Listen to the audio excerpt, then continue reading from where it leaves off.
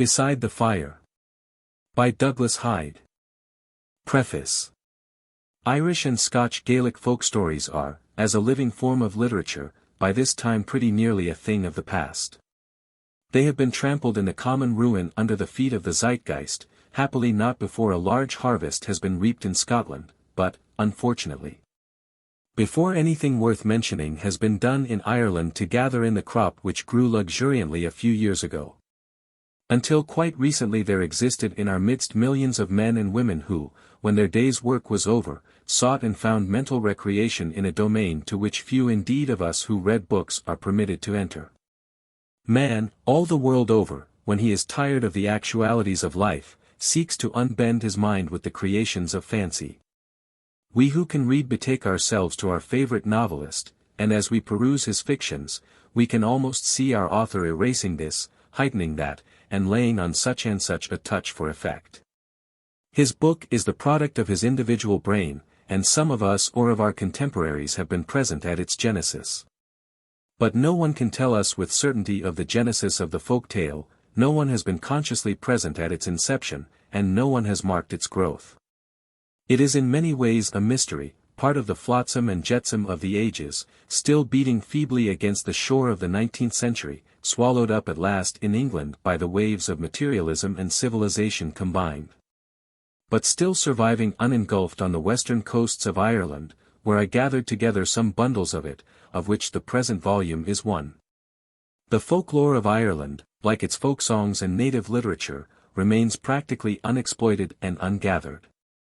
Attempts have been made from time to time during the present century to collect Irish folklore, but these attempts, though interesting from a literary point of view, are not always successes from a scientific one.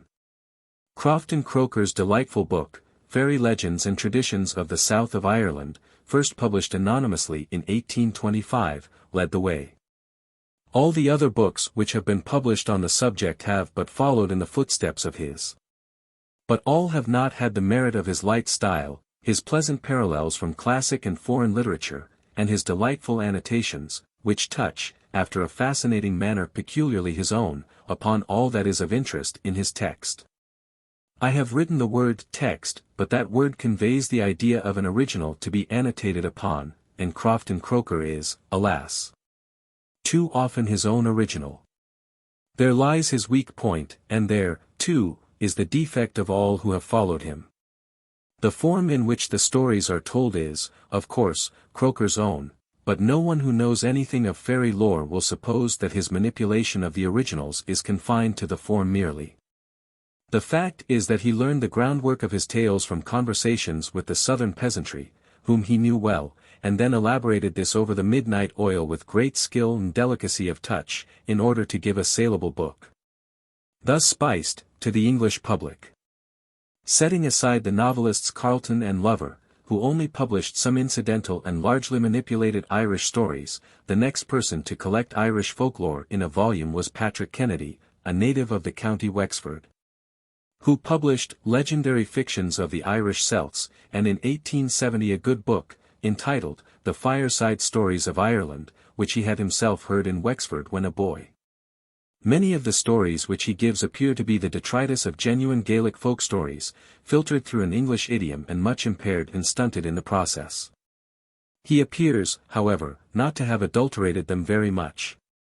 Two of the best stories in the book, Jack, the Cunning Thief, and Sean and Amadon, I heard myself in the adjoining county Wicklow, and the versions of them that I heard did not differ very widely from Kennedy's.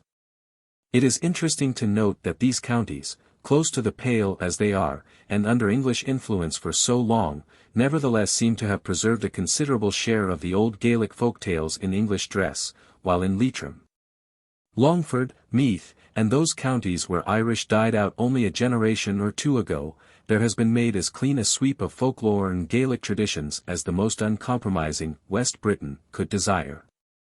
The reason why some of the folk stories survive in the eastern counties is probably because the Irish language was there exchanged for English at a time when, for want of education in printed books, folk stories, the only mental recreation of the people, had to transfer themselves rightly or wrongly into English.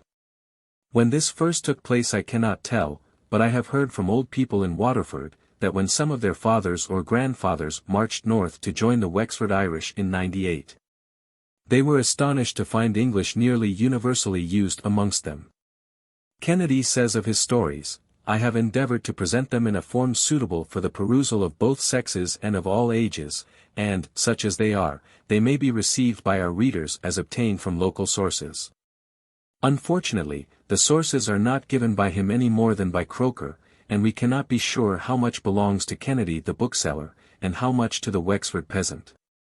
After this come Lady Wilde's volumes, her Ancient Legends, and her recently published Ancient Cures, Charms, and Usages, in both of which books she gives us a large amount of narrative matter in a folklore dress.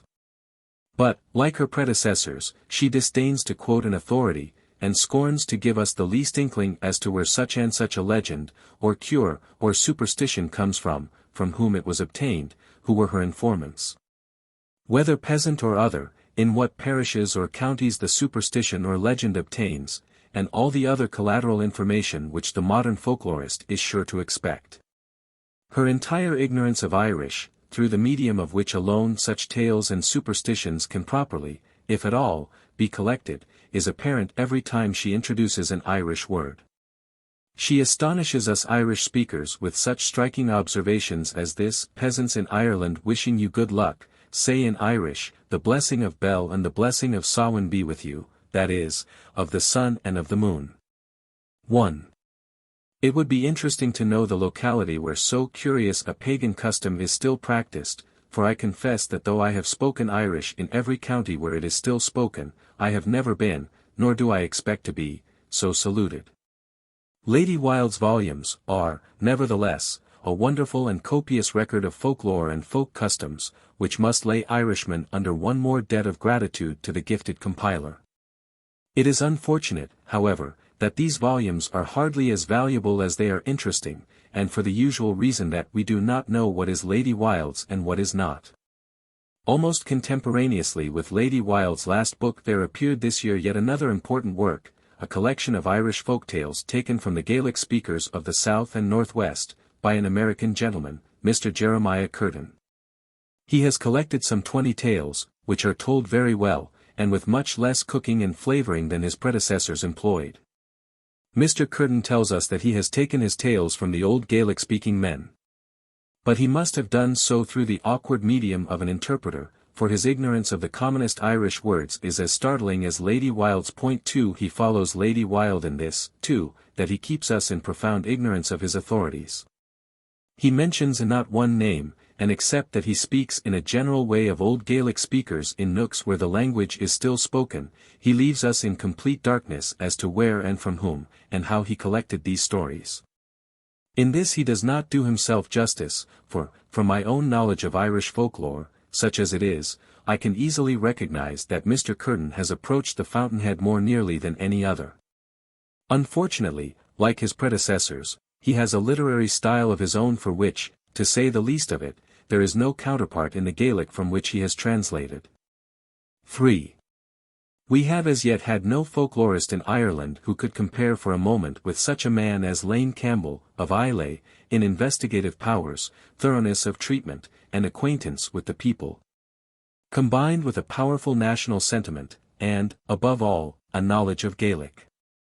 It is on this last rock that all our workers up of Irish folklore split.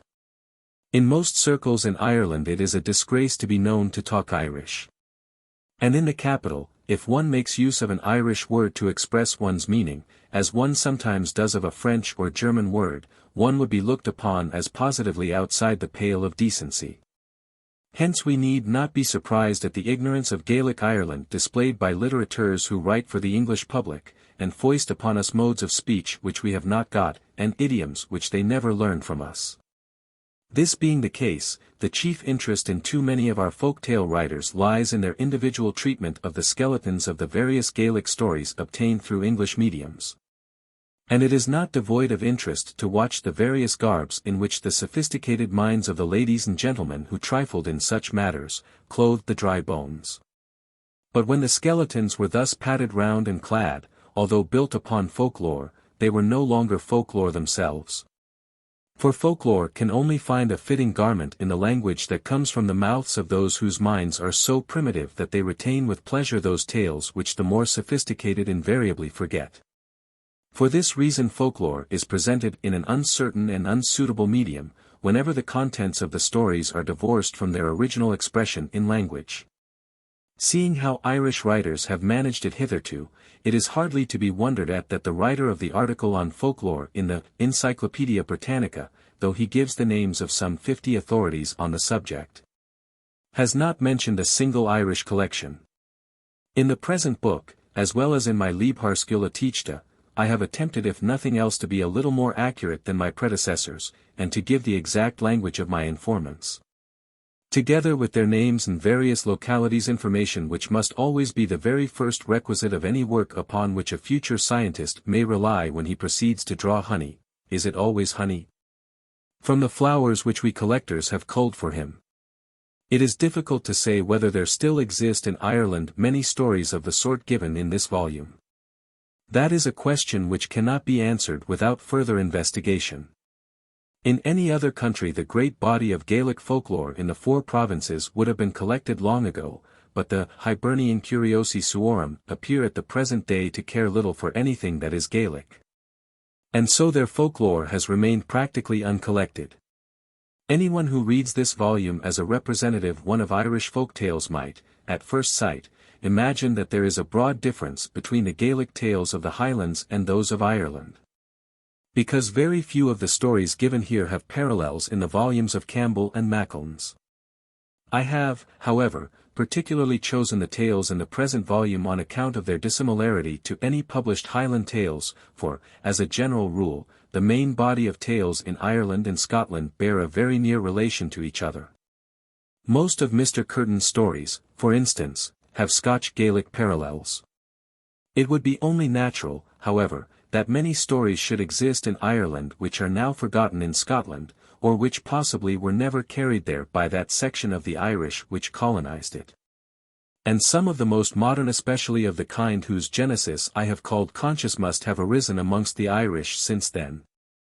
While on the other hand some of the Scotch stories may have been bequeathed to the Gaelic language by those races who were displaced by the Milesian conquest in the 5th century.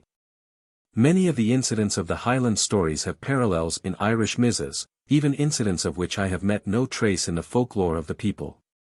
This is curious, because these Irish MSS used to circulate widely, and be constantly read at the firesides of the peasantry, while there is no trace of misas being in use in historical times amongst the Highland cabins. Of such stories as were most popular, a very imperfect list of about 40 is given in Mr. Standish O'Grady's excellent preface to the 3rd volume of the Ossianic Society's publications. After reading most of these in MSS of various dates, and comparing them with such folklore as I had collected orally, I was surprised to find how few points of contact existed between the two. The men who committed stories to paper seem to have chiefly confined themselves to the inventions of the bards or professional storytellers, often founded, however, on folklore incidents, while the taste of the people was more conservative, and willingly forgot the bardic inventions to perpetuate their old Aryan traditions, of which this volume gives some specimens. The discrepancy in style and contents between the MS stories and those of the people leads me to believe that the stories in the MSS are not so much old Aryan folk tales written down by scholars as the inventions of individual brains, consciously inventing, as modern novelists do.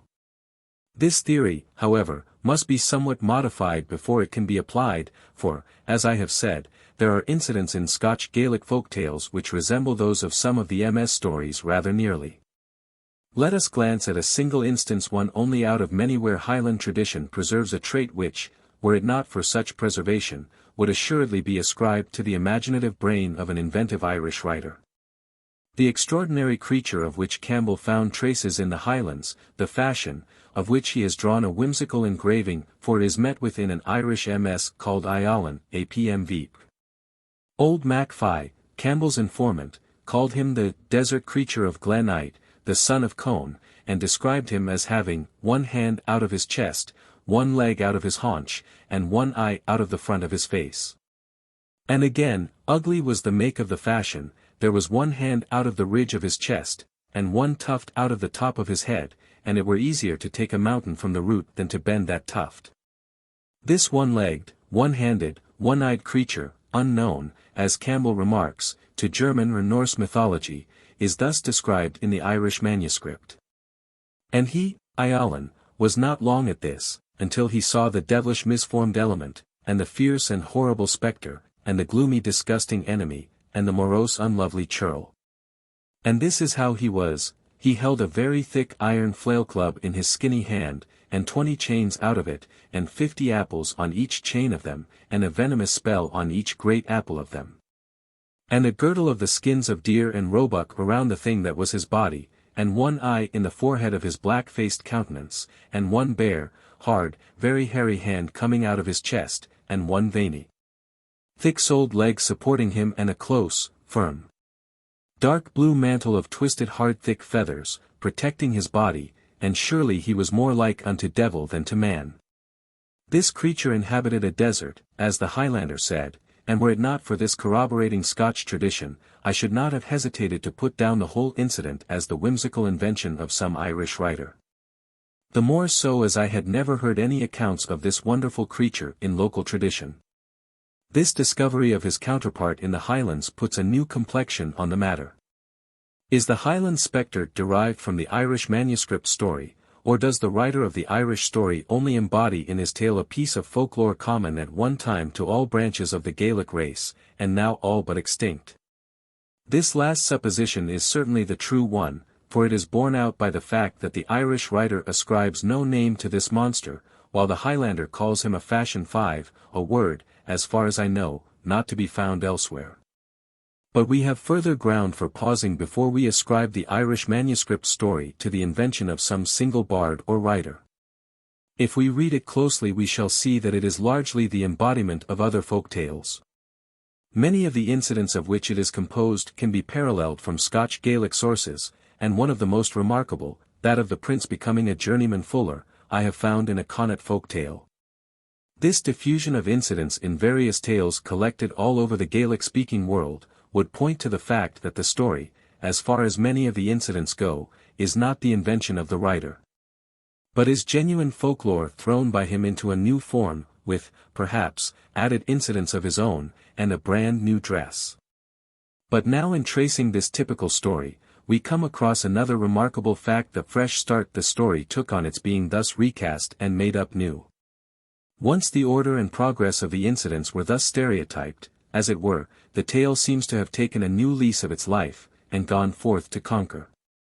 For while it continued to be constantly copied in Irish manuscripts, thus proving its popularity as a written tale, it continued to be recited verbally in Scotland in something like the same bardic and inflated language made use of by the Irish writer, and with pretty nearly the same sequence of incidents: the three adventurers, whose Irish names are Artúr, and Iallan, having become transmographed into Athert, and Lullar, in the mouth of the Highland reciter. I think it highly improbable, however, that at the time of this story being composed largely out of folk tale incidents it was also committed to paper. I think it much more likely that the story was committed to writing by some Irish scribe, only after it had gained so great a vogue as to spread through both Ireland and Scotland. This would account for the fact that all the existing MSS of this story, and of many others like it, are, as far as I am aware, comparatively modern. 6. Another argument in favor of this supposition, that bardic tales were only committed to writing when they had become popular, may be drawn from the fact that both in Ireland and the Highlands we find in many folklore stories traces of bardic compositions easily known by their poetical, alliterative, and inflated language, of which no MSS are found in either country. It may, of course, be said, that the Mizzas have perished, and we know how grotesquely indifferent the modern Irish are about their literary and antiquarian remains. Yet, had they ever existed, I cannot help thinking that some trace of them, or allusion to them, would be found in our surviving literature. There is also the greatest discrepancy in the poetical passages which occur in the Highland oral version and the Irish manuscript version of such tales as an incident are nearly identical. Now, if the story had been propagated from a manuscript written out once for all, and then copied, I feel pretty sure that the resemblance between the alliterative passages in the two would be much closer. The dissimilarity between them seems to show that the incidents and not the language were the things to be remembered, and that every wandering bard who picked up a new story from a colleague, stereotyped the incidents in his mind, but uttered them whenever he recited the story, in his own language. And whenever he came to the description of a storm at sea, or a battle, or anything else which the original poet had seen fit to describe poetically, he did so too, but not in the same way or the same language. For to remember the language of his predecessor on these occasions, from merely hearing it, would be well nigh impossible. It is likely, then, that each bard or storyteller observed the places where the poetical runs should come in, but trusted to his own cultivated eloquence for supplying them.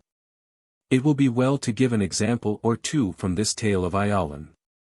Here is the sea run, as given in the Highland oral version, after the three warriors embark in their vessel. They gave her prow to sea and her stern to shore. They hoisted the speckled flapping bare-topped sails up against the tall tough splintering masts. And they had a pleasant breeze as they might chose themselves. Would bring heather from the hill, leaf from grove, willow from its roots. Would put thatch of the houses in furrows of the ridges. The day that neither the son nor the father could do it. That same was neither little nor much for them. But using it and taking it as it might come. The sea plunging and surging. The red sea the blue sea lashing. And striking hither and thither about her planks. The whirled dun whelk that was down on the floor of the ocean. Would give a snag on her gunwale and a crack on her floor. She would cut a slender oaten straw with the excellence of her going. It will be observed how different the corresponding run in the Irish manuscript is, when thrown into verse. For the language in both versions is only measured prose. Then they gave an eager very quick courageous high-spirited flood leap. To meet and to face the sea and the great ocean. And great was the horror. Then there arose before them a fierceness in the sea. And they replied patiently stoutly strongly and vigorously. To the roar of the green-sided high-strong waves. Till they made a high quick very furious rowing. Till the deep-margined dreadful blue-bordered sea arose in broad-sloping fierce-frothing plains. And in rushing murmuring flood-quick ever-deep platforms. And in gloomy horrible swift great valleys. A very terrible green sea, and the beating and the pounding. Of the strong dangerous waves smiting against the decks. And against the sides of that full great full tight bark. It may, however, be objected that the sea runs are so common and so numerous, that one might easily usurp the place of another, and that this alone is no proof that the various storytellers or professional bards contented themselves with remembering the incidents of a story, but either extemporized their own runs after what flourish their nature would, or else had a stock of these, of their own composing, always ready at hand. Let us look, then, at another story of which Campbell has preserved the Highland version, while I have a good Irish MS of the same, written by some northern scribe, in 1762. This story, the slender grey cairn, or slim swarthy champion, as Campbell translates it, is full of alliterative runs, which the Highland reciter has retained in their proper places, but couched in different language. While he introduces a run of his own which the Irish has not got, in describing the swift movement of the cairn. Every time the cairn is asked where he comes from, the Highlander makes him say, "I came from Hurry-Scurry. From the land of endless spring, 7. From the loved Swanee Glen. A night in Islay and a night in Man. A night on cold watching cairns. On the face of a mountain. In the Scotch king's town was I born. A soiled sorry champion am I. Though I happened upon this town. In the Irish MS. The cairn always says. In Dunmonade, in the town of the King of Scotland. I slept last night. But I be a day in Islay and a day in Cantyre. A day in Man and a day in Rathlin. A day in Fioncharn of the Watch. Upon Slieve Fuad. A little miserable traveller I. And in Aileach of the kings was I born. And that, said he, is my story. Again, whenever the Cairn plays his harp, the Highlander says. He could play tunes and oirts and organe. Trampling things, tightening strings. Warriors, heroes, and ghosts on their feet. Ghosts and souls and sickness and fever. That would set in sound lasting sleep. The whole great world. With the sweetness of the calming 8 tunes. That the champion would play. The Irish run is as follows. The Cairn played music and tunes and instruments of song. Wounded men and women with babes. And slashed heroes and mangled warriors. And all the wounded and all the sick. And the bitterly wounded of the great world. They would sleep with the voice of the music. Ever efficacious, ever sweet, which the Cairn played. Again, when the Cairn approaches anyone, his gait is thus described half rhythmically by the Scotch narrator. A young chap was seen coming towards them, his 2 shoulders through his old coat, his 2 ears through his old hat. His 2 squat kickering tatterwye shoes full of cold roadwayish water, 3 feet of his sword sideways in the side of his haunch after the scabbard was ended. The Irish writer makes him come thus, and he beheld the slender grey Cairn approaching him straight, and half his sword bared behind his haunch, and old shoes full of water sousing about him, and the top of his ears out through his old mantle. And a short but burned javelin of holly in his hand. These few specimens, which could be largely multiplied, may be sufficient for our purpose, as they show that wherever a run occurs in the Irish the same occurs in the Gaelic, but couched in quite different language. Though preserving a general similarity of meaning. This can only be accounted for on the supposition already made, that when a professional bard had invented a successful story it was not there and then committed to paper, but circulated viva voce, until it became the property of every storyteller. And was made part of the stock in trade of professional files, who neither remembered nor cared to remember the words in which the story was first told, but only the incidents of which it was composed. And who, as their professional training enabled them to do, invented or extemporized glowing alliterative runs for themselves at every point of the story where, according to the inventor of it, a run should be. It may be interesting to note that this particular story cannot, at least in the form in which we find it disseminated both in Ireland and Scotland, be older than the year 1362. In which year O'Connor Sligo marched into Munster and carried off great spoil, for in both the Scotch and Irish versions the Cairn is made to accompany that chieftain, and to disappear in disgust because O'Connor forgot to offer him the first drink. This story then, and it is probably typical of a great many others, had its rise in its present shape, for, of course, the germ of it may be much older on Irish ground. Not earlier than the end of the 14th or the beginning of the 15th century, and was carried by some Irish bard or professional storyteller to the Gaeldom of Scotland, where it is told to this day without any great variations. But in a form very much stunted and shortened. As to the Irish copy, I imagine that it was not written down for a couple of centuries later, and only after it had become a stock piece all over the Scotch and Irish Gaeldom. That then some scribe got hold of a storyteller, one of those professionals who, according to the Book of Leinster, were obliged to know 7 times 50 stories, and stereotyped in writing the current Irish variation of the tale. Just as Campbell, 2, 3, or 4 centuries afterwards, did with the Scotch Gaelic version. It may, of course, be alleged that the bombastic and inflated language of many of the MS stories is due not to the oral reciter, but to the scribe, who, in his pride of learning, thought to himself, nihil quot tango non orno. But though it is possible that some scribes threw in extraneous embellishments, I think the storyteller was the chief transgressor.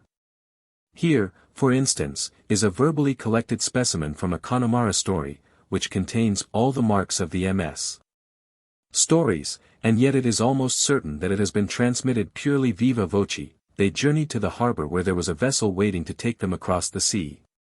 They struck into her, and hung up the great blowing, bellying, equal long, equal straight sails, to the tops of the masts, so that they would not leave a rope without straining, or without breaking, ploughing the seething, surging sea. Great whales making fairy music and service for them, 2/3 going beneath the wave to the 1/3 going on the top, sending the smooth sand down below and the rough sand up above, and the eels in grips with one another, until they grated on port and harbor in the Eastern world. This description is probably nothing to the glowing language which a professional storyteller, with a trained ear, enormous vocabulary, and complete command of the language, would have employed a couple of 100 years ago. When such popular traces of the inflated style even still exist, it is against all evidence to accredit the invention and propagation of it to the scribes alone. The relationship between Ireland and the Scottish Gaeldom was of the closest kind, and there must have been something like an identity of literature. Nor was there any break in the continuity of these friendly relations until the plantation of Ulster cut off the high road between the two Gaelic families. Even during the 15th and 16th centuries it is probable that no sooner did a bardic composition win fame in Ireland than it was carried over to try its fortune in Scotland too. Just as an English dramatic company will come over from London to Dublin. A story which throws great light on the dispersion of heroic tales amongst the Gaelic-speaking peoples, is Conall Gulban, the longest of all Campbell's tales. On comparing the Highland version with an Irish MS. By Father Manus O'Donnell, made in 1708, and another made about the beginning of this century, by Michael O'Longan, of Carricknavar, I was surprised to find incident following incident with wonderful regularity in both versions. Luckily we have proximate data for fixing the date of this renowned story, a story that, according to Campbell, is very widely spread in Scotland, from Bolai on the east, to Barra on the west, and Dunoon and Paisley in the south. Both the Irish and Gaelic stories relate the exploits of the 5th century chieftain, Conall Gulban, the son of Niall of the Nine Hostages, and his wars with, amongst others, the Turks. The Irish story begins with an account of Niall holding his court, when a herald from the Emperor of Constantinople comes forward and summons him to join the army of the Emperor, and assist in putting down Christianity, and making the nations of Europe embrace the Turkish faith. We may fairly surmise that this romance took its rise in the shock given to Europe by the fall of Constantinople and the career of Muhammad, the Great. This would throw back its date to the latter end of the 15th century at the earliest. But one might almost suppose that Constantinople had been long enough held by the Turks at the time the romance was invented to make the inventor suppose that it had always belonged to them, even in the time of Niall of the Nine Hostages. 9. We know that romances of this kind continued to be invented at a much later date, but I fancy none of these ever penetrated to Scotland. One of the most popular of romantic tales with the scribes of the last century and the first half of this, was The Adventures of Torald Mac Stairn, and again, The Adventures of Torald Mac Stairn's Three Sons, which most of the MSS. ascribed to Michael Coyman, who lived at the beginning of the 18th century, and whose romance was certainly not propagated by professional storytellers, as I have tried to prove was the case with the earlier romances, but by means of numerous manuscript copies. And it is also certain that Coyman did not relate this tale as the old bards did, but wrote it down as modern novelists do their stories. But this does not invalidate my surmise, or prove that Conall Gulban, and 40 or 50 of the same kind, had their origin in a written manuscript. It only proves that in the 18th century the old order was giving place to the new, and that the professional bards and storytellers were now a thing of the past, they having fallen with the Gaelic nobility who were their patrons. It would be exceedingly interesting to know whether any traces of these modern stories that had their rise in written manuscripts are to be found amongst the peasantry as folklore. I, certainly, have found no remnant of any such. But this proves nothing. If Ireland had a few individual workers scattered over the provinces we would know more on the subject. But, unfortunately, we have hardly any such people, and what is worse, the present current of political thought, and the tone of our Irish educational establishments are not likely to produce them. Until something has been done by us to collect Irish folklore in as thorough a manner as Highland tales have already been collected, no deductions can be made with certainty upon the subject of the relationship between Highland and Irish folk tales, and the relation of both to the Irish MSS. Irish folk stories may roughly be divided into two classes, those which I believe never had any conscious genesis inside the shores of Ireland, and those which had. These last we have just been examining. Most of the longer tales about the Fenians, and all those stories which have long inflated passages full of alliterative words and poetic epithets, belong to this class. Under the other head of stories that were never consciously invented on Irish ground, we may place all such simple stories as bear a trace of nature myths, and those which appear to belong to our old Aryan heritage. From the fact of their having parallels amongst other Aryan-speaking races, such as the story of the man who wanted to learn to shake with feet, stories of animals and talking birds, of giants and wizards, and others whose directness and simplicity show them to have had an unconscious and popular origin, though some of these may, of course, have arisen on Irish soil. To this second class belong also that numerous body of traditions rather than tales, of conversational anecdotes rather than set stories, about appearances of fairies, or good people, or tuatha de Danann, as they are also called. Of pukas, leprechauns, ghosts, apparitions, water horses, and these creations of folk fancy seldom appear, as far as I have observed, in the folktale proper, or at least they only appear as adjuncts, for in almost all cases the interest of these regular tales centers round a human hero. Stories about leprechauns, fairies, and are very brief and generally have local names and scenery attached to them, and are told conversationally as any other occurrence might be told, whereas there is a certain solemnity about the repetition of a folktale proper. After spending so much time over the very latest folk tales, the detritus of bardic stories, it will be well to cast a glance at some of the most ancient, such as bear their prehistoric origin upon their face. Some of these point, beyond all doubt, to rude efforts on the part of primitive man to realize to himself the phenomena of nature, by personifying them, and attaching to them explanatory fables. Let us take a specimen from a story I found in Mayo, not given in this volume, The Boy Who Was Long on His Mother.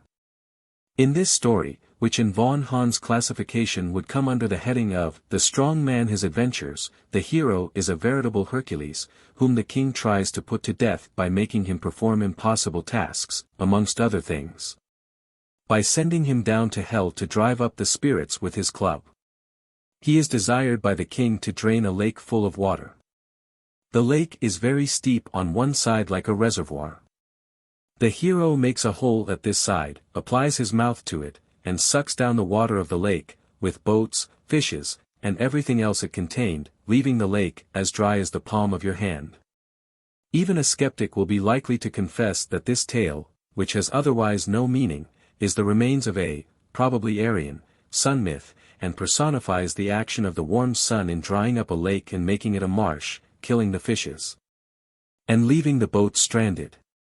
But this story, like many others, is suggestive of more than this, since it would supply an argument for those who, like Professor Rees, see in Hercules a sun god. The descent of our hero into hell, and his frightening the spirits with his club, the impossible tasks which the king gives him to perform in the hopes of slaying him, and his successful accomplishment of them, seem to identify him with the classic Hercules. But the Irish tradition preserves the incident of drying the lake, which must have been the work of a sun god, the very thing that Hercules but on much slighter grounds is supposed to have been.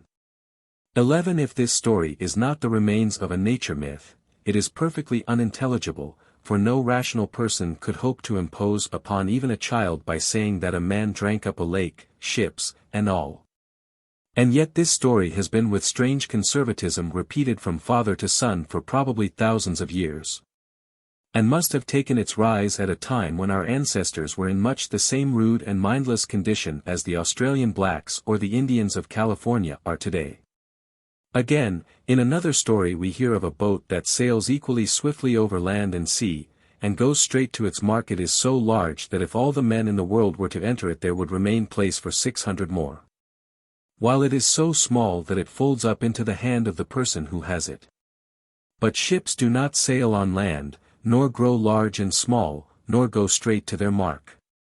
Consequently, it is plain that we have here another nature myth, vastly old, invented by prehistoric man, for these ships can be nothing but the clouds which sail over land and sea, are large enough to hold the largest armies, and small enough to fold into the hand, and which go straight to their mark. The meaning of this has been forgotten for countless ages, but the story has survived. Again, in another tale which I found, called The Bird of Sweet Music, a man follows a sweet singing bird into a cave under the ground, and finds a country where he wanders for a year and a day, and a woman who befriends him while there, and enables him to bring back the bird, which turns out to be a human being. At the end of the tale the narrator mentions quite casually that it was his mother whom he met down there. But this touch shows that the land where he wandered was the Celtic Hades, the country of the dead beneath the ground, and seems to stamp the tale at once as at least pre-Christian. Even in such an unpretending-looking story as The King of Ireland's Son, the third in this volume, there are elements which must be vastly old. In a short Czech story, George with the Goat, we find some of the prince's companions figuring, only slightly metamorphosed. We have the man with 1 foot over his shoulder, who jumps 100 miles when he puts it down. While the gunman of the Irish story who performs 2 parts that of seeing and shooting is replaced in the Bohemian tale by 2 different men, one of whom has such sight that he must keep a bandage over his eyes.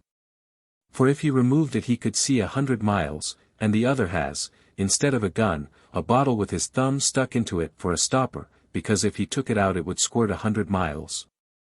George hires one after the other, just as the prince does in the Irish story. George goes to try to win the king's daughter, as the Irish prince does, and, amongst other things, is desired to bring a goblet of water from a well 100 miles off in a minute. So, says the story, 12, George said to the man who had the foot on his shoulder, "You said that if you took the foot down you could jump 100 miles. He replied, "I'll easily do that."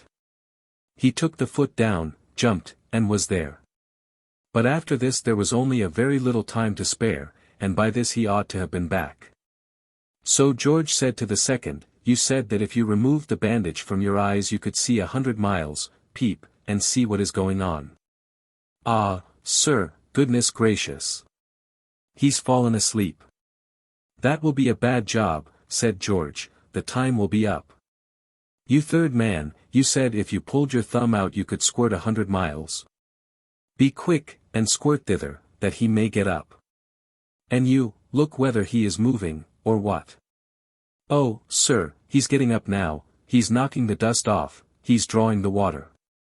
He then gave a jump, and was there exactly in time. Now, this Bohemian story seems also to bear traces of a nature myth, for, as Mr. Radislaw has remarked, the man who jumps 100 miles appears to be the rainbow, the man with bandaged eyes the lightning, and the man with the bottle the cloud. The Irish story, while in every other way superior to the Bohemian, has quite obscured this point, and were it not for the striking Sclavonic parallel, people might be found to assert that the story was of recent origin. This discovery of the Czech tale, however, throws it at once 3,000 years back. For the similarity of the Irish and Bohemian story can hardly be accounted for, except on the supposition, that both Slaves and Celts carried it from the original home of the Aryan race, in prehistoric times. Or at least from some place where the 2 races were in contiguity with one another, and that it, too little as it appears so now, was at one time in all probability a nature myth.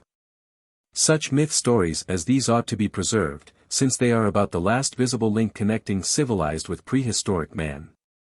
For, of all the traces that man in his earliest period has left behind him, there is nothing except a few drilled stones or flint arrowheads that approaches the antiquity of these tales. As told today by a half-starving peasant in a smoky Connaught cabin. It is time to say a word about the narrators of these stories. The people who can recite them are, as far as my researches have gone, to be found only amongst the oldest, most neglected, and poorest of the Irish-speaking population. English-speaking people either do not know them at all, or else tell them in so bald and condensed a form as to be useless. Almost all the men from whom I used to hear stories in the County Roscommon are dead. 10 or 15 years ago I used to hear a great many stories, but I did not understand their value. Now when I go back for them I cannot find them. They have died out, and will never again be heard on the hillsides, where they probably existed for a couple of thousand years. They will never be repeated there again, to use the Irish phrase, while grass grows or water runs. Several of these stories I got from an old man, one Sean Cunningham, on the border of the County Roscommon, where it joins Mayo. He never spoke more than a few words of English till he was 15 years old. He was taught by a hedge schoolmaster from the south of Ireland out of Irish misses. As far as I could make out from him, the teaching seemed to consist in making him learn Irish poems by heart. His next schoolmaster, however, tied a piece of stick round his neck, and when he came to school in the morning the schoolmaster used to inspect the piece of wood and pretend that it told him how often he had spoken Irish when at home. In some cases the schoolmasters made the parents put a notch in the stick every time the child failed to speak English. He was beaten then, and always beaten whenever he was heard speaking a word of Irish, even though at this time he could hardly speak a word of English. His son and daughter now speak Irish, though not fluently. His grandchildren do not even understand it. He had at one time, as he expressed it, the full of a sack of stories, but he had forgotten them. His grandchildren stood by his knee while he told me one or two, but it was evident they did not understand a word. His son and daughter laughed at them as nonsense. Even in Achill where, if anywhere, one ought to find folk stories in their purity, a fine-looking dark man of about 45, who told me a number of them, and could repeat Ossian's poems, assured me that nowadays when he went into a house in the evening and the old people got him to recite, the boys would go out. They wouldn't understand me, said he, and when they wouldn't, they'd sooner be listening to the lowing of the cows. This, too, in an island where many people cannot speak English. I do not know whether the Achill schoolmasters make use of the notch of wood today, but it is hardly wanted now. It is curious that this was the device universally employed all over Connaught and Munster to kill the language. This took place under the eye of O'Connell and the parliamentarians, and, of course, under the eye and with the sanction of the Catholic priesthood and prelates, some of whom, according to Father Keegan, of St. Louis, distinguished themselves by driving the Irish teachers out of their diocese and burning their books. At the present day, such is the irony of fate, if a stranger talks Irish he runs a good chance of being looked upon as an enemy, this because some attempts were made to proselytize natives by circulating Irish Bibles and sending some Irish scripture readers amongst them. Surely nothing so exquisitely ludicrous ever took place outside of this island of anomalies, as that a stranger who tries to speak Irish in Ireland runs the serious risk of being looked upon as a proselytizing Englishman. As matters are still progressing gaily in this direction, let nobody be surprised if a pure Aryan language which, at the time of the famine, in 47, was spoken by at least 4 million souls, more than the whole population of Switzerland, becomes in a few years as extinct as Cornish. Of course, there is not a shadow of necessity, either social or economical, for this. All the world knows that bilinguists are superior to men who know only one language, yet in Ireland everyone pretends to believe the contrary. A few words from the influential leaders of the race when next they visit Achill, for instance, would help to keep Irish alive there in secula seculorum, and with the Irish language, the old Aryan folklore, the Ossianic poems, numberless ballads, folk songs, and proverbs, and 1,001 other interesting things that survive when Irish is spoken, and die when it dies. But, from a complexity of causes which I am afraid to explain, the men who for the last 60 years have had the ear of the Irish race have persistently shown the cold shoulder to everything that was Irish and racial, and while protesting, or pretending to protest, against West Britanism, have helped, more than anyone else, by their example, to assimilate us to England and the English, thus running counter to the entire voice of modern Europe, which is in favor of extracting the best from the various races of men who inhabit it, by helping them to develop themselves on national and racial lines. The people are not the better for it either, for one would fancy it required little culture to see that the man who reads Irish MSS and repeats Ossianic poetry is a higher and more interesting type than the man whose mental training is confined to spelling through an article in United Ireland 13. I may mention here that it is not as easy a thing as might be imagined to collect Irish stories. One hears that tales are to be had from such and such a man, generally, alas, a very old one. With difficulty one manages to find him out, only to discover, probably, that he has some work on hand. If it happens to be harvest time it is nearly useless going to him at all, unless one is prepared to sit up with him all night, for his mind is sure to be so distraught with harvest operations that he can tell you nothing.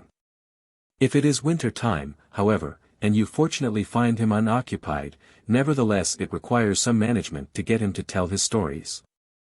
Half a glass of ishkabaka, a pipe of tobacco, and a story of one's own are the best things to begin with. If, however, you start to take down the story verbatim with pencil and paper, as an unwary collector might do, you destroy all, or your shanachie becomes irritable. He will not wait for you to write down your sentence, and if you call out, "Stop, stop, wait till I get this down," he will forget what he was going to tell you, and you will not get a third of his story, though you may think you have it all. What you must generally do is to sit quietly smoking your pipe, without the slightest interruption, not even when he comes to words and phrases which you do not understand. He must be allowed his own way to the end, and then after judiciously praising him and discussing the story, you remark, as if the thought had suddenly struck you, "I'd like to have that on paper." Then you can get it from him easily enough, and when he leaves out whole incidents, as he is sure to do, you who have just heard the story can put him right, and so get it from him nearly in its entirety. Still it is not always easy to write down these stories, for they are full of old or corrupted words, which neither you nor your narrator understand, and if you press him too much over the meaning of these he gets confused and irritable. The present volume consists of about half the stories in the Leam, translated into English, together with some half-dozen other stories given in the original together with a close English translation. It is not very easy to make a good translation from Irish into English, for there are no two Aryan languages more opposed to each other in spirit and idiom. Still, the English spoken by 3/4 of the people of Ireland is largely influenced by Gaelic idioms. For most of those expressions which surprise Englishmen are really translations from that Irish which was the language of the speaker's father, grandfather, or great-grandfather according to the part of the country you may be in, and there have perpetuated themselves, even in districts where you will scarce find a trace of an Irish word. There are, however, also hundreds of Gaelic idioms not reproduced in the English spoken by the people, and it is difficult to render these fitly. Campbell of Islay has run into rather an extreme in his translations, for in order to make them picturesque, he has rendered his Gaelic originals something too literally. Thus, he invariably translates Bain Essie and Seen Death, by, he reaped the head off him, a form of speech which, I notice, a modern Irish poet and MP has adopted from him.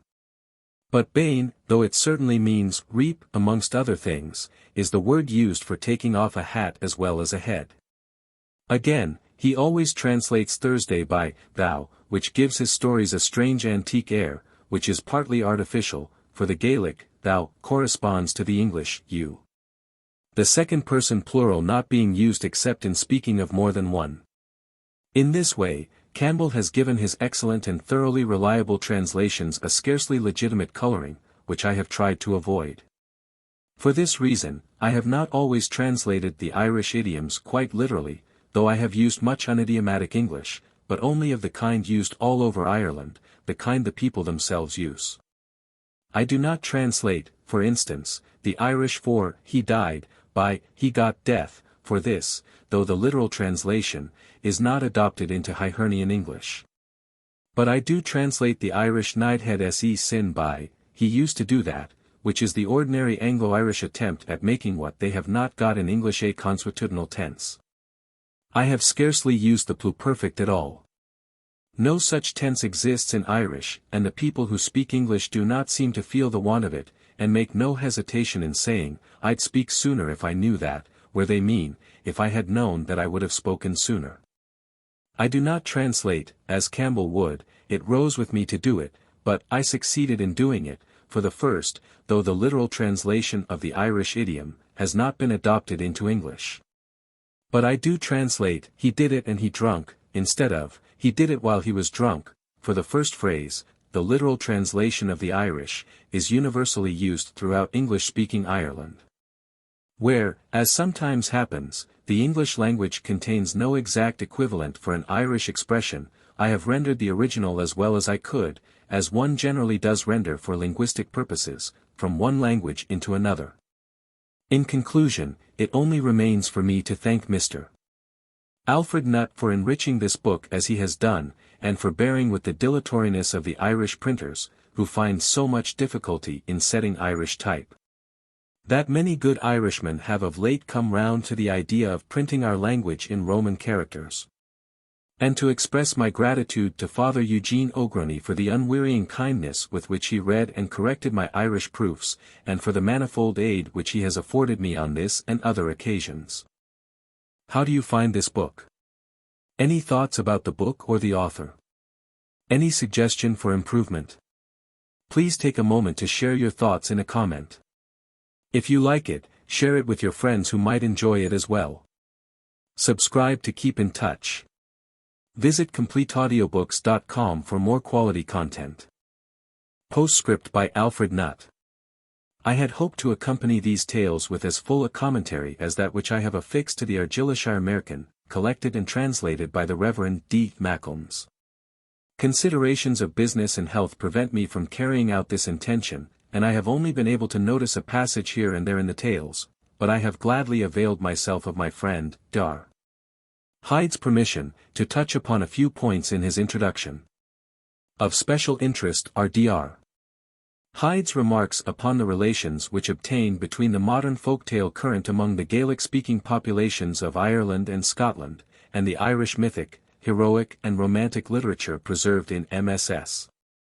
Which range in date from the 11th century to the present day. In Ireland, more than elsewhere, the line of demarcation between the tale whose genesis is conscious, and that of which the reverse is true, is hard to draw, and students will, for a long while to come, differ concerning points of detail. I may thus be permitted to disagree at times with Dr. Hyde, although, as a rule, I am heartily at one with him. Dr. Hyde distinguishes between an older stratum of folk tale, the old Aryan traditions, and the newer stratum of bardic inventions. He also establishes a yet younger class than these latter, the romances of the professional storytellers of the 18th century, who wrote them down as modern novelists do their stories. Of these last he remarks, that he has found no remnant of them among the peasantry of today, a valuable bit of evidence, although of course, subject to the inconclusiveness of all merely negative testimony. To revert to the second class, he looks upon the tales comprised in it as being rather the inventions of individual brains than as old Aryan folk tales. It must at once be conceded, that a great number of the tales and ballads current in the Gaelic-speaking lands undoubtedly received the form under which they are now current, somewhere between the 12th and the 16th centuries. That the authors of that form were equally undoubtedly the professional bards and storytellers attached to the court of every Gaelic chieftain. And that the method of their transmission was oral, it being the custom of the storytellers both to teach their tales to pupils, and to travel about from district to district. The style of these stories and ballads enables us to date them with sufficient precision. Dr.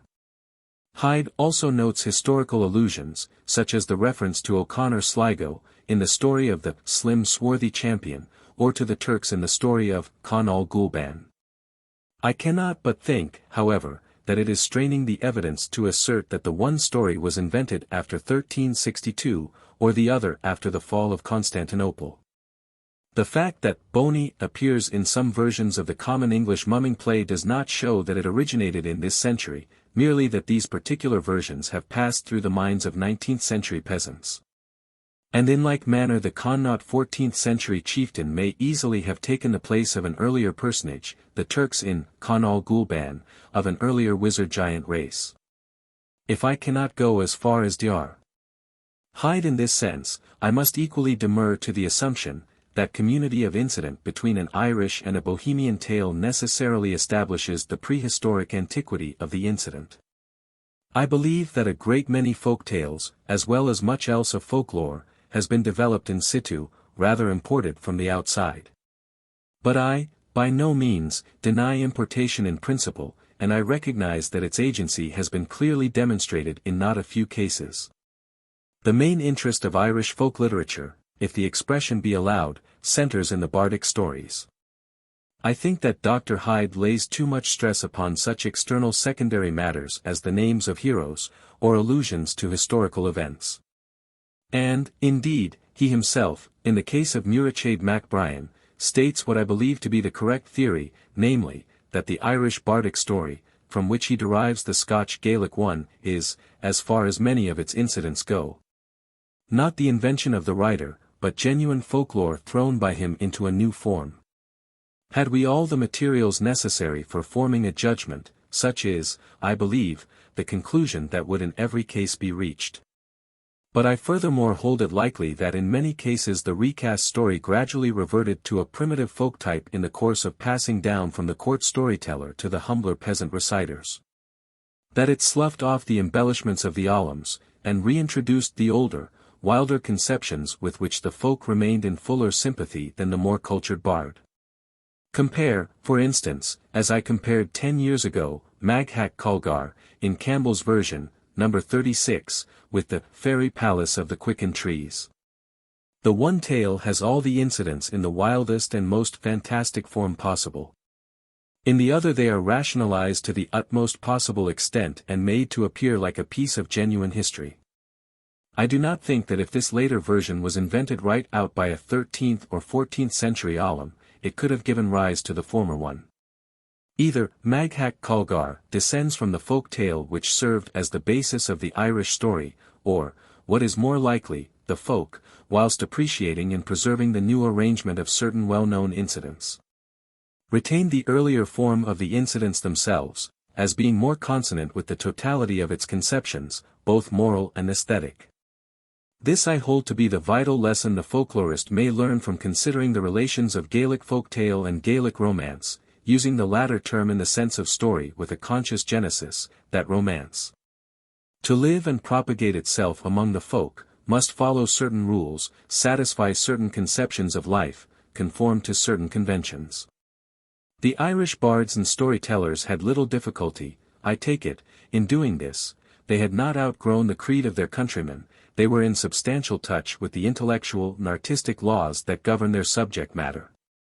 Rearrange, rationalize somewhat, deck out with the questionable adornment of their scanty and ill-digested book-learning to this extent, but to this extent only, I believe, reached their influence upon the mass of folk conceptions and presentments which they inherited from their fathers, and which, with these modifications and additions, they handed on to their children. But romance must not only conform to the conventions, it must also fit in with the ensemble of conditions, material, mental and spiritual, which constitute the culture, taking this much abused word in its widest sense, of a race. An example will make this clear. Of all modern, consciously invented fairy tales I know but one which conforms fully to the folk tale convention, the shaving of Shagpat. It follows the formula as closely and accurately as the best of Grimm's or of Campbell's tales.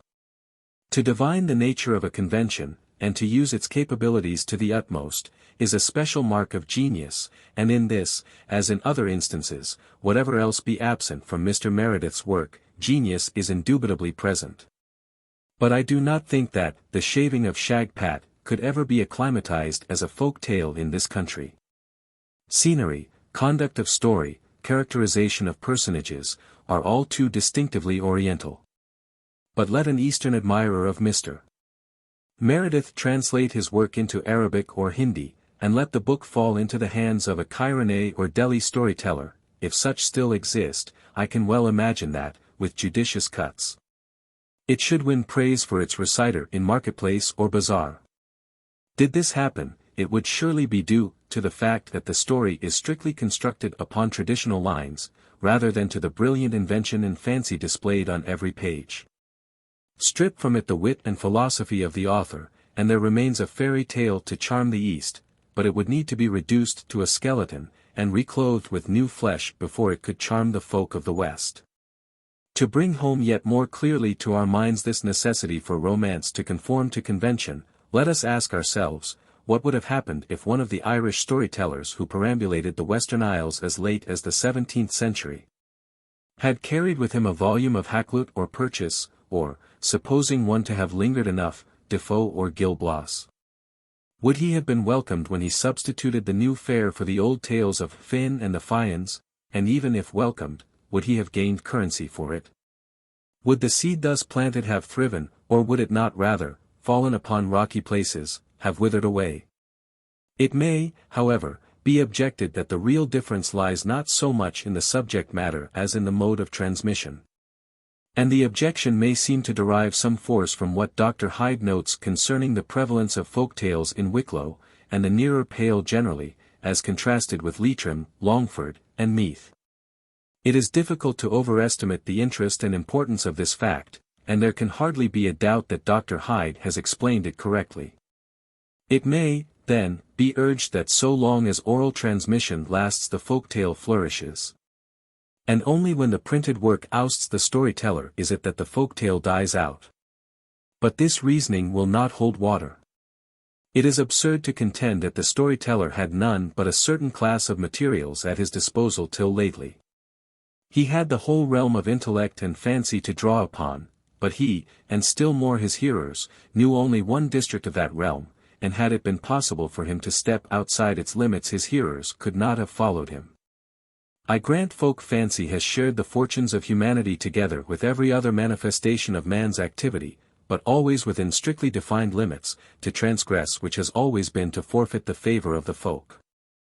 What, then, are the characteristic marks of folk fancy? The question is of special interest in connection with Gaelic folklore. The latter is rich in transitional forms, the study of which reveal more clearly than is otherwise possible the nature and workings of the folk mind. The products of folk fancy, putting aside such examples of folk wisdom and folk wit as proverbs, saws, jests, etc., may be roughly divided among two great classes. Firstly, stories of a quasi-historical or anecdotic nature, accepted as actual fact, of course with varying degrees of credence, by narrator and hearer. Stories of this kind are very largely concerned with beings, supernatural, as we should call them, differing from man, and with their relations to and dealings with man. Not infrequently, however, the actors in the stories are wholly human, or human and animal. Gaelic folklore is rich in such stories, owing to the extraordinary tenacity of the fairy belief. We can hardly doubt that the Gael, like all other races which have passed through a certain stage of culture, had at one time an organized hierarchy of divine beings. But we have to piece together the Gaelic god saga out of bare names, mere hints, and stories which have evidently suffered vital change. In the earliest stratum of Gaelic mythic narrative we find beings who at some former time had occupied divine rank, but whose relations to man are substantially, as therein presented, the same as those of the modern fairy to the modern peasant. The chiefs of the Tuatha de Dan and hanker after earthly maidens, the divine damsels long for and summon to themselves earthly heroes. Though undying, very strong, and very wise, they may be overpowered or outwitted by the mortal hero. As if conscious of some source of weakness we cannot detect, they are anxious, in their internecine struggles, to secure the aid of the sons of men. Small wonder that this belief, which we can follow for at least 1,200 years, should furnish so many elements to the folk fancy of the Gael. In stories of the second class the action is relegated to a remote past once upon a time or to a distant undefined region, and the narrative is not necessarily accepted as a record of actual fact. Stories of this class, whether in prose or verse, may again be subdivided into humorous, optimistic, tragic. And with regard to the third subdivision, it should be noted that the stories comprised in it are generally told as having been true once, though not in the immediate tangible sense of stories in the first class. These different narrative groups share certain characteristics, though in varying proportions. Firstly, the fondness for and adherence to a comparatively small number of set formulas. This is obviously less marked in stories of the first class, which, as being in the mind of the folk a record of what has actually happened, partake of the diversity of actual life. And yet the most striking similarities occur. Such an anecdote, for instance, as that which tells how a supernatural changeling is baffled by a brewery of eggshells being found from Japan to Brittany. Secondly, on the moral side, the unquestioning acceptance of fatalism, though not in the sense which the Moslem or the Calvinist would attach to the word. The event is bound to be of a certain nature, provided a certain mode of attaining it be chosen. This comes out well in the large group of stories which tell how a supernatural being helps a mortal to perform certain tasks, as a rule, with some ulterior benefit to itself in view. The most disheartening carelessness and stupidity on the part of the man cannot alter the result. The skill and courage of the supernatural helper are powerless without the mortal cooperation. In what I have termed the tragic stories, this fatalism puts on a moral form, and gives rise to the conception of nemesis. Thirdly, on the mental side, animism is prevalent, i.e., the acceptance of a life common to, not alone man and animals, but all manifestations of force. In so far as a distinction is made between the life of man and that of nature at large, it is in favor of the latter, to which more potent energy is ascribed. Just as stories of the first class are less characterized by adherence to formula, so stories of the humorous group are less characterized by fatalism and animism. This is inevitable, as such stories are, as a rule, concerned solely with the relations of man to his fellows. The most fascinating and perplexing problems are those connected with the groups I have termed optimistic and tragic. To the former belong the almost entirety of such nursery tales as are not humorous in character. They were married and lived happily ever afterwards, such is the almost invariable end formula. The hero wins the princess, and the villain is punished.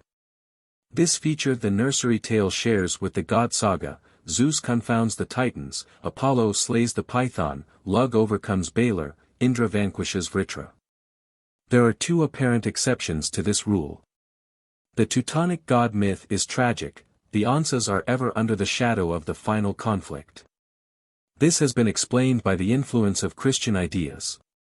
But although this influence must be unreservedly admitted in certain details of the passing of the gods, yet the fact that the Iranian god saga is likewise undecided, instead of having a frankly optimistic ending, makes me doubt whether the drawn battle between the powers of good and ill be not a genuine and necessary part of the Teutonic mythology. As is well known, Rydberg has established some striking points of contact between the mythic ideas of Scandinavia and those of Iran. In striking contradiction to this moral, optimistic tendency are the great heroic sagas. One and all well-nigh are profoundly tragic. The doom of Troy the Great, the passing of Arthur, the slaughter of the Nibelungs, the death of Sorab at his father's hands, Roncesvalles, Gabra, the fratricidal conflict of Cuchulainn and Ferdiad, the woes of the house of Atrus. Such are but a few examples of the prevailing tone of the hero tales. Achilles and Siegfried and Cuchulainn are slain in the flower of their youth and prowess. Of them, at least, the saying is true, that whom the gods love die young. Why is it not equally true of the prince hero of the fairy tale? Is it that the hero tale associated in the minds of bearers and reciters with men who had actually lived and fought, brought down to earth, so to say, out of the mysterious wonderland in which god and fairy and old-time kings have their being, becomes thereby liable to the necessities of death and decay inherent in all human things? Some scholars have a ready answer for this and similar questions. The heroic epos assumed its shape once for all among one special race, and was then passed on to the other races who remained faithful to the main lines whilst altering details. If this explanation were true, it would still leave unsolved the problem, why the heroic epos, which for its fashioners and hearers was at once a record of the actual and an exemplar of the ideal, should, among men differing in blood and culture, follow one model, and that a tragic one. Granting that Greek and Teuton and Celt did borrow the tales which they themselves conceived to be very blood and bone of their race, what force compelled them all to borrow one special conception of life and fate? Such exceptions as there are to the tragic nature of the heroic saga are apparent rather than real. The Odyssey ends happily, like an old-fashioned novel, but Fenelon long ago recognized in the Odyssey un amas de conte de vie. Perseus again has the luck of a fairy tale prince, but then the story of his fortunes is obviously a fairy tale, with named instead of anonymous personages. Whilst the fairy tale is akin in tone to the god saga, the ballad recalls the heroic epos. The vast majority of ballads are tragic. Sir Patrick Spens must drown, and Glasgurian's Leman be cheated by the churl. Clerk Saunders comes from the other world, like Helga to Sigrun. Douglas dreams his dreary dream, I saw a dead man win a fight, and that dead man was I. The themes of the ballad are the most dire and deadly of human passions: love scorned or betrayed, hate, and revenge. Very seldom, too, do the plots of ballad and merkin cross or overlap. Where this does happen it will, as a rule, be found that both are common descendants of some great saga. We find such an instance in the Fenian saga, episodes of which have lived on in the Gaelic folk memory in the double form of prose and poetry. But it should be noted that the poetry accentuates the tragic side, the Battle of Gabra, the death of Dermot, whilst the prose takes rather some episode of Finn's youth or manhood, and presents it as a rounded and complete whole. The issue of which is fortunate. The relations of myth and epos to folklore may thus be likened to that of trees to the soil from which they spring, and which they enrich and fertilize by the decay of their leaves and branches, which mingle indistinguishably with the original soil. Of this soil, again, rude bricks may be made, and a house built. Let the house fall into ruins, and the bricks crumble into dust, it will be hard to discriminate that dust from the parent earth. But raise a house of iron or stone, and, however ruined, its fragments can always be recognized. In the case of the Irish bardic literature, the analogy is, I believe, with soil and tree, rather than with soil and edifice. Reverting once more to the characteristics of folk fancy, let us note that they appear equally in folk practice and folk belief.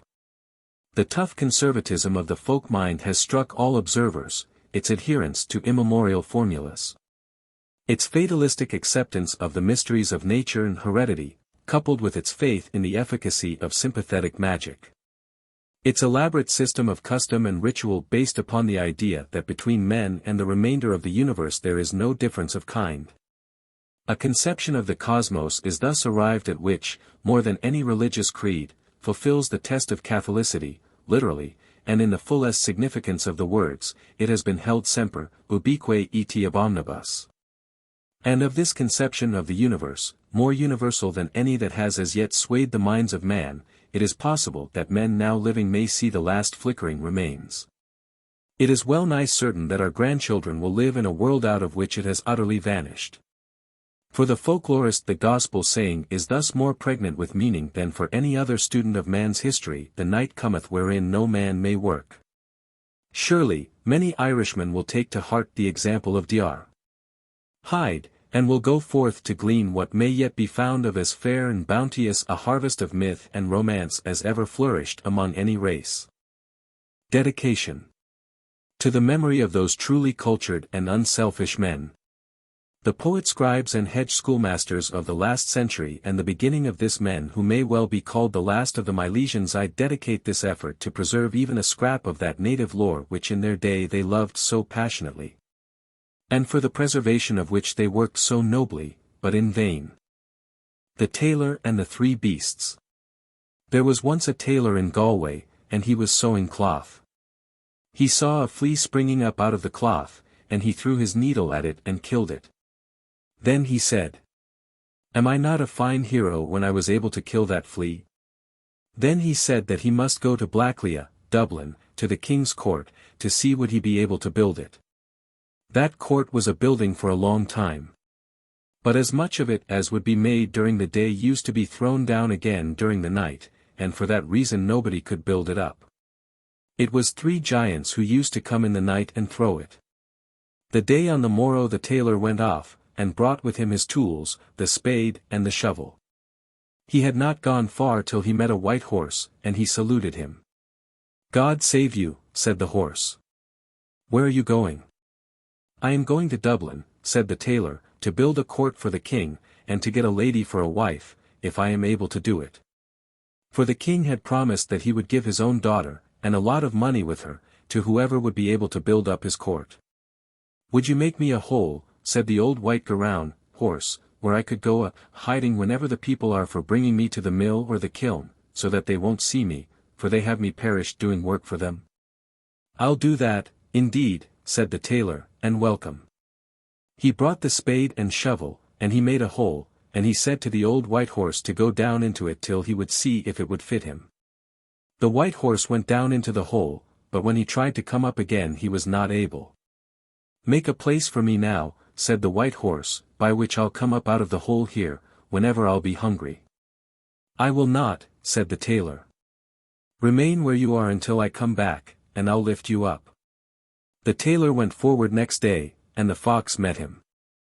"God save you," said the fox. "God and Mary save you. Where are you going?" "I'm going to Dublin, to try will I be able to make a court for the king." "Would you make a place for me where I'd go hiding?" said the fox. "The rest of the foxes do be beating me, and they don't allow me to eat anything along with them." "I'll do that for you," said the tailor.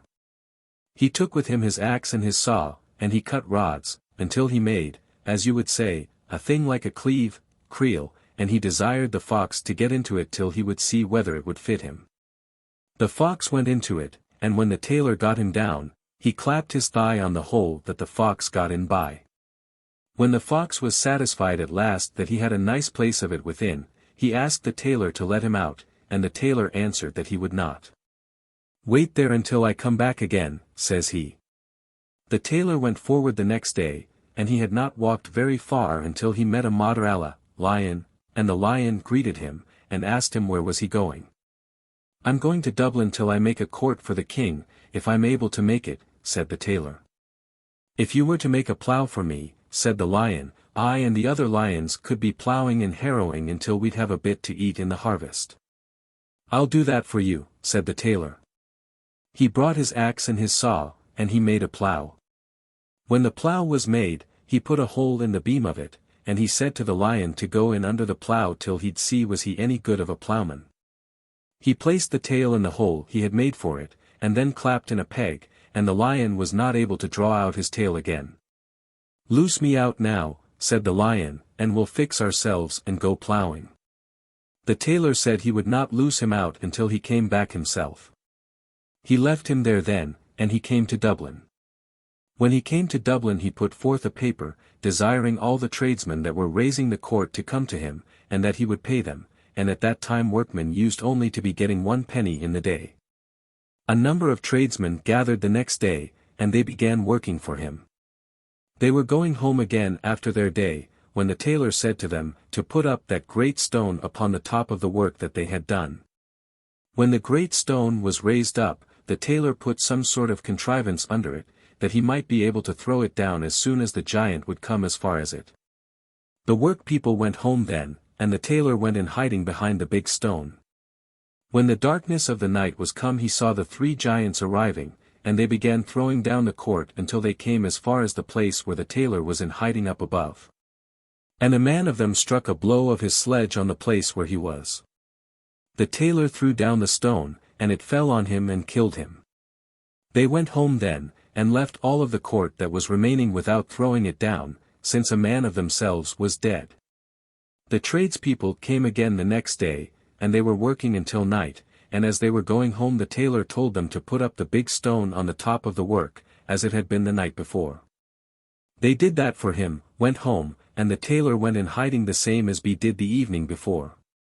When the people had all gone to rest, the 2 giants came, and they were throwing down all that was before them, and as soon as they began they put 2 shouts out of them. The tailor was going on maneuvering until he threw down the great stone, and it fell upon the skull of the giant that was under him, and it killed him. There was only the 1 giant left in it then, and he never came again until the court was finished. Then when the work was over he went to the king and told him to give him his wife and his money, as he had the court finished, and the king said he would not give him any wife, until he would kill the other giant. For he said that it was not by his strength he killed the 2 giants before that, and that he would give him nothing now until he killed the other one for him. Then the tailor said that he would kill the other giant for him, and welcome, that there was no delay at all about that. The tailor went then, till he came to the place where the other giant was, and asked did he want a servant boy. The giant said he did want one, if he could get one who would do everything that he would do himself. "Anything that you will do, I will do it," said the tailor. They went to their dinner then, and when they had it eaten, the giant asked the tailor, would it come with him to swallow as much broth as himself up out of its boiling. The tailor said, "It will come with me to do that, but that you must give me an hour before we begin on it." The tailor went out then, and he got a sheepskin, and he sewed it up till he made a bag of it, and he slipped it down under his coat. He came in then and said to the giant to drink a gallon of the broth himself first. The giant drank that, up out of its boiling. "I'll do that," said the tailor. He was going on until he had it all poured into the skin, and the giant thought he had it drunk. The giant drank another gallon then, and the tailor let another gallon down into the skin, but the giant thought he was drinking it. "I'll do a thing now that it won't come with you to do," said the tailor. "You will not," said the giant. "What is it you would do?" "Make a hole and let out the broth again," said the tailor. "Do it yourself first," said the giant. The tailor gave a prod of the knife, and he let the broth out of the skin. "Do that you," said he. "I will," said the giant, giving such a prod of the knife into his own stomach, that he killed himself. That is the way he killed the third giant. He went to the king then, and desired him to send him out his wife and his money, for that he would throw down the court again, unless he should get the wife. They were afraid then that he would throw down the court, and they sent the wife out to him. When the tailor was a day gone, himself and his wife, they repented and followed him to take his wife off him again. The people who were after him were following him till they came to the place where the lion was, and the lion said to them, "The tailor and his wife were here yesterday. I saw them going by, and if ye loose me now, I am swifter than ye, and I will follow them till I overtake them." When they heard that, they loosed out the lion.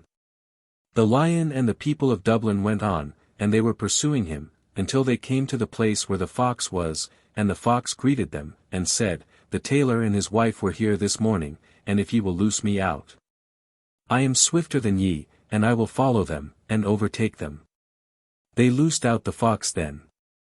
The lion and the fox and the army of Dublin went on then, trying would they catch the tailor, and they were going till they came to the place where the old white gown was.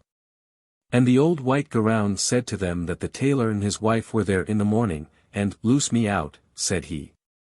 "I am swifter than ye, and I'll overtake them." They loosed out the old white gown then, and the old white gown, the fox, the lion, and the army of Dublin pursued the tailor and his wife together, and it was not long till they came up with him, and saw himself and the wife out before them. When the tailor saw them coming, he got out of the coach with his wife, and he sat down on the ground. When the old white gown saw the tailor sitting down on the ground, he said, "That's the position he had when he made the hole for me, that I couldn't come up out of, when I went down into it. I'll go no nearer to him." "No," said the fox, "but that's the way he was when he was making the thing for me, and I'll go no nearer to him."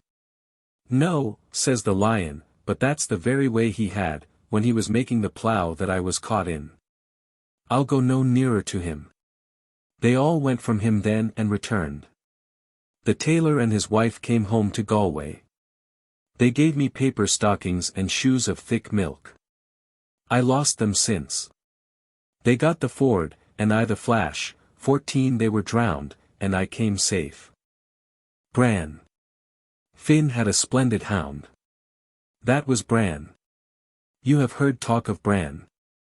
This is the color was on him. Yellow feet that were on Bran. 2 black sides, and belly white. Grayish back of hunting color. 2 ears, red, round, small, and bright. Bran would overtake the wild geese, she was that swift. There arose some quarrel or fighting between the hounds that the Fenians had, when she was only a puppy, and 60 hounds and 20 puppies. Bran did kill, and she a puppy. 2 wild geese, as much as they all. It was Finn himself who killed Bran. They went out hunting, and there was made a fawn of Finn's mother. Who made a fawn of her? Oh, how do I know? It was with some of their pishtrokes. Bran was pursuing her. "Silly fawn, leave on mountain," said Finn. "Oh, young son," said she, "how shall I escape? If I go in the sea beneath, I never shall come back again. And if I go in the air above, my swiftness is no match for Bran. Go out between my 2 legs," said Finn. She went between his 2 legs, and Bran followed her, and as Bran went out under him, Finn squeezed his 2 knees on her and killed her. Bran had a daughter. That pup was a black hound, and the Fenians reared it, and they told the woman who had a charge of the pup to give it the milk of a cow without a single spot, and to give it every single drop, and not to keep back 1/15 from her. The woman did not do that, but kept a portion of the milk without giving it to the pup. The first day that the Fenians loosed out the young hound, there was a glen full of wild geese and other birds. And when the black hound was loosed amongst them, she caught them all except a very few that went out on a gap that was in it. And how could she catch the wild geese? Wouldn't they fly away in the air? She caught them, then. That's how I heard it. And only that the woman kept back some of the milk from her, she would have killed them all. There was a man of the Fenians, a blind man, and when the pup was let out, he asked the people near him how did the young hound do. They told him that the young hound killed all the wild geese and birds that were in the glen, but a few that went out on a gap. If she had to get all the milk that came from the cow without spot, says the blind man, she wouldn't let a bird at all go from her. And he asked then, how was the hound coming home? She's coming now, said they, and a fiery cloud out of her neck. How out of her neck? Because she was going so quick, and she coming madly. Grant me my request now, said the blind man. Put me sitting in the chair, and put a coal, gual, in my hand, for unless I kill her she'll kill us. The hound came, and he threw the coal at her and killed her, and he blind. But if that pup had to get all the milk, she'd come and she'd lie down quietly, the same as Bran used to lie ever. The King of Ireland's Son. There was a king's son in Ireland long ago, and he went out and took with him his gun and his dog. There was snow out. He killed a raven. The raven fell on the snow. He never saw anything whiter than the snow, or blacker than the raven's skull, or redder than its share of blood, 16 that was pouring out. He put himself under Gassa 17 and obligations of the year, that he would not eat 2 meals at one table, or sleep 2 nights in one house, until he should find a woman whose hair was as black as the raven's head, and her skin as white as the snow, and her 2 cheeks as red as the blood. There was no woman in the world like that, but one woman only, and she was in the eastern world. The day on the morrow he set out, and money was not plenty, but he took with him 20 pounds. It was not far he went until he met a funeral, and he said that it was as good for him to go 3 steps with the corpse. He had not the 3 steps walked until there came a man and left his writ down on the corpse for 5 pounds. There was a law in Ireland at that time that any man who had a debt upon another person, i.e., to whom another person owed a debt, that person's people could not bury him, should he be dead, without paying his debts, or without the leave of the person to whom the dead man owed the debts. When the King of Ireland's son saw the sons and daughters of the dead crying, and they without money to give the man, he said to himself, it's a great pity that these poor people have not the money. And he put his hand in his pocket and paid the 5 pounds himself for the corpse. After that, he said he would go as far as the church to see it buried. Then there came another man, and left his writ on the body for 5 pounds more. As I gave the first 5 pounds, said the King of Erin's son to himself, it's as good for me to give the other 5, and to let the poor man go to the grave. He paid the other 5 pounds. He had only 10 pounds then. Not far did he go until he met a short green man, and he asked him where was he going. He said that he was going looking for a woman in the eastern world. The short green man asked him did he want a boy, servant, and he said he did, and asked, what would be the wages he would be looking for. He said, the first kiss of his wife if he should get her. The King of Ireland's son said that he must get that. Not far did they go until they met another man and his gun in his hand, and he leveling it at the blackbird that was in the eastern world, that he might have it for his dinner. The short green man said to him that it was as good for him to take that man into his service if he would go on service with him. The son of the King of Ireland asked him if he would come on service with him. I will, said the man, if I get my wages. And what is the wages you'll be looking for? The place of a house and garden. You'll get that if my journey succeeds with me. The King of Ireland's son went forward with the short green man and the gunner, and it was not far they went until a man met them, and his ear left to the ground, and he listening to the grass growing. "It's as good for you to take that man into your service," said the short green man. The king's son asked the man whether he would come with him on service. "I'll come if I get the place of a house and garden." "You will get that from me if the thing I have in my head succeeds with me." The son of the king of Ireland, the short green man, the gunman, and the earman, went forward, and it was not far they went until they met another man, and his one foot on his shoulder, and he keeping a field of hares, without letting one hare in or out of the field. There was wonder on the king's son, and he asked him, what was the sense of his having one foot on his shoulder like that? "Oh," says he, "if I had my 2 feet on the ground I should be so swift that I would go out of sight." "Will you come on service with me?" said the king's son. "I'll come if I get the place of a house and garden." "You'll get that if the thing I have in my head succeeds with me." The son of the king of Ireland, the short green man, the gunman, the earman, and the footman, went forward, and it was not far they went till they came to a man and he turning round a windmill with one nostril, and his finger left on his nose shutting the other nostril. "Why have you your finger on your nose?" said the king of Ireland's son. "Oh," says he, "if I were to blow with the 2 nostrils I would sweep the mill altogether out of that up into the air." "Will you come on higher with me?" "I will if I get the place of a house and garden." "You'll get that if the thing I have in my head succeeds with me." The son of the king of Ireland, the short green man, the gunman, the earman, the footman, and the blowman went forward until they came to a man who was sitting on the side of the road and he up breaking stones with one thigh. And he had no hammer or anything else. The king's son asked him why it was he was breaking stones with his half, i.e., one thigh. "Oh," says he, "if I were to strike them with the double thigh I'd make powder of them." "Will you hire with me?" "I will if I get the place of a house and garden." "You'll get that if the thing I have in my head succeeds with me." Then they all went forward together, the son of the king of Ireland, the short green man, the gunman, the earman, the footman, the blowman, and the man that broke stones with the side of his thigh. And they would overtake the March wind that was before them, and the March wind that was behind them would not overtake them, until the evening came and the end of the day. The king of Ireland's son looked from him, and he did not see any house in which he might be that night. The short green man looked from him, and he saw a house, and there was not the top of a quill outside of it, nor the bottom of a quill inside of it, but only one quill alone, which was keeping shelter and protection on it. The king's son said that he did not know where he should pass that night, and the short green man said that they would be in the house of the giant over there that night.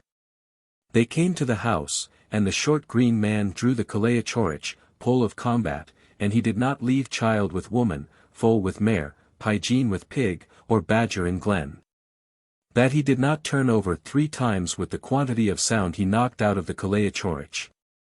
The giant came out, and he said, "I feel the smell of the melodious lying Irishman under, i.e., in, my little sod of country." "I'm no melodious lying Irishman," said the short green man. "But my master is out there at the head of the avenue, and if he comes he will whip the head off you." The short green man was growing big, until at last he looked as big as the castle. There came fear on the giant, and he said, "Is your master as big as you?" "He is," says the short green man, "and bigger." "Put me in hiding till morning, until your master goes," said the giant. Then he put the giant under lock and key, and went out to the king's son. Then the king of Ireland's son, the gunman, the earman, the footman, the blowman, and the man who broke stones with the side of his thigh, came into the castle, and they spent that night, a third of it at story-telling, a third of it with Fenian tales, and a third of it in mild enjoyment of slumber and of true sleep. When the day on the morrow arose, the short green man brought with him his master, the gunman, the earman, the footman, the blowman, and the man who broke stones with the side of his thigh, and he left them outside at the head of the avenue. And he came back himself and took the lock off the giant. He told the giant that his master sent him back for the black cap that was under the head of his bed. The giant said that he would give him a hat that he never wore himself, but that he was ashamed to give him the old cap. The short green man said that unless he gave him the cap his master would come back and strike the head off him. "It's best for me to give it to you," said the giant. "And any time at all you will put it on your head you will see everybody and nobody will see you." He gave him the cap then, and the short green man came and gave it to the King of Ireland's son. They were going then. They would overtake the March wind that was before them, and the March wind that was behind them would not overtake them, going to the eastern world. When evening and the end of the day came, the King of Ireland's son looked from him, and he did not see any house in which he might be that night. The short green man looked from him, and he saw a castle, and he said, "The giant that is in that castle is the brother of the giant with whom we were last night, and we shall be in this castle tonight." They came to the castle, and he left the king's son and his people at the head of the avenue, and he went to the door and pulled the Guleesh, and he did not leave child with woman, foal with mare, Paudyeen with pig, or badger in glen. Within 7 miles of him, that he did not knock 3 turns out of them with all the sound he knocked out of the Guleesh. The giant came out, and he said, "I feel the smell of a melodious lying Irishman under my sod of country." "No melodious lying Irishman am I," says the short green man. "But my master is outside at the head of the avenue, and if he comes he will whip the head off you. I think you large of 1 mouthful, and I think you small of 2 mouthfuls," said the giant. "You won't get me of a mouthful at all," said the short green man, and he began swelling until he was as big as the castle. There came fear on the giant, and he said, "Is your master as big as you?" "He is, and bigger." "Hide me," said the giant, "till morning, until your master goes, and anything you will be wanting you must get it." He brought the giant with him, and he put him under the mouth of a duach, great vessel of some sort. He went out and brought in the son of the King of Ireland. The gunman, the earman, the footman, the blowman, and the man who broke stones with the side of his thigh, and they spent that night, 1/3 of it telling Fenian stories, 1/3 telling tales, and 1/3 in the mild enjoyment of slumber and of true sleep until morning. In the morning, the day on the morrow, the short green man brought the king's son and his people out of the castle, and left them at the head of the avenue. And he went back himself and asked the giant for the old slippers that were left under the head of his bed. The giant said that he would give his master a pair of boots as good as ever he wore, and what good was there in the old slippers?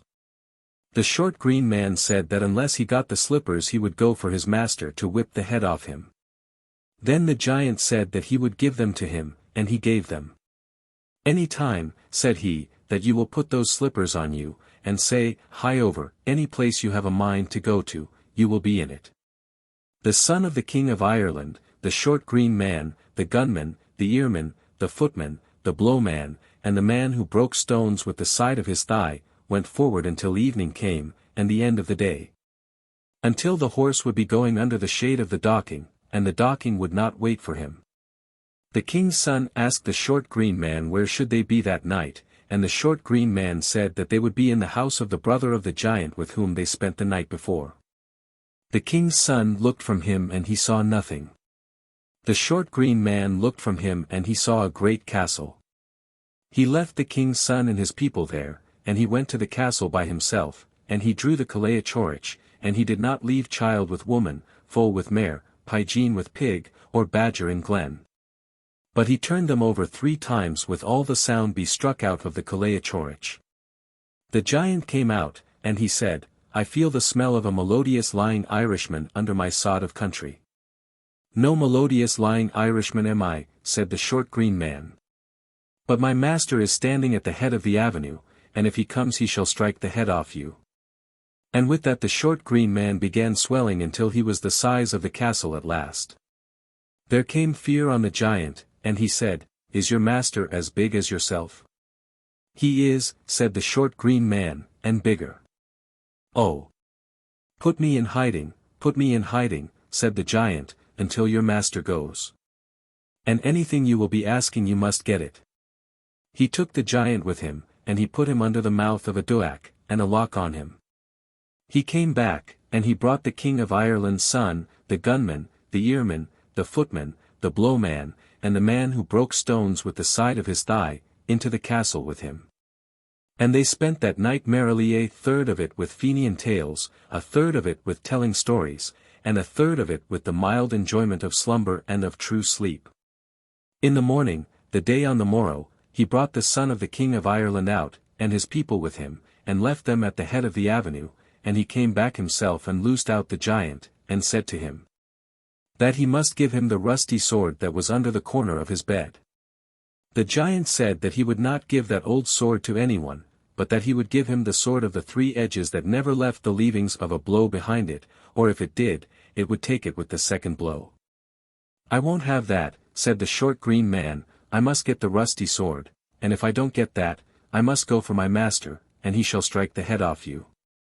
"It is better for me to give it to you," said the giant, "and whatever place you will strike a blow with that sword, it will go to the sand, i.e., cut to the earth, though it were iron were before it." Then he gave him the rusty sword. The son of the king of Ireland, the gunman, the ear man, the footman, the blow man, and the man who broke stones with the side of his thigh, went forward after that, until evening came, and the end of the day. Until the horse was going under the shade of the docking, and the docking would not wait for him. The March wind that was behind them would not overtake them, and they would overtake the wind of March that was before them, and they were that night arrived, in the eastern world, where was the lady. The lady asked the king of Ireland's son what it was he wanted, and he said that he was looking for herself as wife. "You must get me," said she, "if you loose my Gisa 18 off me." He got lodging with all his servants in the castle that evening, and in the night she came and said to him, "Here is a scissors for you, and unless you have that scissors for me tomorrow morning, the head will be struck off you." She placed a pin of slumber under his head, and he fell into his sleep, and as soon as he did, she came and took the scissors from him and left him there. She gave the scissors to the king of Poison. 19 She desired the king to have the scissors for her in the morning.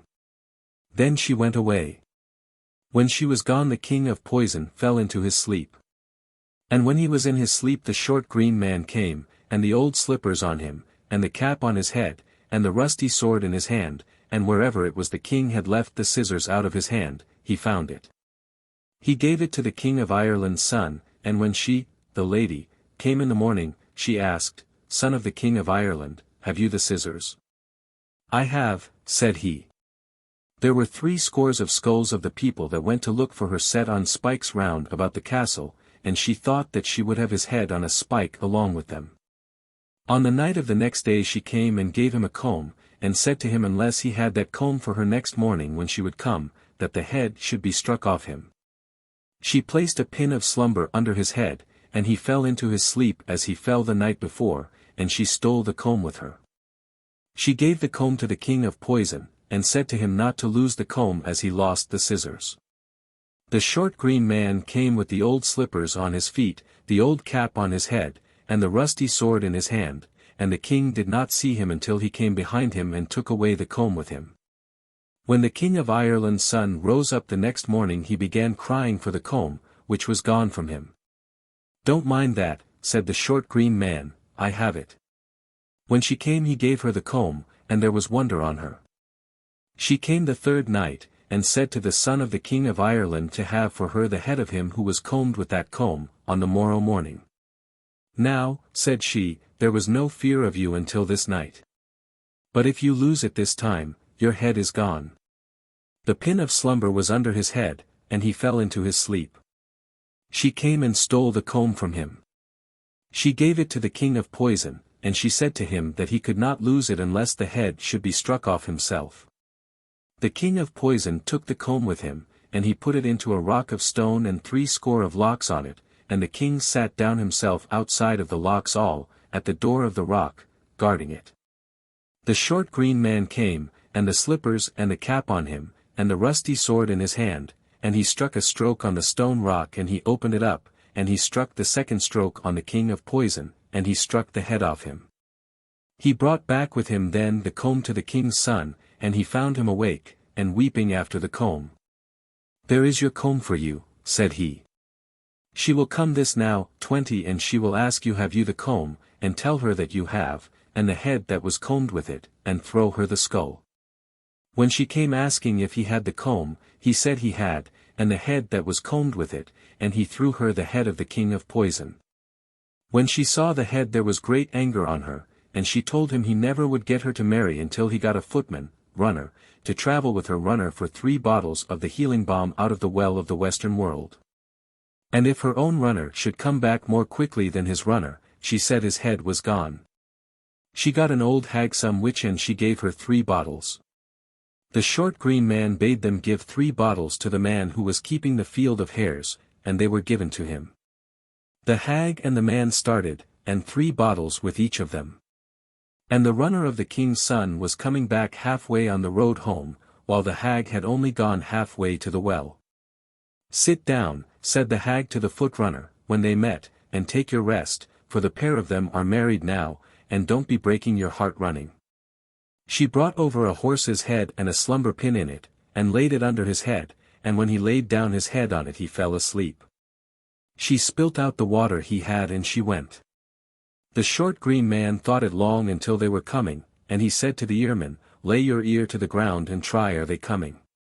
"I hear the hag coming," said he, "but the footman is in his sleep, and I hear him snoring." "Look from you," said the short green man to the gunman, "till you see where the foot runner is." The gunman looked, and he said that the footman was in such and such a place, and a horse's skull under his head, and he in his sleeping. "Lay your gun to your eye," said the short green man, "and put the skull away from under his head." He put the gun to his eye and he swept the skull from under his head. The footman woke up, and he found that the bottles which he had were empty, and it was necessary for him to return to the well again. The hag was coming then, and the foot runner was not to be seen. Says the short green man to the man who was sending round the windmill with his nostril, "Rise up and try would you put back that hag." He put his finger to his nose, and when the hag was coming he put a blast of wind under her that swept her back again. She was coming again, and he did the same thing to her. Every time she used to be coming near them he would be sending her back with the wind he would blow out of his nostril. At last he blew with the 2 nostrils and swept the hag back to the western world again. Then the foot runner of the king of Ireland's son came, and that day was won. There was great anger on the woman when she saw that her own foot runner did not arrive first, and she said to the king's son, "You won't get me now till you have walked 3 miles, without shoes or stockings, on steel needles." She had a road 3 miles long, and sharp needles of steel shaken on it as thick as the grass, and their points up. Said the short green man to the man who broke stones with the side of his thigh, "Go and blunt those." That man went on them with 1 thigh, and he made stumps of them. He went on them with the double thigh, and he made powder and prashuk of them. The king of Ireland's son came and walked the 3 miles, and then he had his wife gained. The couple were married then, and the short green man was to have the first kiss. The short green man took the wife with him into a chamber, and he began on her. She was full up of serpents, and the king's son would have been killed with them when he went to sleep, but that the short green man picked them out of her. He came then to the son of the king of Ireland, and he told him, "You can go with your wife now. I am the man who was in the coffin that day, for whom you paid the 10 pounds. And these people who are with you, they are servants whom God has sent to you." The short green man and his people went away then, and the king of Ireland's son never saw them again. He brought his wife home with him, and they spent a happy life with one another. The Alp-Luachra. There was once a wealthy farmer in Connaught, and he had plenty of substance and a fine family, and there was nothing putting grief nor trouble on him, and you would say yourself that he was the comfortable, satisfied man. And that the luck was on him as well as on e'er a man alive. He was that way, without mishap or misfortune, for many years, in good health and without sickness or sorrow on himself or his children, until there came a fine day in the harvest. When he was looking at his men making hay in the meadow that was near his own house, and as the day was very hot he drank a drink of buttermilk, and stretched himself back on the fresh cut hay. And as he was tired with the heat of the day and the work that he was doing, he soon fell asleep, and he remained that way for 3 or 4 hours, until the hay was all gathered in and his work people gone away out of the field. When he awoke then, he sat up, and he did not know at first where he was, till he remembered at last that it was in the field at the back of his own house he was lying. He rose up then and returned to his house, and he felt like a pain or a stitch in his side. He made nothing of it, sat down at the fire and began warming himself. "Where were you?" says the daughter to him. "I was asleep a while," says he, "on the fresh grass in the field where they were making hay." "What happened to you, then?" says she, "for you don't look well." "Mwirya, 21 musha, then," says he, "I don't know, but it's queer the feeling I have. I never was like it before, but I'll be better when I get a good sleep." He went to his bed, lay down, and fell asleep, and never awoke until the sun was high. He rose up then and his wife said to him, "What was on you that you slept that long?" "I don't know," says he. He went down to the fire where the daughter was making a cake for the breakfast, and she said to him, "How are you, today, father? Are you anything better?" "I got a good sleep," said he, "but I'm not a taste better than I was last night, and indeed, if you'd believe me, I think there's something inside of me running back and forwards." "Ara, that can't be," says the daughter, "but it's a cold you got and you lying out on the fresh grass, and if you're not better in the evening we'll send for the doctor." He was saying then that there was a pain on him, but that he did not know rightly what place the pain was in. He was in the same way in the evening, and they had to send for the doctor, and when the doctor was not coming quickly there was great fright on him. The people of the house were doing all they could to put courage in him. The doctor came at last, and he asked what was on him, and he said again that there was something like a birdeen leaping in his stomach. The doctor stripped him and examined him well, but saw nothing out of the way with him. He put his ear to his side and to his back, but he heard nothing, though the poor man himself was calling out, "Now! Now! Don't you hear it?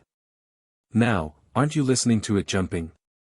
But the doctor could perceive nothing at all, and he thought at last that the man was out of his senses, and that there was nothing the matter with him.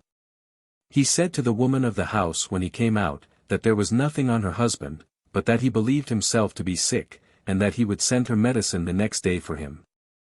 That would give him a good sleep and settle the heat of his body. He did that, and the poor man swallowed all the medicines and got another great sleep, but when he awoke in the morning he was worse than ever, but he said he did not hear the thing jumping inside him any longer. They sent for the doctor again, and he came, but he was able to do nothing. He left other medicines with them, and said he would come again at the end of a week to see him. The poor man got no relief from all that the doctor left with him, and when he came again he found him to be worse than before, but he was not able to do anything, and he did not know what sort of sickness was on him.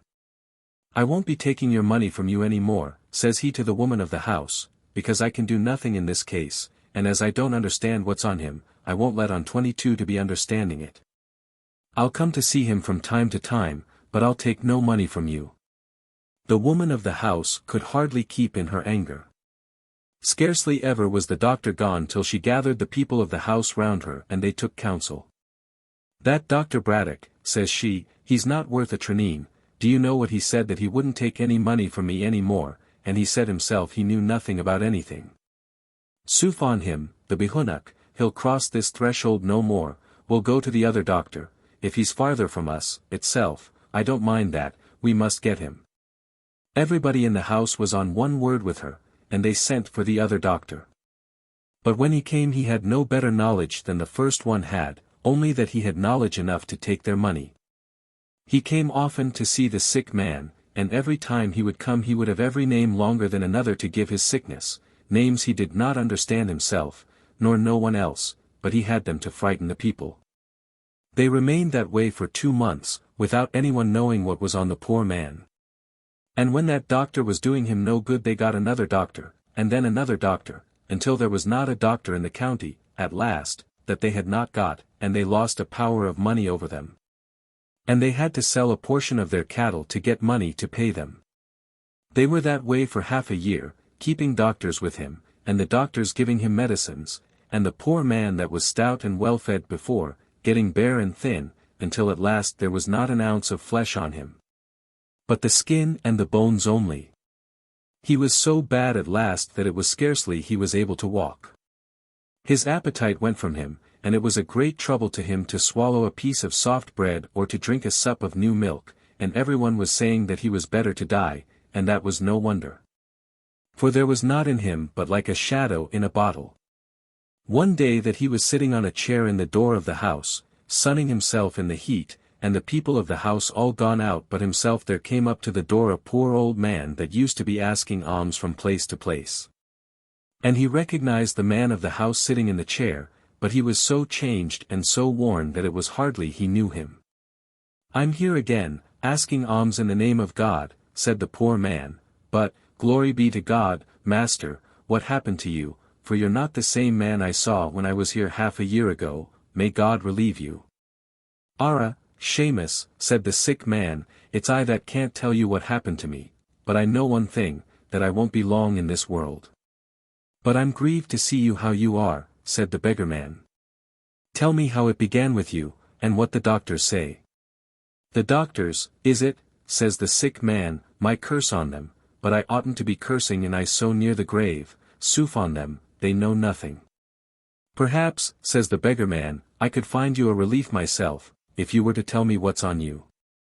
They say that I be knowledgeable about diseases and the herbs to cure them." The sick man smiled, and he said, "There isn't a medicine man in the county that I hadn't in this house with me, and isn't half the cattle I had on the farms sold to pay them. I never got a relief, no matter how small, from a man of them. But I'll tell you how it happened to me first."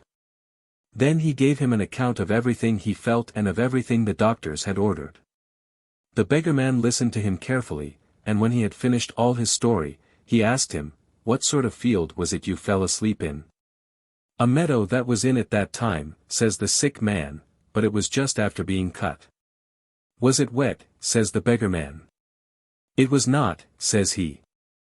"Was there a little stream or a brook of water running through it?" said the beggarman. "There was," says he. "Can I see the field?" "You can, indeed, and I'll show it to you." He rose off his chair, and as bad as he was, he pulled himself along until he came to the place where he lay down to sleep that evening. The beggarman examined the place for a long time, and then he stooped down over the grass and went backwards and forwards with his body bent, and his head down, groping among the herbs and weeds that were growing thickly in it. He rose at last and said, "It is as I thought," and he stooped himself down again and began searching as before. He raised his head a second time, and he had a little green herb in his hand. "Do you see this?" said he. "Any place in Ireland that this herb grows, there be's an Alp-Luachra near it, and you have swallowed an Alp-Luachra." "How do you know that?" said the sick man. "If that was so, sure the doctors would tell it to me before now." "The doctors?" said the beggarman. "Ah! God give you sense, sure they're only a flock of omidons. I tell you again, and believe me, that it's an Alp-Luachra you swallowed. Didn't you say yourself that you felt something leaping in your stomach the first day after you being sick? That was the Alp-Luachra.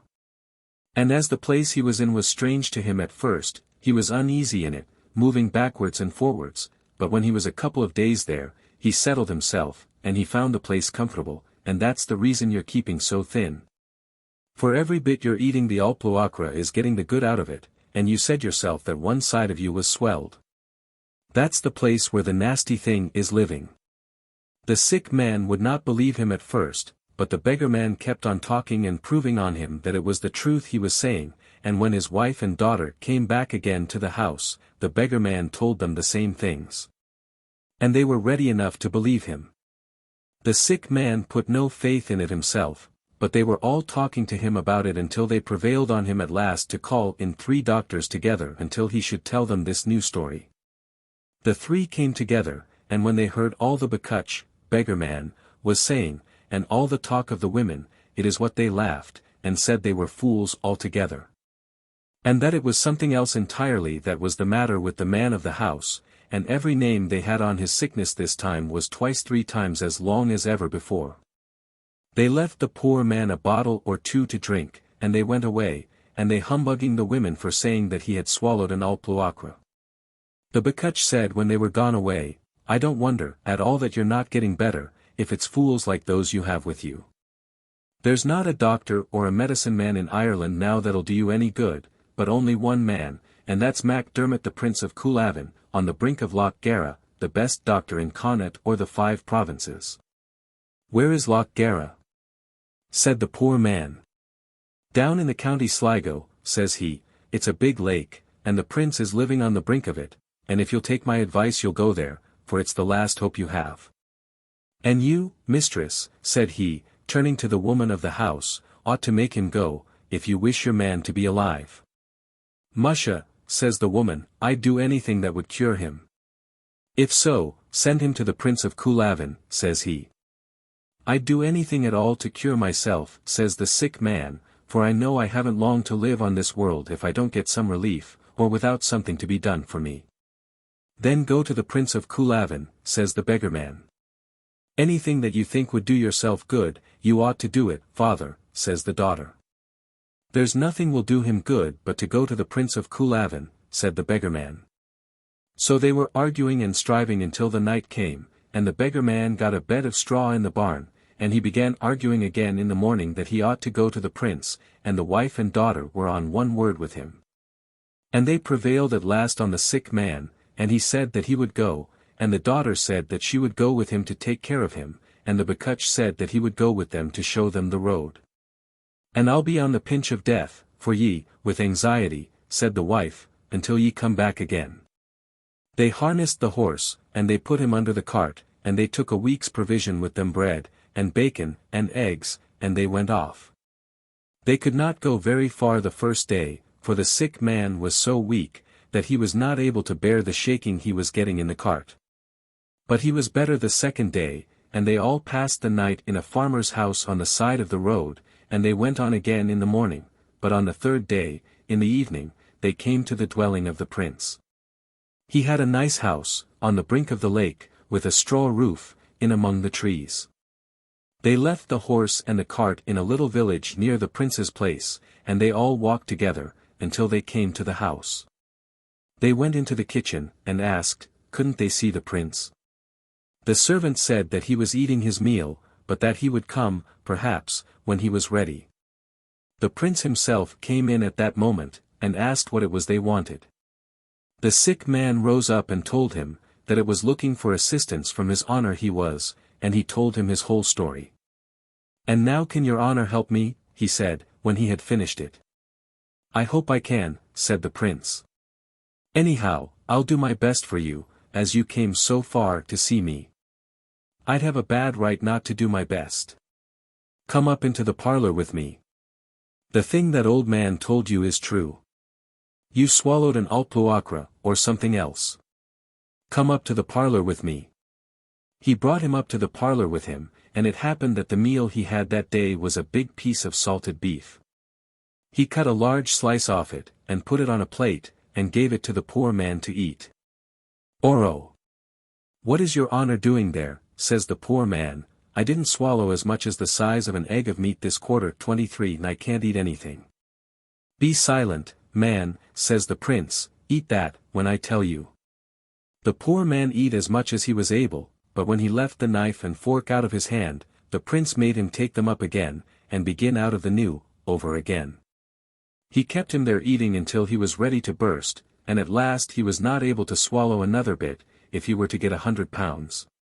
When the prince saw that he would not be able to swallow any more, he brought him out of the house, and he said to the daughter and the old beggar man to follow them. And he brought the man out with him to a fine green meadow that was 420 for the house, and a little stream of water running through it. He brought him to the brink of the stream, and told him to lie down on his stomach over the stream, and to hold his face over the water, to open his mouth as wide as he could, and to keep it nearly touching the water. And, wait there quiet and easy, says he. And for your life don't stir, till you see what will happen to you. The poor man promised that he would be quiet, and he stretched his body on the grass, and held his mouth open, over the stream of water, and remained there without stirring. The prince went backwards, about 5 yards, and drew the daughter and the old man with him, and the last word he said to the sick man was, Be certain, and for your life, don't put a stir out of you, whatever thing at all happens to you. The sick man was not lying like that more than a quarter of an hour, when something began moving inside of him, and he felt something coming up in his throat, and going back again. It came up and went back 3 or 4 times after other. At last it came to the mouth, stood on the tip of his tongue, but frightened, and ran back again. However, at the end of a little space, it rose up a second time, and stood on his tongue, and at last jumped down into the water. The prince was observing him closely, and just as the man was going to rise, he called out, "Don't stir yet." The poor man had to open his mouth again, and he waited the same way as before. And he was not there a minute until the second one came up the same way as the last, and went back and came up 2 or 3 times, as if it got frightened. But at last, it also like the first one, came up to the mouth, stood on the tongue, and when it felt the smell of the water below it, leaped down into the little stream. The prince said in a whisper, "Now the thirst's coming on them. The salt that was in the beef is working them, now they'll come out." And before the word had left his mouth, the third one fell, with a plop, into the water. And a moment after that, another one jumped down, and then another, until he counted 5, 6, 7, 8, 9, 10, 11, 12. "There's a dozen of them now," said the prince, "that's the clutch." The old mother didn't come yet. The poor sick man was getting up again, but the prince called to him, "Stay as you are." The mother didn't come up. He remained as he was, but no other one came out, though he stayed there more than a quarter of an hour. The prince himself was getting uneasy for fear the old Alp-Luachra might not stir at all. The poor then was so tired and so weak that he wished to get up. And, in spite of all the prince told him, he was trying to stand on his feet, when the prince caught him by one leg, and the Bakutch by the other, and they held him down in spite of him. They remained another quarter of an hour without speaking a word, or making a sound, and at the end of that time the poor man felt something stirring again in his side, but 7 times worse than before. And scarcely he could keep himself from screeching. That thing kept moving for a good while, and he thought the side was being torn out of himself with it. Then it began coming up, and it reached the mouth, and went back again. At last it came up so far that the poor man put the 2 fingers to his mouth and thought to catch hold of it. But if he put in his fingers quick, the old Alp-Luachra went back quicker.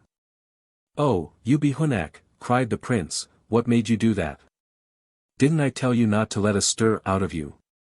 Remain quiet if she comes up again."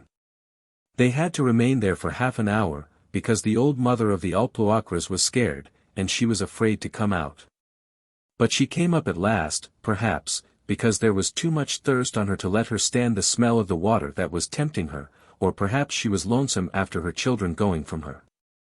Anyhow, she came up to his mouth, and stood there while you would be counting about 80, and when she saw nothing, and nothing frightened her, she gave a jump down into the water, like her clutch before her. And the plop of her into the water was 7 times heavier than theirs. The prince and the other 2 had been watching the whole, and they scarcely dared to breathe, for fear of startling the horrid beast. As soon as ever she jumped down into the water, they pulled back the man, and put him standing again on his 2 feet. He was for 3 hours before he could speak a word, but the first thing he said was, "I'm a new man." The prince kept him in his own house for a fortnight, and gave him great care and good feeding. He allowed him to go then, and the daughter and the Bakutch with him, and he refused to take as much as a penny from them.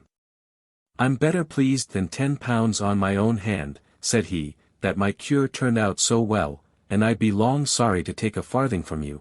You lost plenty with doctors before." They came home safely, and he became healthy and fat. He was so thankful to the poor Bakutch that he kept him in his own house till his death. As long as he was alive he never lay down on green grass again. And another thing, if there was any sickness or ill health on him, it isn't the doctors he used to call in to him. That was small wonder. Paudyeen O'Kelly and the Weasel. A long time ago there was once a man of the name of Paudyeen O'Kelly, living near Tuam, in the county Galway. He rose up one morning early, and he did not know what time of day it was, for there was fine light coming from the moon. He wanted to go to the fair of Cahernamart to sell a stirk of an ass that he had. He had not gone more than 3 miles of the road when a great darkness came on, and a shower began falling. He saw a large house among trees about 500 yards in from the road, and he said to himself that he would go to that house till the shower would be over. When he got to the house he found the door open before him, and in with him. He saw a large room to his left, and a fine fire in the grate. He sat down on a stool that was beside the wall, and began falling asleep, when he saw a big weasel coming to the fire with something yellow in its mouth, which it dropped on the hearthstone, and then it went away.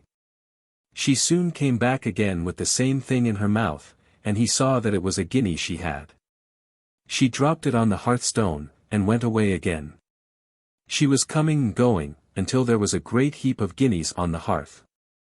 But at last, when he got her gone, Paudyeen rose up, thrust all the gold she had gathered into his pockets, and out with him. He was not gone far till he heard the weasel coming after him, and she screeching as loud as a bagpipes. She went before Paudyeen and got on the road, and she was twisting herself back and forwards, and trying to get a hold of his throat. Paudyeen had a good oak stick, and he kept her from him, until 2 men came up who were going to the same fair, and one of them had a good dog, and it routed the weasel into a hole in the wall. Paudyeen went to the fair, and instead of coming home with the money he got for his old ass, as he thought would be the way with him in the morning, he went and bought a horse with some of the money he took from the weasel. And he came home and he riding. When he came to the place where the dog had routed the weasel into the hole in the wall, she came out before him, gave a leap up and caught the horse by the throat. The horse made off, and Paudyeen could not stop him, till at last he gave a leap into a big drain that was full up of water and black mud, and he was drowning and choking as fast as he could. Until men who were coming from Galway came up and banished the weasel. Paudyeen brought the horse home with him, and put him into the cow's byre and fell asleep. Next morning, the day on the morrow, Paudyeen rose up early and went out to give his horse hay and oats. When he got to the door he saw the weasel coming out of the byre and she covered with blood. "My 7,000 curses on you," said Paudyeen, "but I'm afraid you've harm done." He went in and found the horse, a pair of milch cows, and 2 calves dead. He came out and set a dog he had after the weasel. The dog got a hold of her, and she got a hold of the dog. The dog was a good one, but he was forced to loose his hold of her before Paudyeen could come up. He kept his eye on her, however, all through, until he saw her creeping into a little hovel that was on the brink of a lake. Paudyeen came running, and when he got to the little hut he gave the dog a shake to rouse him up and put anger on him, and then he sent him in before himself. When the dog went in he began barking. Paudyeen went in after him, and saw an old hag, Guleesh, in the corner. He asked her if she saw a weasel coming in there. "I did not," said she, "I'm all destroyed with a plague of sickness, and if you don't go out quick you'll catch it from me." While Paudyeen and the hag were talking, the dog kept moving in all the time, till at last he gave a leap up and caught the hag by the throat. She screeched, and said, "Paddy Kelly, take off your dog, and I'll make you a rich man." Paudyeen made the dog loose his hold, and said, "Tell me who are you, or why did you kill my horse and my cows? And why did you bring away my gold that I was for 500 years gathering throughout the hills and hollows of the world?" "I thought you were a weasel," said Paudyeen, "or I wouldn't touch your gold, and another thing," says he, "if you're for 500 years in this world, it's time for you to go to rest now." "I committed a great crime in my youth," said the hag, "and now I am to be released from my sufferings if you can pay 20 pounds for 163 masses for me." "Where's the money?" says Paudyeen. "Go and dig under a bush that's over a little well in the corner of that field there without, and you'll get a pot filled with gold. Pay the 20 pounds for the masses, and yourself shall have the rest. When you'll lift the flag off the pot, you'll see a big black dog coming out, but don't be afraid before him, he is a son of mine. When you get the gold, buy the house in which you saw me at first. You'll get it cheap, for it has the name of there being a ghost in it. My son wilt be down in the cellar. He'll do you no harm, but he'll be a good friend to you. I shall be dead a month from this day, and when you get me dead put a coal under this little hut and burn it. Don't tell a living soul anything about me and the luck will be on you. What is your name? Said Paudyeen. Morya na Kirwan, Mary Kerwin, said the hag. Paudyeen went home, and when the darkness of the night came on he took with him a loy, 25 and went to the bush that was in the corner of the field, and began digging. It was not long till he found the pot, and when he took the flag off it a big black dog leaped out, and off and away with him, and Paudeen's dog after him. Paudyeen brought home the gold, and hid it in the cowhouse. About a month after that he went to the fair of Galway, and bought a pair of cows, a horse, and a dozen sheep. The neighbors did not know where he was getting all the money, they said that he had a share with the good people. One day Paudyeen dressed himself, and went to the gentleman who owned the large house where he first saw the weasel, and asked to buy the house of him, and the land that was round about. You can have the house without paying any rent at all. But there is a ghost in it, and I wouldn't like you to go to live in it without my telling you, but I couldn't part with the land without getting £100 more than you have to offer me. Perhaps I have as much as you have yourself, said Paudyeen. I'll be here tomorrow with the money, if you're ready to give me possession. I'll be ready, said the gentleman. Paudyeen went home and told his wife that he had bought a large house and a holding of land. Where did you get the money? Says the wife. Isn't it all one to you where I got it? Says Paudyeen. The day on the morrow Paudyeen went to the gentleman, gave him the money, and got possession of the house and land, and the gentleman left him the furniture and everything that was in the house, in with the bargain. Paudyeen remained in the house that night, and when darkness came he went down to the cellar, and he saw a little man with his 2 legs spread on a barrel. God save you, honest man, says he to Paudyeen. The same to you, says Paudyeen. Don't be afraid of me at all, says the little man. I'll be a friend to you, if you are able to keep a secret. I am able, indeed, I kept your mother's secret, and I'll keep yours as well. Maybe you're thirsty, says the little man. I'm not free from it, said Paudyeen. The little man put a hand in his bosom and drew out a gold goblet. He gave it to Paudyeen, and said, Draw wine out of that barrel under me. Paudyeen drew the full up of the goblet, and handed it to the little man. Drink yourself first, says he. Paudyeen drank, drew another goblet, and handed it to the little man, and he drank it. Fill up and drink again, said the little man. I have a mind to be merry tonight. The pair of them sat there drinking until they were half drunk. Then the little man gave a leap down to the floor, and said to Paudyeen. Don't you like music? I do, surely, says Paudyeen, and I'm a good dancer, too. Lift up the big flag over there in the corner, and you'll get my pipes under it. Paudyeen lifted the flag, got the pipes, and gave them to the little man. He squeezed the pipes on him, and began playing melodious music. Paudyeen began dancing till he was tired. Then they had another drink, and the little man said, Do as my mother told you, and I'll show you great riches. You can bring your wife in here, but don't tell her that I'm there, and she won't see me. Any time at all that ale or wine are wanting, come here and draw. Farewell now, go to sleep, and come again to me tomorrow night. Paudyeen went to bed, and it wasn't long till he fell asleep. On the morning of the day of the morrow, Paudyeen went home, and brought his wife and children to the big house, and they were comfortable. That night Paudyeen went down to the cellar. The little man welcomed him and asked him did he wish to dance. Not till I get a drink, said Paudyeen. Drink your enough, said the little man, that barrel will never be empty as long as you live. Paudyeen drank the full of the goblet, and gave a drink to the little man. Then the little man said to him, I am going to Dunashi, the fortress of the fairies, tonight, to play music for the good people, and if you come with me you'll see fine fun. I'll give you a horse that you never saw the like of him before. I'll go with you, and welcome, said Paudyeen, but what excuse will I make to my wife? I'll bring you away from her side without her knowing it, when you are both asleep together, and I'll bring you back to her the same way, said the little man. I'm obedient, says Paudyeen, we'll have another drink before I leave you. He drank drink after drink, till he was half drunk, and he went to bed with his wife. When he awoke he found himself riding on a besom near Dunashi, and the little man riding on another besom by his side. When they came as far as the green hill of the dune, the little man said a couple of words that Paudyeen did not understand. The green hill opened, and the pair went into a fine chamber. Paudyeen never saw before a gathering like that which was in the dune. The whole place was full up of little people, men and women, young and old.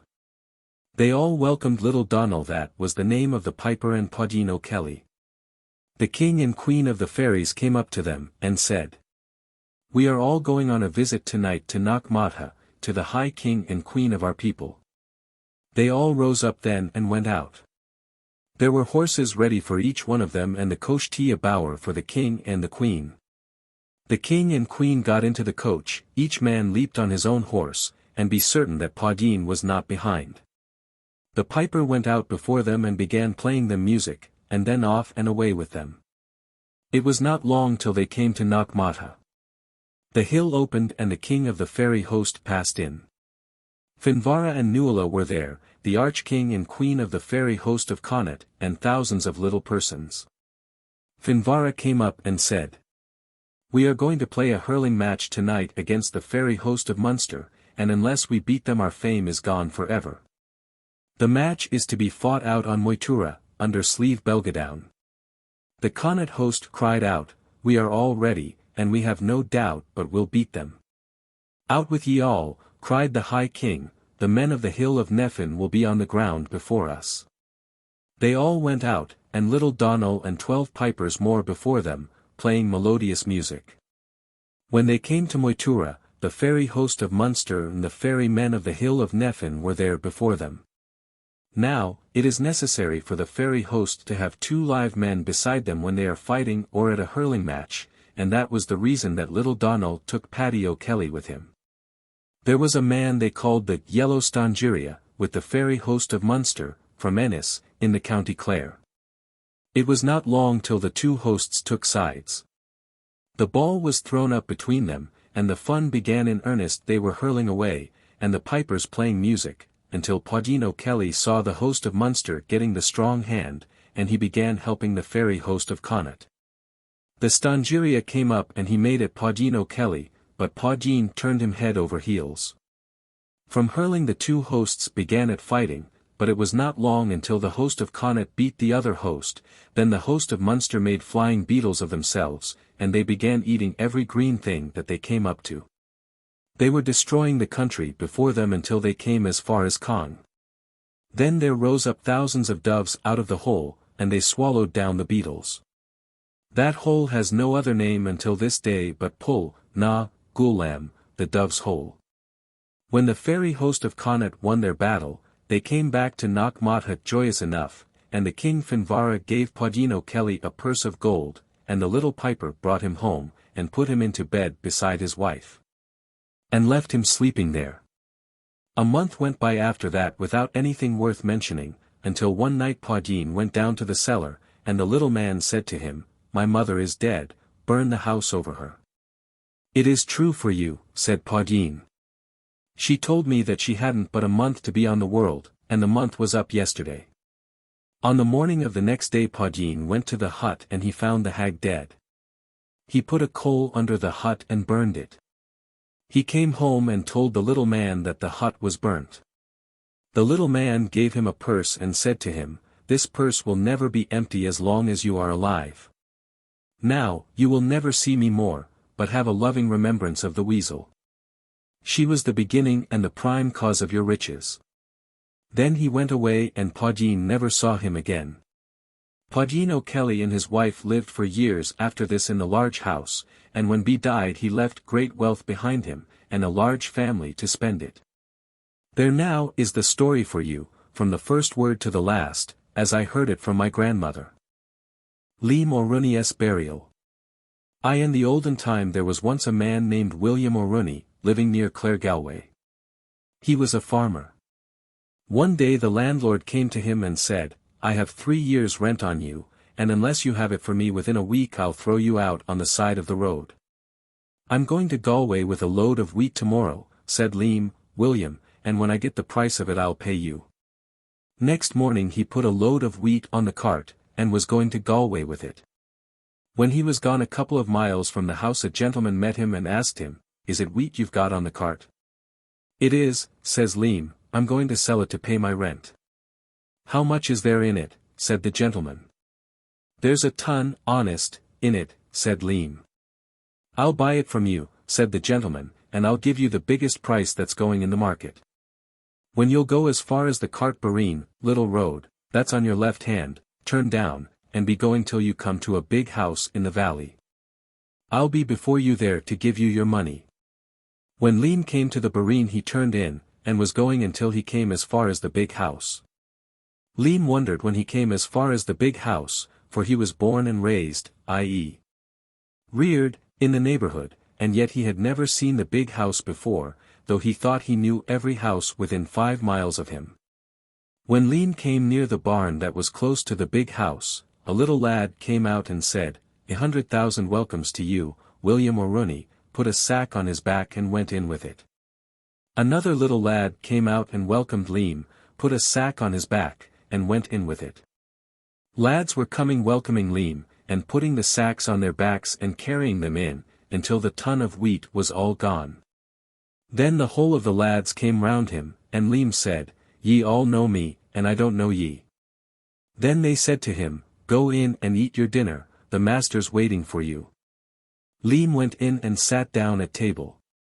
But he had not the second mouthful taken till a heavy sleep came on him, and he fell down under the table. Then the enchanter made a false man like William, and sent him home to William's wife with the horse and cart. When the false man came to Leam's house, he went into the room, lay down on the bed and died. It was not long till the cry went out that Leam O'Rooney was dead. The wife put down water, and when it was hot she washed the body and put it over the board, i.e., laid it out. The neighbors came, and they keened sorrowfully over the body, and there was great pity for the poor wife, but there was not much grief on herself, for Leam was old and she was young. The day on the morrow the body was buried, and there was no more remembrance of Leam. Leam's wife had a servant boy, and she said to him, "You ought to marry me, and to take Leam's place." "It's too early yet, after there being a death in the house," said the boy, "wait till Leam is a week buried." When Leam was 7 days and 7 nights asleep, a little boy came to him and awoke him, and said, "You've been asleep for a week. But we sent your horse and cart home. Here's your money, and go." Leam came home, and as it was late at night nobody saw him. On the morning of that same day Leam's wife and the servant lad went to the priest and asked him to marry them. "Have you the marriage money?" said the priest. "No," said the wife, "but I have a stirk of a pig at home, and you can have her in place of money." The priest married them and said, "I'll send for the pig tomorrow." When Leam came to his own door, he struck a blow on it. The wife and the servant boy were going to bed, and they asked, "Who's there?" "It's I," said Leam, "open the door for me."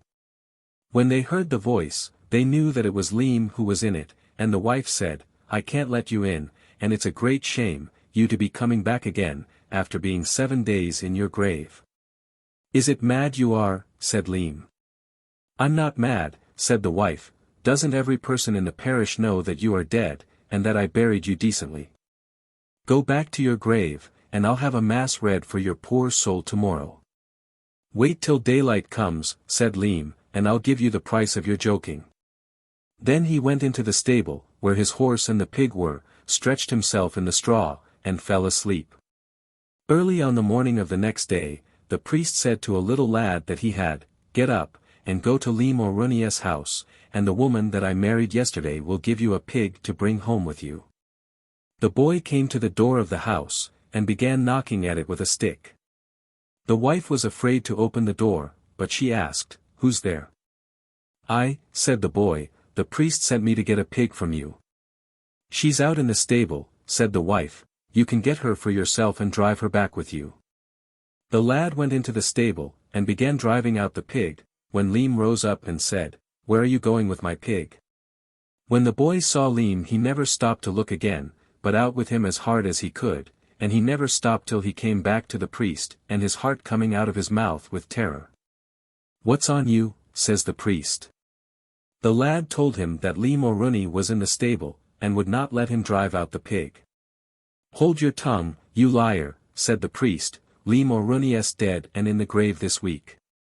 If he was in the grave this 7 years, I saw him in the stable 2 moments ago, and if you don't believe me, come yourself, and you'll see him." The priest and the boy then went together to the door of the stable, and the priest said, "Go in and turn me out that pig." "I wouldn't go in for all ever you're worth," said the boy. The priest went in, and began driving out the pig, when Leam rose up out of the straw and said, "Where are you going with my pig, Father Patrick?" When the priest saw Leam, off and away with him, and he crying out, "In the name of God, I order you back to your grave, William O'Rooney." Leam began running after the priest, and saying, Father Patrick, are you mad?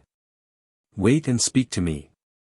The priest would not wait for him, but made off home as fast as his feet could carry him, and when he got into the house, he shut the door. Leam was knocking at the door till he was tired, but the priest would not let him in. At last, he put his head out of a window in the top of the house, and said, "William O'Rooney, go back to your grave." "You're mad, Father Patrick." "I'm not dead, and never was in a grave since I was born," said Leam. "I saw you dead," said the priest, "you died suddenly, and I was present when you were put into the grave, and made a fine sermon over you." "The devil from me, but, as sure as I'm alive, you're mad," said Leam. "Go out of my sight now," said the priest, "and I'll read a mass for you, tomorrow." Leam went home then, and knocked at his own door, but his wife would not let him in. Then he said to himself, "I may as well go and pay my rent now." On his way to the landlord's house everyone who saw Leam was running before him, for they thought he was dead. When the landlord heard that Leam O'Rooney was coming, he shut the doors and would not let him in. Leam began knocking at the hall door till the lord thought he'd break it in. He came to a window in the top of the house, put out his head, and asked, "What are you wanting?" "I'm come to pay my rent like an honest man," said Leam. "Go back to your grave, and I'll forgive you your rent," said the lord. "I won't leave this," said Leam, "till I get a writing from you that I'm paid up clean till next May." The lord gave him the writing, and he came home and knocked at his own door, but the wife would not let him in. She said that Leam O'Rooney was dead and buried, and that the man at the door was only a deceiver.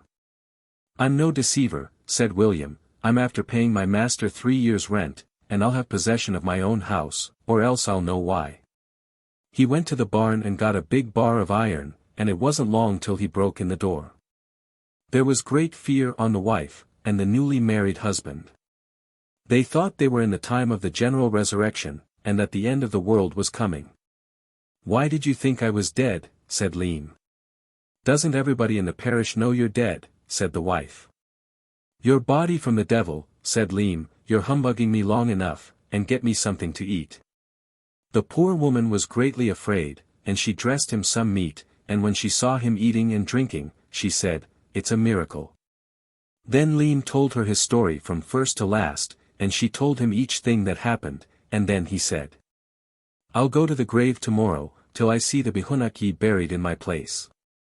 The day on the morrow Leam brought a lot of men with him to the churchyard, and they dug open the grave, and were lifting up the coffin, when a big black dog jumped out of it, and made off, and Leam and the men after it.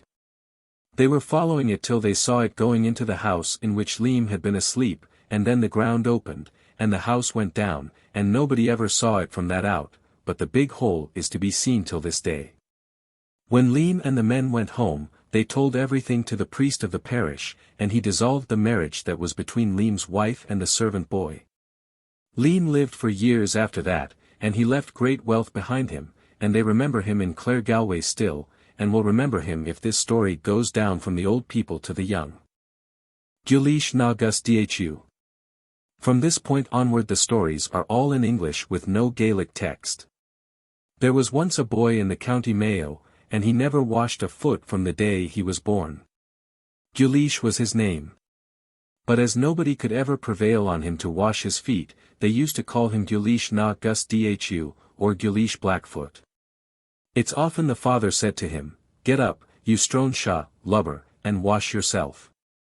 But the devil a foot would he get up, and the devil a foot would he wash. There was no use in talking to him. Every one used to be humbugging him on account of his dirty feet, but he paid them no heed nor attention.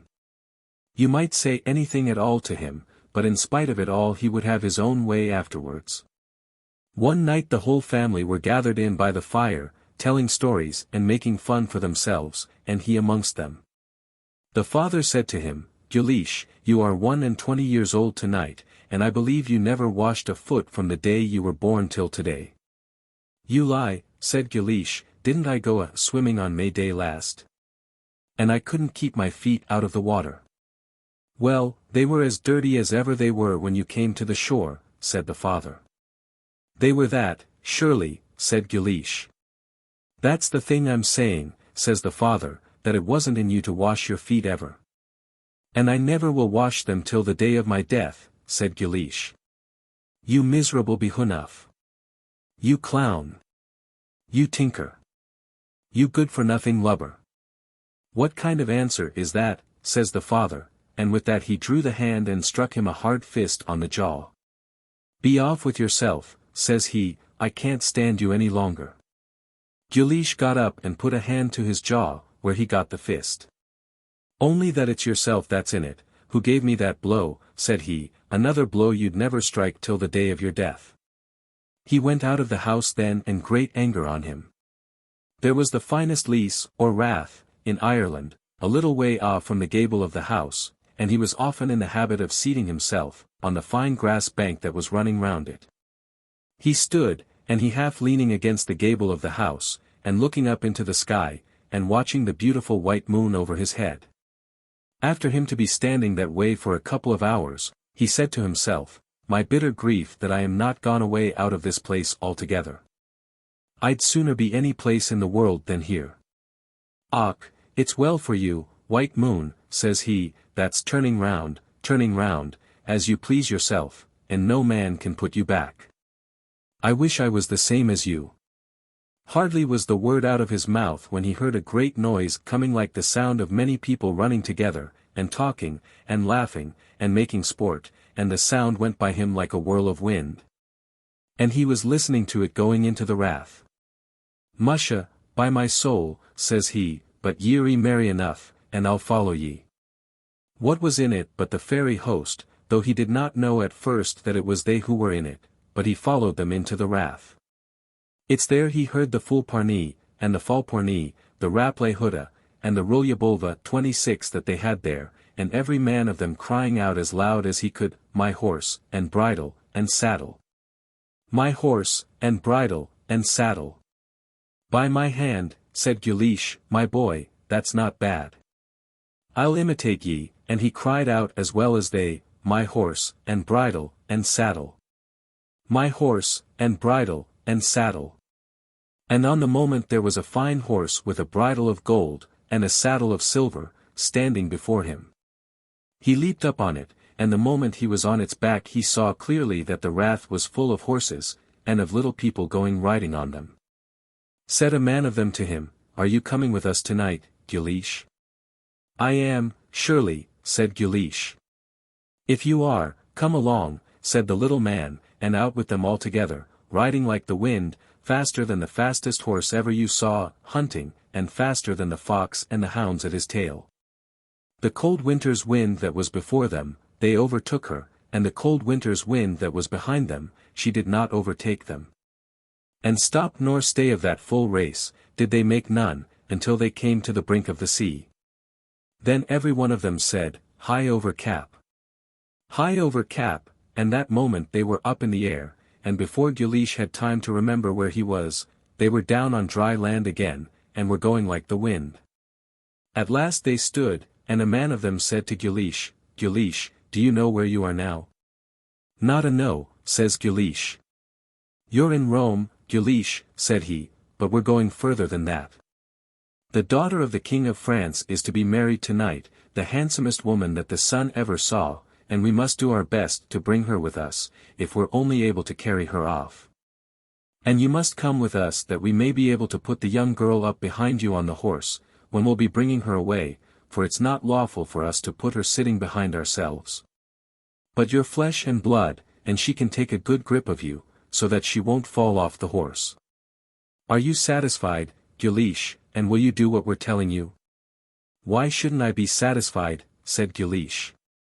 "I'm satisfied, surely, and anything that ye will tell me to do I'll do it without doubt, but where are we now?" "You're in Rome now, Guleesh," said the she-hog, fairy. "In Rome, is it?" said Guleesh. "Indeed, and no lie, I'm glad of that. The parish priest that we had, he was broken, suspended, and lost his parish some time ago. I must go to the Pope till I get a bull from him that will put him back in his own place again." "Oh, Guleesh," said the she-hog, "you can't do that. You won't be let into the palace, and, anyhow, we can't wait for you, for we're in a hurry." "As much as a foot, I won't go with ye," says Guleesh, "till I go to the Pope, but ye can go forward without me, if ye wish. I won't stir till I go and get the pardon of my parish priest." "Guleesh, is it out of your senses you are? You can't go, and there's your answer for you now. I tell you, you can't go." "Can't ye go on, and to leave me here after ye," said Guleesh, "and when ye come back can't ye hoist the girl up behind me?" "But we want you at the palace of the King of France," said the she-hog, "and you must come with us now." "The devil a foot," said Guleesh, "till I get the priest's pardon, the honestest and the pleasantest man that's in Ireland." Another she-hog spoke then, and said, "Don't be so hard on Guleesh. The boy's a kind boy, and he has a good heart. And as he doesn't wish to come without the Pope's bull, we must do our best to get it for him. He and I will go into the Pope, and ye can wait here." "A thousand thanks to you," said Guleesh. "I'm ready to go with you." For this priest, he was the sportingest and the pleasantest man in the world. "You have too much talk, Guleesh," said the she-hog, "but come along now. Get off your horse and take my hand." Guleesh dismounted, and took his hand. And then the little man said a couple of words he did not understand, and before he knew where he was he found himself in the room with the Pope. The Pope was sitting up late that night reading a book that he liked. He was sitting on a big soft chair, and his 2 feet on the chimney-board. There was a fine fire in the grate, and a little table standing at his elbow, and a drop of ishkabaha, odavai, and sugar on the little tableen. And he never felt till Guleesh came up behind him. "Now Guleesh," said the she-hog, "tell him that unless he gives you the bull you'll set the room on fire. And if he refuses it to you, I'll spurt fire round about out of my mouth, till he thinks the place is really in a blaze, and I'll go bail he'll be ready enough then to give you the pardon."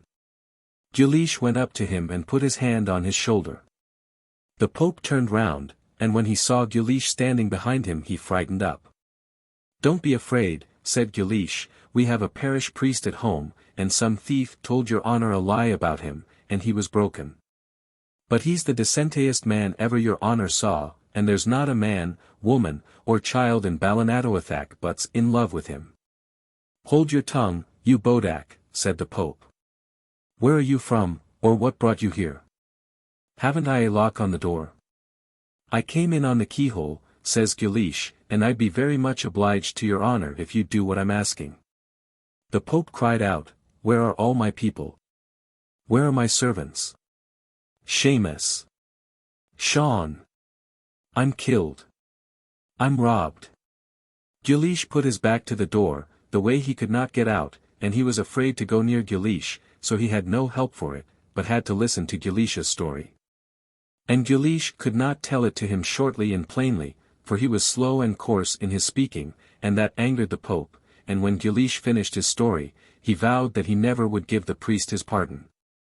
And he threatened Guleesh himself that he would put him to death for his shamelessness in coming in upon him in the night, and he began again crying out for his servants. Whether the servants heard him or no, there was a lock on the inside of the door, so that they could not come in to him.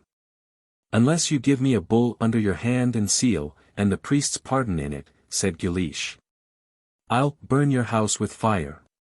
The she-hog, whom the Pope did not see, began to cast fire and flame out of his mouth, and the Pope thought that the room was all in a blaze. He cried out, "Oh, eternal destruction! I'll give you the pardon.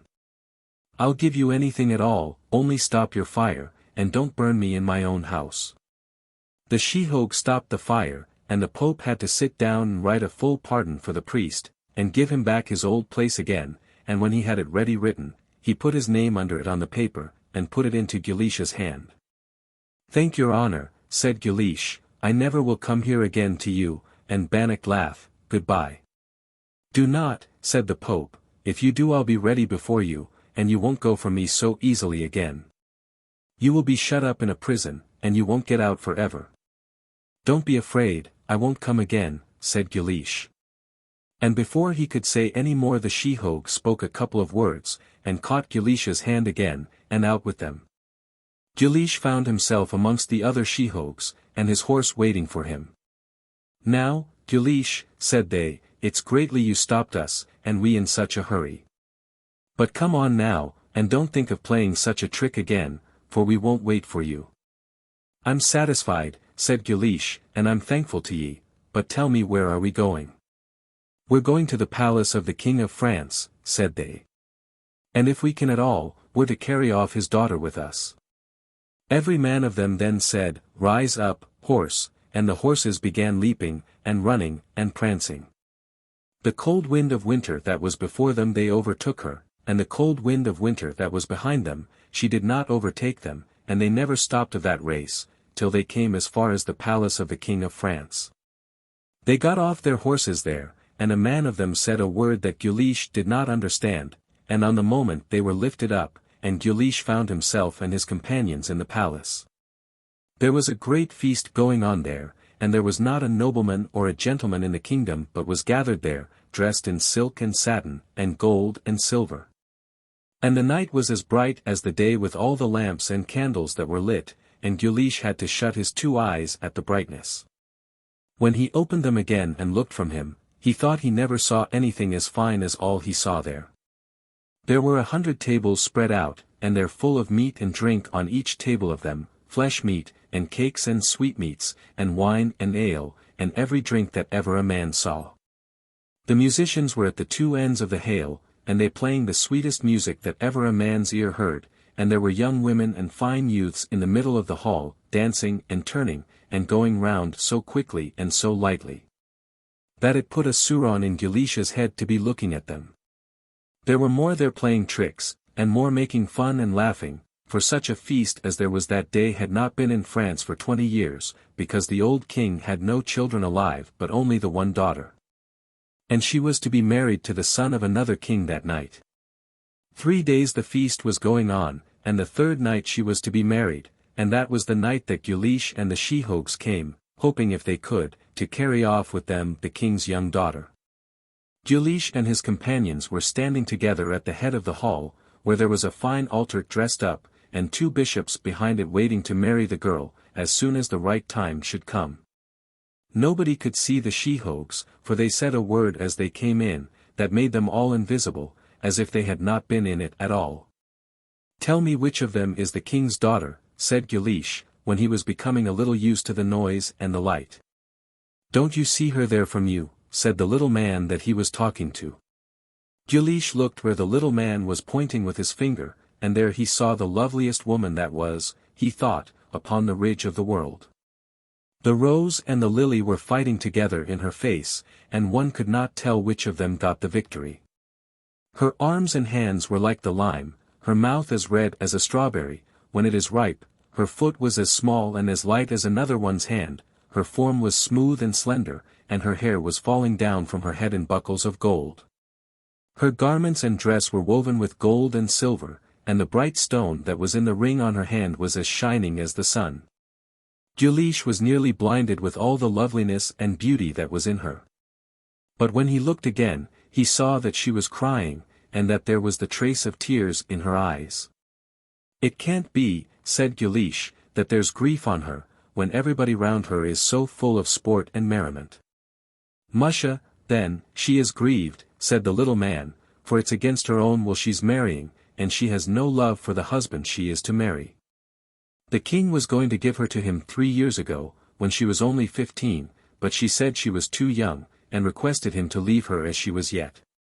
The king gave her a year's grace, and when that year was up he gave her another year's grace, and then another, but a week or a day he would not give her longer, and she is 18 years old tonight, and it's time for her to marry. But, indeed, says he, and he crooked his mouth in an ugly way, indeed, it's no king's son she'll marry, if I can help it. Guleesh pitied the handsome young lady greatly when he heard that, and he was heartbroken to think that it would be necessary for her to marry a man she did not like, or what was worse, to take a nasty she-hog for a husband. However, he did not say a word, though he could not help giving many a curse to the ill luck that was laid out for himself, and he helping the people that were to snatch her away from her home and from her father. He began thinking, then, what it was he ought to do to save her, but he could think of nothing. "Oh, if I could only give her some help and relief," said he, "I wouldn't care whether I were alive or dead, but I see nothing that I can do for her." He was looking on when the king's son came up to her and asked her for a kiss, but she turned her head away from him. Guleesh had double pity for her then, when he saw the lad taking her by the soft white hand, and drawing her out to dance. They went round in the dance near where Guleesh was, and he could plainly see that there were tears in her eyes. When the dancing was over, the old king, her father, and her mother, the queen, came up and said that this was the right time to marry her, that the bishop was ready and the couch prepared. And it was time to put the wedding ring on her and give her to her husband. The old king put a laugh out of him. "Upon my honor," he said, "the night is nearly spent, but my son will make a night for himself. I'll go bail he won't rise early tomorrow." "Musha, and maybe he would," said the she-hog in Guleesh's ear, "or not go to bed, perhaps, at all." "Ha, ha, ha." Guleesh gave him no answer, for his two eyes were going out on his head watching to see what they would do then. The king took the youth by the hand, and the queen took her daughter, and they went up together to the altar, with the lords and great people following them. When they came near the altar, and were no more than about 4 yards from it, the little she-hog stretched out his foot before the girl, and she fell. Before she was able to rise again he threw something that was in his hand upon her, said a couple of words, and upon the moment the maiden was gone from amongst them. Nobody could see her, for that word made her invisible. The little maneen seized her and raised her up behind Guleesh, and the king nor no one else saw them, but out with them through the hall till they came to the door. Oro! Dear Mary! It's there the pity was, and the trouble, and the crying, and the wonder, and the searching, and the rukon, when that lady disappeared from their eyes, and without their seeing what did it. Out on the door of the palace with them, without being stopped or hindered, for nobody saw them, and, my horse, my bridle, and saddle, says every man of them. My horse, my bridle, and saddle, says Guleesh. And on the moment the horse was standing ready caparisoned before him. Now, jump up, Guleesh, said the little man, and put the lady behind you, and we will be going, the morning is not far off from us now. Guleesh raised her up on the horse's back, and leaped up himself before her, and, rise horse, said he, and his horse, and the other horses with him, went in a full race until they came to the sea. Hie over, Cap, said every man of them. Hie over, Cap, said Guleesh, and on the moment the horse rose under him, and cut a leap in the clouds, and came down in Erin. They did not stop there, but went of a race to the place where was Guleesh's house and the rath. And when they came as far as that, Guleesh turned and caught the young girl in his 2 arms, and leaped off the horse. I call and cross you to myself, in the name of God, said he. And on the spot, before the word was out of his mouth, the horse fell down, and what was in it but the beam of a plough, of which they had made a horse, and every other horse they had, it was that way they made it. Some of them were riding on an old besom, and some on a broken stick, and more on a bohallon, ragweed, or a hemlock stalk. The good people called out together when they heard what Guleesh said. Oh, Guleesh, you clown, you thief! That no good may happen you, why did you play that trick on us? But they had no power at all to carry off the girl, after Guleesh had consecrated her to himself. Oh, Guleesh, isn't that a nice turn you did us, and we so kind to you? What good have we now out of our journey to Rome and to France? Never mind yet, you clown, but you'll pay us another time for this. Believe us, you'll repent it. He'll have no good to get out of the young girl, said the little man that was talking to him in the palace before that, and as he said the word he moved over to her and struck her a slap on the side of the head. Now, says he, she'll be without talk any more. Now, Guleesh, what good will she be to you when she'll be dumb? It's time for us to go, but you'll remember us, Guleesh Na Guss Dhu. When he said that he stretched out his two hands, and before Guleesh was able to give an answer, he and the rest of them were gone into the wrath out of his sight, and he saw them no more. He turned to the young woman and said to her, Thanks be to God, they're gone. Would you not sooner stay with me than with them?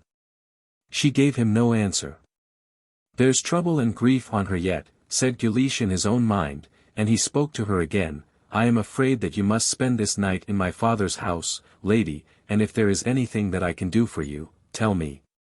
And I'll be your servant. The beautiful girl remained silent, but there were tears in her eyes, and her face was white and red after each other. Lady, said Guleesh, tell me what you would like me to do now. I never belonged at all to that lot of sheehogues who carried you away with them. I am the son of an honest farmer, and I went with them without knowing it. If I'll be able to send you back to your father I'll do it, and I pray you make any use of me now that you may wish. He looked into her face, and he saw the mouth moving as if she was going to speak, but there came no word from it. It cannot be, said Guleesh, that you are dumb. Did I not hear you speaking to the king's son in the palace tonight? Or has that devil made you really dumb, when he struck his nasty hand on your jaw? The girl raised her white smooth hand, and laid her finger on her tongue, to show him that she had lost her voice and power of speech, and the tears ran out of her two eyes like streams, and Guleesh's own eyes were not dry. For as rough as he was on the outside he had a soft heart, and could not stand the sight of the young girl, and she in that unhappy plight. He began thinking with himself what he ought to do, and he did not like to bring her home with himself to his father's house, for he knew well that they would not believe him. That he had been in France and brought back with him the king of France's daughter, and he was afraid they might make a mock of the young lady or insult her. As he was doubting what he ought to do, and hesitating, he chanced to put his hand in his pocket, and he found a paper in it.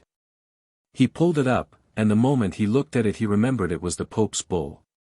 Glory be to God, said he, I know now what I'll do, I'll bring her to the priest's house, and as soon as he sees the pardon I have here, he won't refuse me to keep the lady in care her. He turned to the lady again and told her that he was loath to take her to his father's house, but that there was an excellent priest very friendly to himself, who would take good care of her, if she wished to remain in his house. But that if there was any other place she would rather go, he said he would bring her to it. She bent her head, to show him she was obliged, and gave him to understand that she was ready to follow him any place he was going.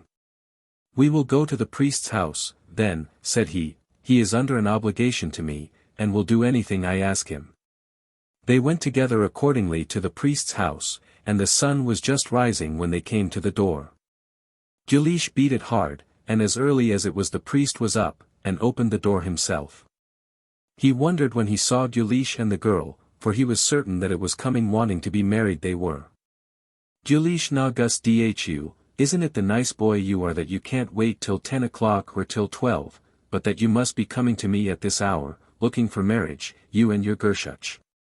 You ought to know that I'm broken, and that I can't marry you, or at all events, can't marry you lawfully. But Ubabu, said he, suddenly, as he looked again at the young girl, in the name of God, who have you here? Who is she, or how did you get her? Father, said Guleesh, you can marry me, or anybody else, any more, if you wish. But it's not looking for marriage I came to you now, but to ask you, if you please, to give a lodging in your house to this young lady. And with that he drew out the Pope's bull, and gave it to the priest to read. The priest took it, and read it, and looked sharply at the writing and seal, and he had no doubt but it was a right bull, from the hand of the Pope. Where did you get this? Said he to Guleesh, and the hand he held the paper in, was trembling with wonder and joy. Oh, musha, said Guleesh, barely enough, I got it last night in Rome. I remained a couple of hours in the city there, when I was on my way to bring this young lady, daughter of the King of France, back with me. The priest looked at him as though he had 10 heads on him. But without putting any other question to him, he desired him to come in, himself and the maiden, and when they came in, he shut the door, brought them into the parlour, and put them sitting. "Now, Guleesh," said he, "tell me truly, where did you get this bull, and who is this young lady, and whether you're out of your senses really, or are only making a joke of me?" "I'm not telling a word of lie, nor making a joke of you," said Guleesh, "but it was from the Pope himself I got the paper, and it was from the palace of the King of France I carried off this lady, and she is the daughter of the King of France." He began his story then, and told the whole to the priest, and the priest was so much surprised that he could not help calling out at times, or clapping his hands together. When Guleesh said from what he saw he thought the girl was not satisfied with the marriage that was going to take place in the palace before he and the she-hogs broke it up, there came a red blush into the girl's cheek. And he was more certain than ever that she had sooner be as she was badly as she was than be the married wife of the man she hated. When Guleesh said that he would be very thankful to the priest if he would keep her in his own house, the kind man said he would do that as long as Guleesh pleased, but that he did not know what they ought to do with her, because they had no means of sending her back to her father again. Guleesh answered that he was uneasy about the same thing, and that he saw nothing to do but to keep quiet until they should find some opportunity of doing something better. They made it up then between themselves that the priest should let on that it was his brother's daughter he had, who was come on a visit to him from another county, and that he should tell everybody that she was dumb, and do his best to keep everyone away from her. They told the young girl what it was they intended to do, and she showed by her eyes that she was obliged to them. Guleesh went home then, and when his people asked him where he was, he said that he was asleep at the foot of the ditch, and passed the night there. There was great wonderment on the neighbours when the honest priest showed them the Pope's bull, and got his old place again, and everyone was rejoiced, for, indeed, there was no fault at all in that honest man, except that now and again he would have too much liking for a drop of the bottle. But no one could say that he ever saw him in a way that he could not utter, "Here's to your health," as well as ever a man in the kingdom. But if they wondered to see the priest back again in his old place, much more did they wonder at the girl who came so suddenly to his house without anyone knowing where she was from, or what business she had there. Some of the people said that everything was not as it ought to be, and others that it was not possible that the Pope gave back his place to the priest after taking it from him before, on account of the complaints about his drinking. And there were more of them, too, who said that Guleesh Na Guss Dhu was not like the same man that was in it before, and that it was a great story, i.e., a thing to wonder at, how he was drawing every day to the priest's house, and that the priest had a wish and a respect for him, a thing they could not clear up at all. That was true for them, indeed, for it was seldom the day went by but Guleesh would go to the priest's house, and have a talk with him, and as often as he would come he used to hope to find the young lady well again, and with leave to speak. But, alas! She remained dumb and silent, without relief or cure. Since she had no other means of talking she carried on a sort of conversation between herself and himself, by moving her hand and fingers, winking her eyes, opening and shutting her mouth, laughing or smiling, and 1,000 other signs. So that it was not long until they understood each other very well. Guleesh was always thinking how he should send her back to her father, but there was no one to go with her, and he himself did not know what road to go, for he had never been out of his own country before the night he brought her away with him. Nor had the priest any better knowledge than he, but when Guleesh asked him, he wrote 3 or 4 letters to the King of France, and gave them to buyers and sellers of wares, who used to be going from place to place across the sea. But they all went astray, and never one came to the king's hand. This was the way they were for many months, and Guleesh was falling deeper and deeper in love with her every day, and it was plain to himself and the priest that she liked him. The boy feared greatly at last, lest the king should really hear where his daughter was, and take her back from himself, and he besought the priest to write no more, but to leave the matter to God. So they passed the time for a year, until there came a day when Guleesh was lying by himself on the grass, on the last day of the last month in autumn, i.e., October, and he thinking over again in his own mind of everything that happened to him from the day that he went with the sheehogues across the sea. He remembered then, suddenly, that it was one November night that he was standing at the gable of the house, when the whirlwind came, and the sheehogues in it, and he said to himself, "We have November night again today. And I'll stand in the same place I was last year, until I see will the good people come again. Perhaps I might see or hear something that would be useful to me, and might bring back her talk again to Mary," that was the name himself and the priest called the king's daughter, for neither of them knew her right name. He told his intention to the priest, and the priest gave him his blessing. Guleesh accordingly went to the old rath when the night was darkening, and he stood with his bent elbow leaning on a grey old flag, waiting till the middle of the night should come. The moon rose slowly, and it was like a knob of fire behind him. And there was a white fog which was raised up over the fields of grass and all damp places, through the coolness of the night after a great heat in the day. The night was calm as is a lake when there is not a breath of wind to move a wave on it, and there was no sound to be heard but the cronan, hum, of the insects that would go by from time to time, or the hoarse sudden scream of the wild geese, as they passed from lake to lake, half a mile up in the air over his head. Or the sharp whistle of the phadogues and flybeans, golden and green plover, rising and lying and rising, as they do on a calm night. There were 1,000 bright stars shining over his head, and there was a little frost out, which left the grass under his foot white and crisp. He stood there for an hour, for 2 hours, for 3 hours, and the frost increased greatly, so that he heard the breaking of the trenines under his foot as often as he moved. He was thinking, in his own mind, at last, that the sheehogues would not come that night, and that it was as good for him to return back again, when he heard a sound far away from him, coming towards him. And he recognized what it was at the first moment. The sound increased, and at first it was like the beating of waves on a stony shore, and then it was like the falling of a great waterfall, and at last it was like a loud storm in the tops of the trees. And then the whirlwind burst into the wrath of one rout, and the sheehogues were in it. It all went by him so suddenly that he lost his breath with it, but he came to himself on the spot, and put an ear on himself, listening to what they would say. Scarcely had they gathered into the rath till they all began shouting, and screaming, and talking amongst themselves, and then each one of them cried out, "My horse, and bridle, and saddle! My horse, and bridle, and saddle!" And Guleesh took courage, and called out as loudly as any of them, "My horse, and bridle, and saddle! My horse, and bridle, and saddle!" But before the word was well out of his mouth, another man cried out, "Ora! Guleesh, my boy, are you here with us again? How are you coming on with your woman? There's no use in your calling for your horse tonight. I'll go bail you won't play on us again.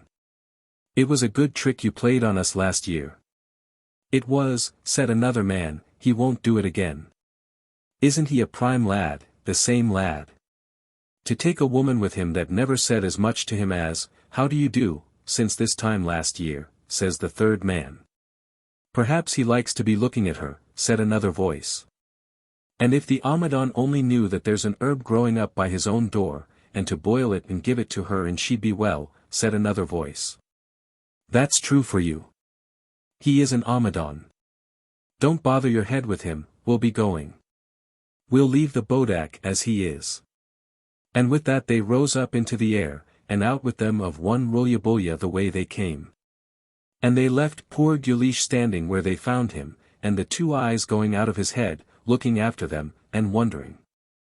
He did not stand long till he returned back, and he thinking in his own mind on all he saw and heard, and wondering whether there was really an herb at his own door that would bring back the talk to the king's daughter.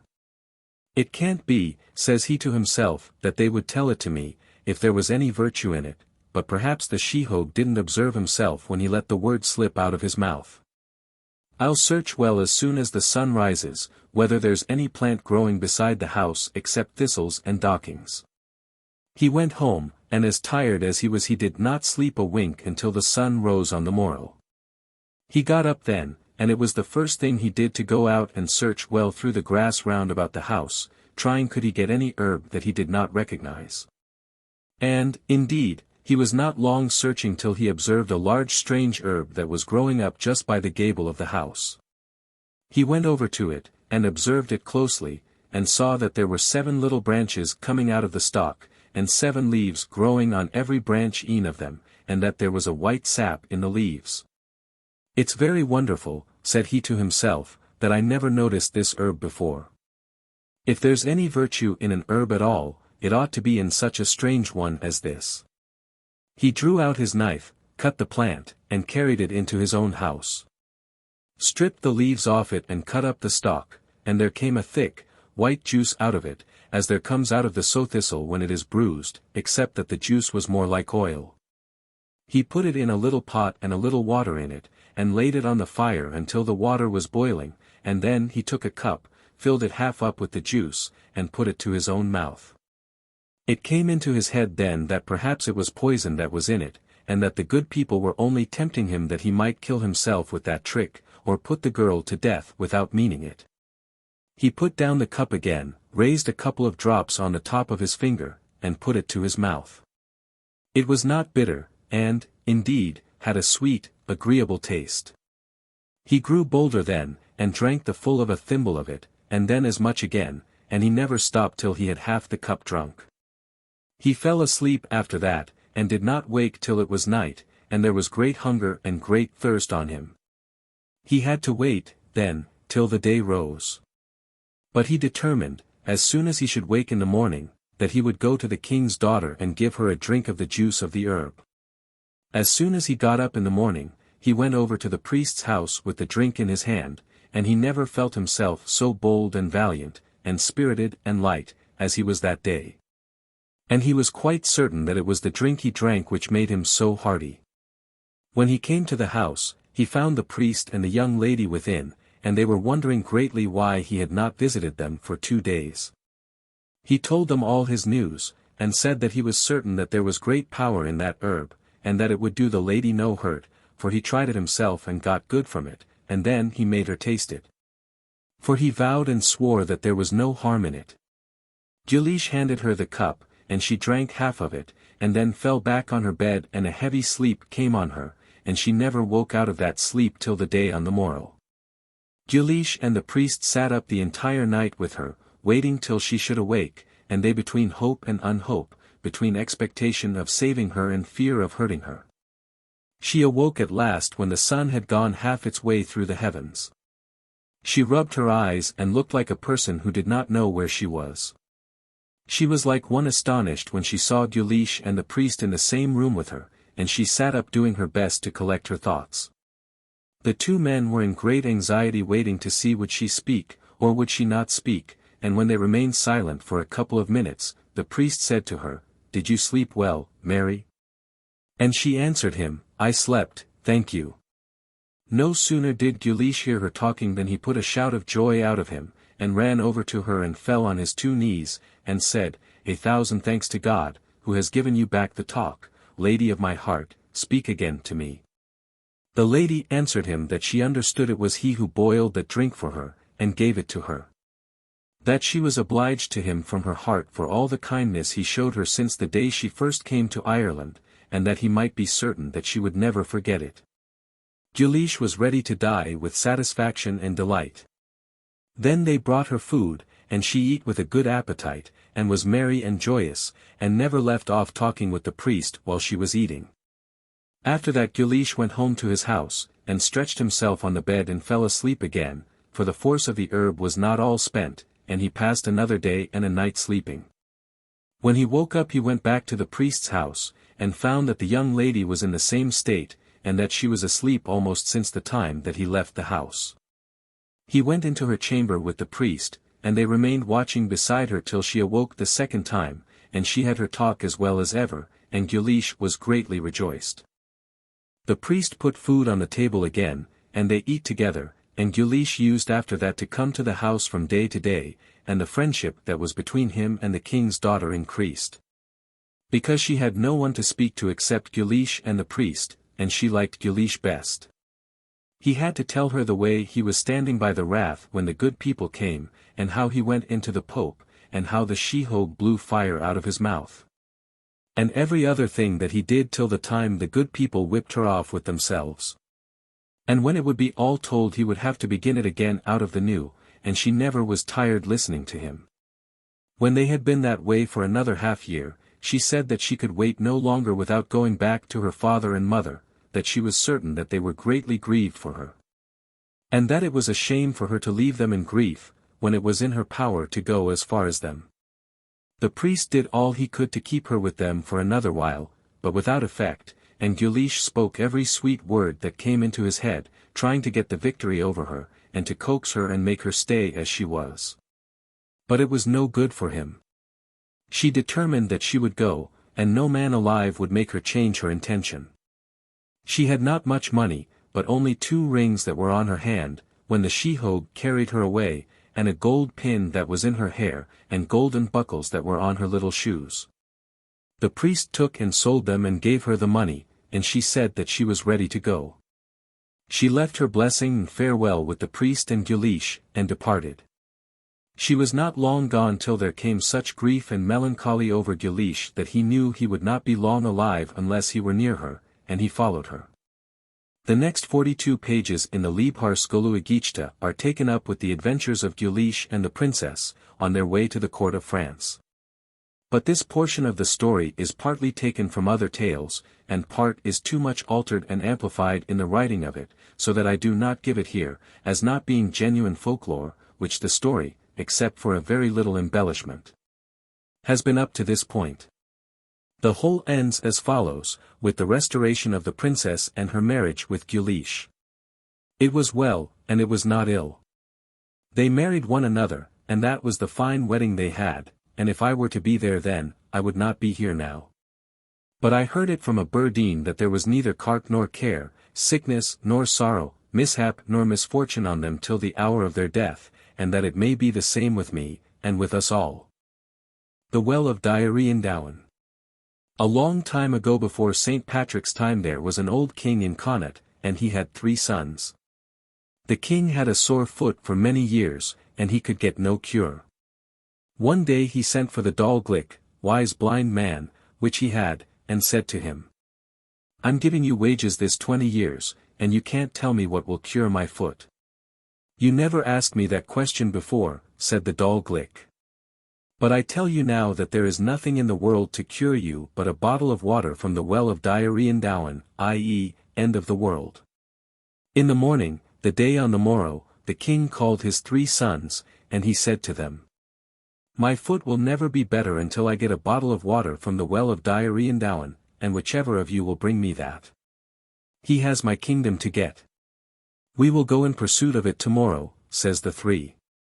The names of the 3 were Art, Nart, i.e., strength, and Cart 27, i.e., right. On the morning of the day on the morrow, the king gave to each one of them a purse of gold, and they went on their way. When they came as far as the crossroads, Art said, "Each one of us ought to go a road for himself, and if one of us is back before a year and a day, let him wait till the other 2 come. Or else let him set up a stone as a sign that he has come back safe." They parted from one another after that, and Art and Nart went to an inn and began drinking, but Cart went on by himself. He walked all that day without knowing where he was going. As the darkness of the night came on he was entering a great wood, and he was going forwards in the wood, until he came to a large house. He went in and looked round him, but he saw nobody, except a large white cat sitting beside the fire. When the cat saw him she rose up and went into another room. He was tired and sat beside the fire. It was not long till the door of the chamber opened, and there came out an old hag. "100,000 welcomes before you, son of the king of Connaught," says the hag. "How did you know me?" says the king's son. "Oh, many's the good day I spent in your father's castle in Buissonny, and I know you since you were born," said the hag. Then she prepared him a fine supper, and gave it to him. When he had eaten and drunk enough, she said to him, "You made a long journey today, come with me until I show you a bed." Then she brought him to a fine chamber, showed him a bed, and the king's son fell asleep. He did not awake until the sun was coming in on the windows the next morning. Then he rose up, dressed himself, and was going out, when the hag asked him where he was going. "I don't know," said the king's son. "I left home to find out the well of Down. "I'm after walking a good many places," said the hag, "but I never heard talk of the well of Down before." The king's son went out, and he was travelling till he came to a crossroads between two woods. He did not know which road to take. He saw a seat under the trunk of a great tree. When he went up to it he found it written, "This is the seat of travellers." The king's son sat down, and after a minute he saw the most lovely woman in the world coming towards him, and she dressed in red silk, and she said to him, "I often heard that it is better to go forward than back." Then she went out of his sight as though the ground should swallow her. The king's son rose up and went forward. He walked that day till the darkness of the night was coming on, and he did not know where to get lodgings. He saw a light in a wood, and he drew towards it. The light was in a little house. There was not as much as the end of a feather jutting up on the outside nor jutting down on the inside, but only one single feather that was keeping up the house. He knocked at the door, and an old hag opened it. "God save all here," says the king's son. "A 100 welcomes before you, son of the king of the castle of Weasel," said the hag. "How do you know me?" said the king's son. "It was my sister nursed you," said the hag, "and sit down till I get your supper ready." When he ate and drank his enough, she put him to sleep till morning. When he rose up in the morning, he prayed to God to direct him on the road of his luck. "How far will you go today?" said the hag. "I don't know," said the king's son. "I'm in search of the well of Down. "I'm 300 years here," said the hag, "and I never heard of such a place before. But I have a sister older than myself, and, perhaps, she may know of it. Here is a ball of silver for you, and when you will go out upon the road throw it up before you, and follow it till you come to the house of my sister." When he went out on the road he threw down the ball, and he was following it until the sun was going under the shadow of the hills. Then he went into a wood, and came to the door of a little house. When he struck the door, a hag opened it and said, "A 100,000 welcomes before you, son of the king of the castle of Weasel, who were at my sister's house last night. You made a long journey today. Sit down. I have a supper ready for you." When the king's son ate and drank his enough, the hag put him to sleep, and he did not wake up till the morning. Then the hag asked, "Where are you going?" "I don't rightly know," said the king's son. "I left home to find out the well of Down. "I am over 500 years of age," said the hag, "and I never heard talk of that place before, but I have a brother, and if there is any such place in the world, he'll know of it. He is living 700 miles from here." "It's a long journey," said the king's son. "You'll be there tonight," said the hag. Then she gave him a little garown, nag, gelding, about the size of a goat. "That little beast won't be able to carry me," said the king's son. "Wait till you go riding on it," said the hag. The king's son got on the garown, and out for ever with him as fast as lightning. When the sun was going under, that evening, he came to a little house in a wood. The king's son got off the garown, went in, and it was not long till an old grey man came out, and said, "A 100,000 welcomes to you, son of the king of the castle of Weasel. You're in search of the well of Down. "I am, indeed," said the king's son. "Many's the good man went that way before you, but not a man of them came back alive," said the old man. "However, I'll do my best for you. Stop here tonight, and we'll have sport tomorrow." Then he dressed a supper and gave it to the king's son, and when he ate and drank, the old man put him to sleep. In the morning of the day on the morrow, the old man said, "I found out where the well of Down is. But it is difficult to go as far as it. We must find out if there's any good in you with the tight loop, bow." Then he brought the king's son out into the wood, gave him the loop, and put a mark on a tree 20 yards from him, and told him to strike it. He drew the loop and struck the mark. "You'll do the business," said the old man. They then went in, and spent the day telling stories till the darkness of the night was come. When the darkness of the night was come, the old man gave him a loop, bow, and a sheaf of sharp stings, darts, and said, "Come with me now." They were going until they came to a great river. Then the old man said, "Go on my back, and I'll swim across the river with you, but if you see a great bird coming, kill him, or we shall be lost." Then the king's son got on the old man's back, and the old man began swimming. When they were in the middle of the river, the king's son saw a great eagle coming, and his gob, beak, open. The king's son drew the loop and wounded the eagle. "Did you strike him?" said the old man. "I struck him," said the king's son, "but here he comes again." He drew the loop the second time and the eagle fell dead. When they came to the land, the old man said, "We are on the island of the well of Douglas. The queen is asleep, and she will not waken for a day and a year. She never goes to sleep but once in 7 years. There is a lion and a monster, Yulfeist, watching at the gate of the well, but they go to sleep at the same time with the queen, and you will have no difficulty in going to the well. Here are 2 bottles for you. Fill one of them for yourself and the other for me, and it will make a young man of me." The king's son went off, and when he came as far as the castle he saw the lion and the monster sleeping on each side of the gate. Then he saw a great wolf throwing up water out of the well, and he went and filled the 2 bottles, and he was coming back when he saw a shining light in the castle. He looked in through the window and saw a great table. There was a loaf of bread, with a knife, a bottle, and a glass on it. He filled the glass, but he did not diminish the bottle. He observed that there was a writing on the bottle and on the loaf. And he read on the bottle, "Water for the world," and on the loaf, "Bread for the world." He cut a piece off the loaf, but it only grew bigger. "My grief! That we haven't that loaf and that bottle at home," said the king's son, "and there'd be neither hunger nor thirst on the poor people." Then he went into a great chamber, and he saw the queen and 11 waiting maids asleep, and a sword of light hung above the head of the queen. It was it that was giving light to the whole castle. When he saw the queen, he said to himself, "It's a pity to leave that pretty mouth without kissing it." He kissed the queen, and she never awoke, and after that he did the same to the 11 maidens.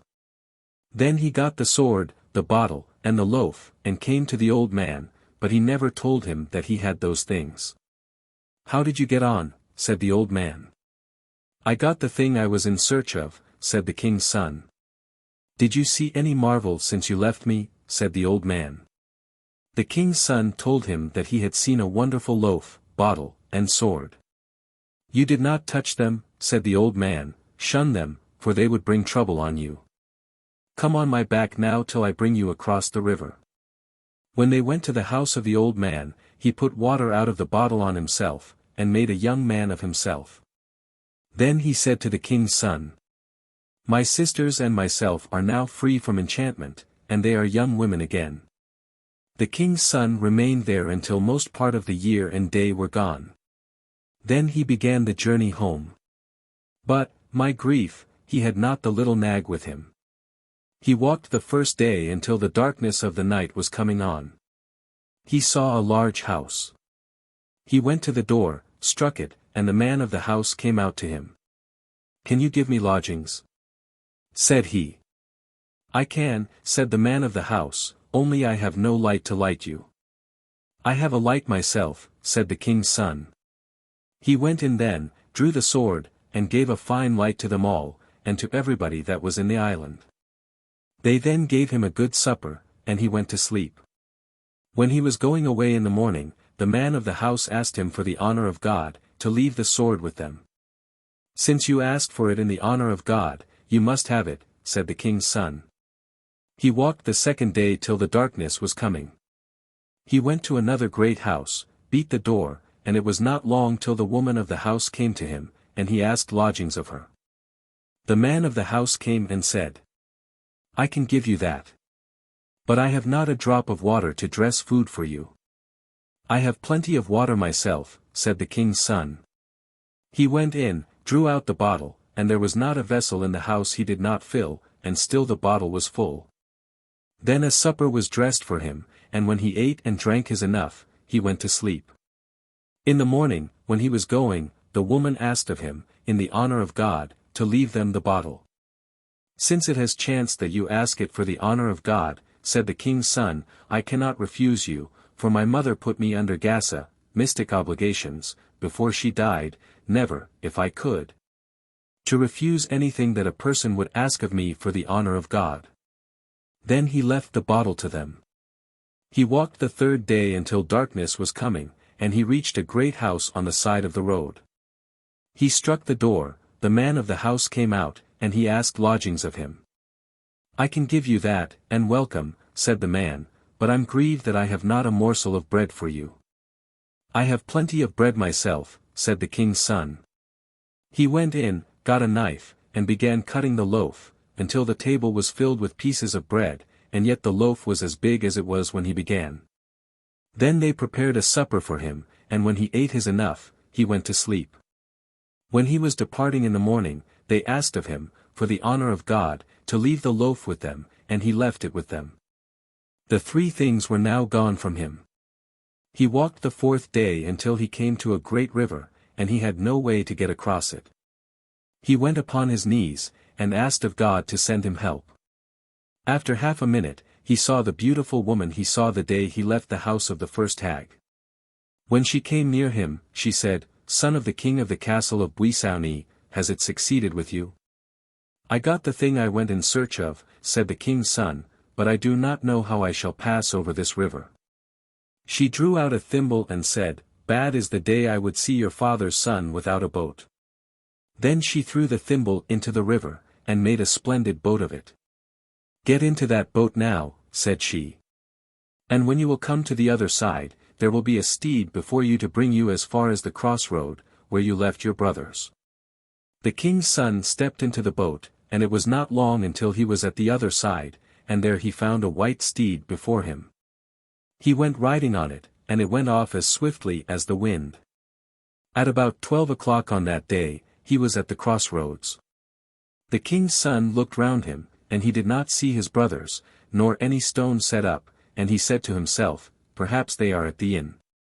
He went there, and found Art and Nart, and they 2/3 drunk. They asked him how he went on since he left them. "I have found out the well of Diarrheandowen, and I have the bottle of water," said Cart. Nart and Art were filled with jealousy, and they said one to the other, "It's a great shame that the youngest son should have the kingdom." "We'll kill him, and bring the bottle of water to my father," said Nart. "And we'll say that it was ourselves who went to the well of Diarrheandowen." "I'm not with you there," said Art, "but we'll set him drunk, and we'll take the bottle from him. My father will believe me and you, before he'll believe our brother, because he has an idea that there's nothing in him but a half Amadon." Then, he said to Cart, "Since it has happened that we have come home safe and sound, we'll have a drink before we go home." They called for a quart of whiskey, and they made Cart drink the most of it, and he fell drunk. Then they took the bottle of water from him, went home themselves, and gave it to the king. He put a drop of the water on his foot, and it made him as well as ever he was. Then they told him that they had great trouble to get the bottle of water. That they had to fight giants, and to go through great dangers. "Did ye see Cart on your road?" said the king. "He never went farther than the inn, since he left us," said they, "and he's in it now, blind drunk."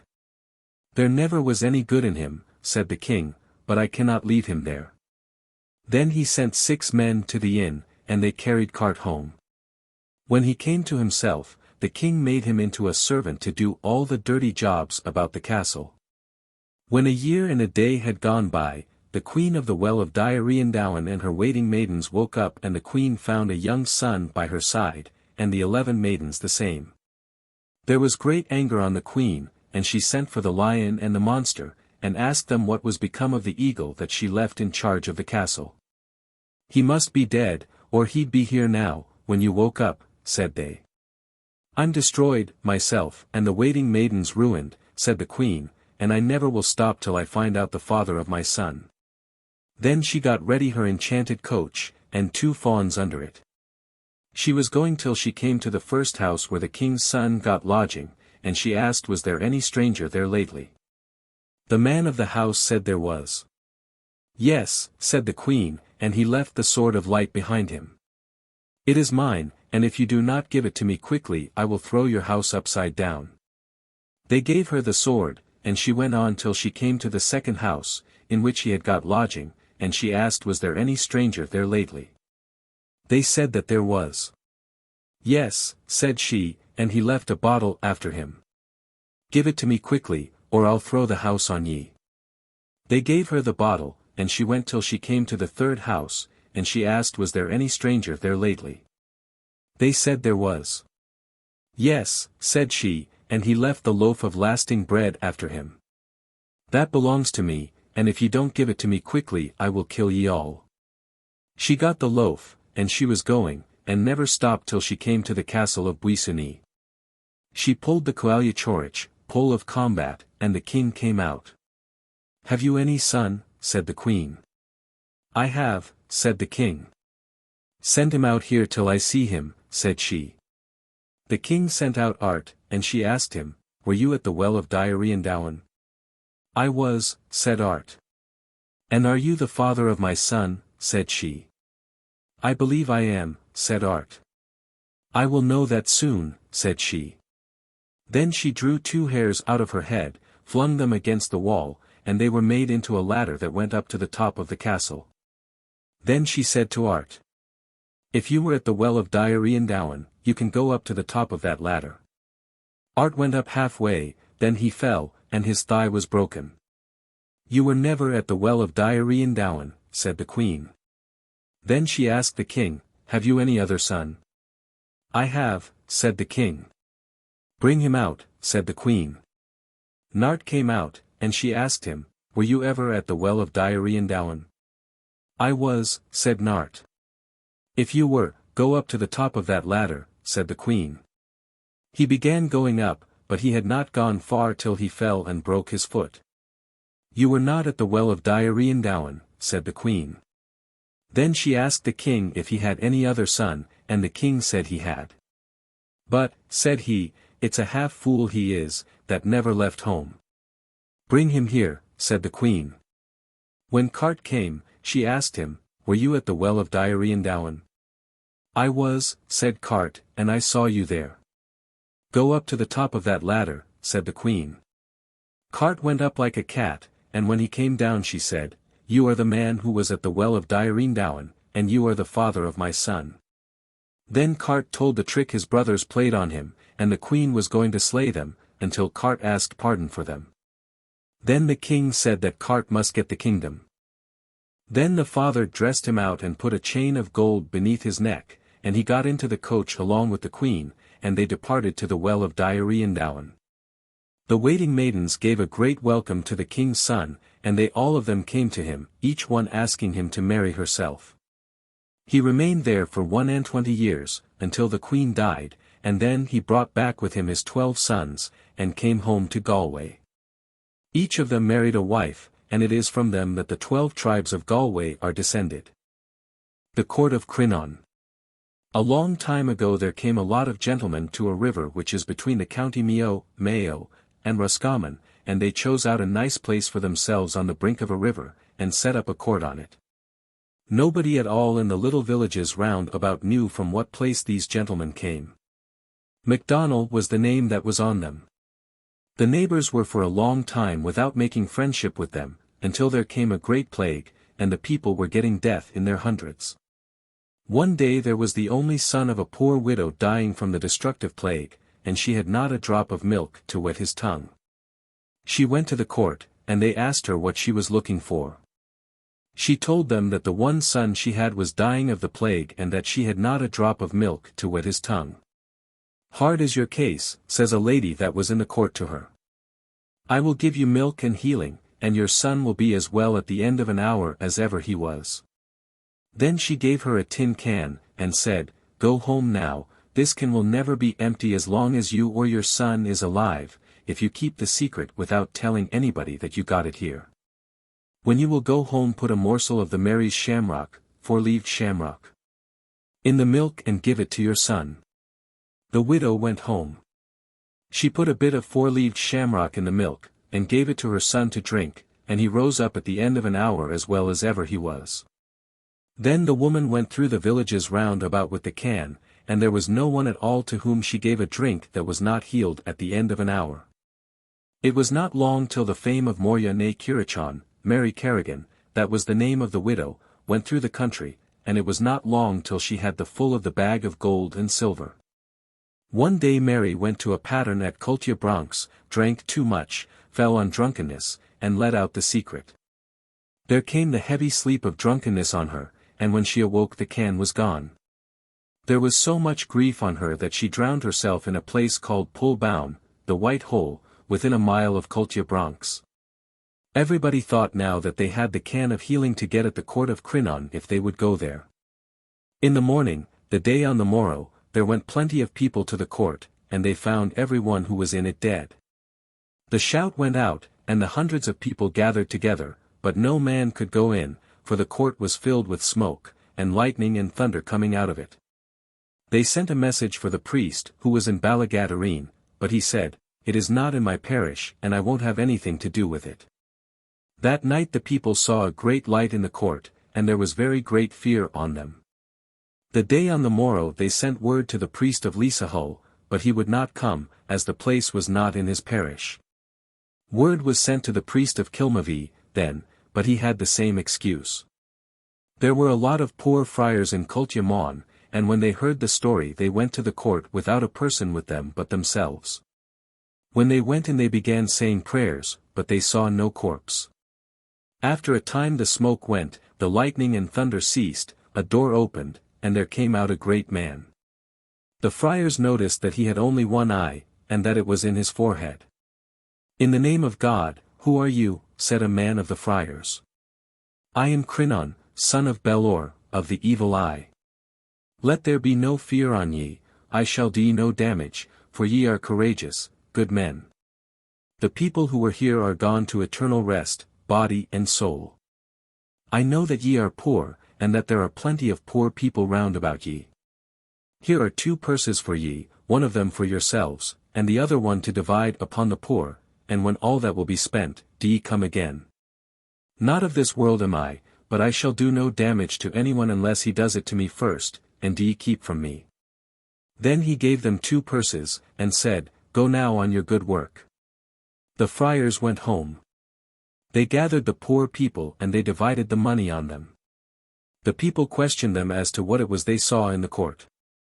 "It is a secret each thing we saw in the court, and it is our advice to ye not to go near the court, and no harm will come upon ye." The priests were covetous when they heard that the friars got plenty of money in the court, and the 3 of them went there with the hope that they would get some as the friars got it. When they went in they began crying aloud, "Is there any person here? Is there any person here?" Crinnawn came out of a chamber and asked, "What are you looking for?" "We came to make friendship with you," said the priests. "I thought that priests were not given to telling lies," said Crinnawn. "Ye came with a hope that ye would get money as the poor friars got. Ye were afraid to come when the people sent for ye, and now ye will not get a keynote, mite. From me, for ye are not worth it. Don't you know that we have power to banish you out of this place," said the priests, "and we will make use of that power unless you will be more civil than you are." "I don't care for your power," said Crinnawn, "I have more power myself than all the priests that are in Ireland." "It's a lie you're speaking," said the priests. "Ye will see a small share of my power tonight," said Crinnawn. "I will not leave a wattle over your heads that I will not sweep into yonder river, and I could kill ye with the sight of my eye, if I chose. Ye will find the roofs of your houses in the river tomorrow morning. Now put no other questions on me, and threaten me no more, or it will be worse for ye." There came fear on the priests, and they went home, but they did not believe that their houses would be without a roof before morning.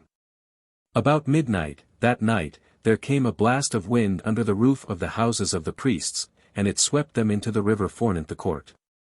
There was not a bone of the priests but was shaken with terror, and they had to get shelter in the houses of the neighbors till morning.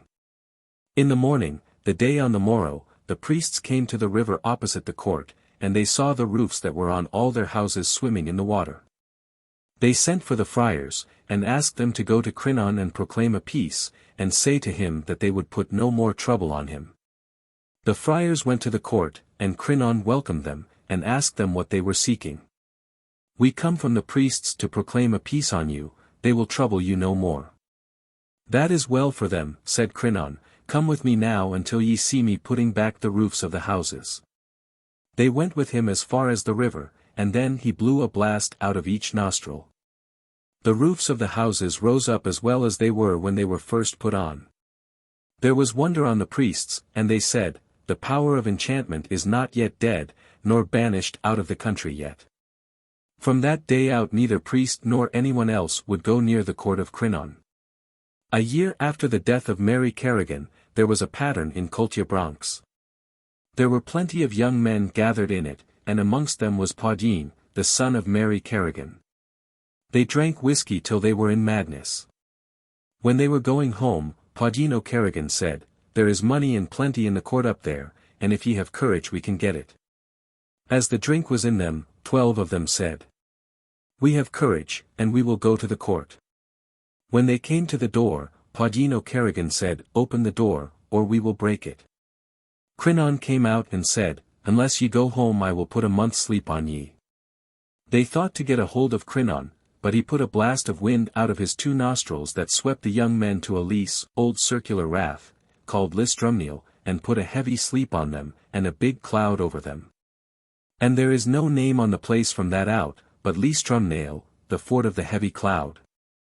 On the morning, the day on the morrow, the young men were not to be found either backwards or forwards, and there was great grief amongst the people.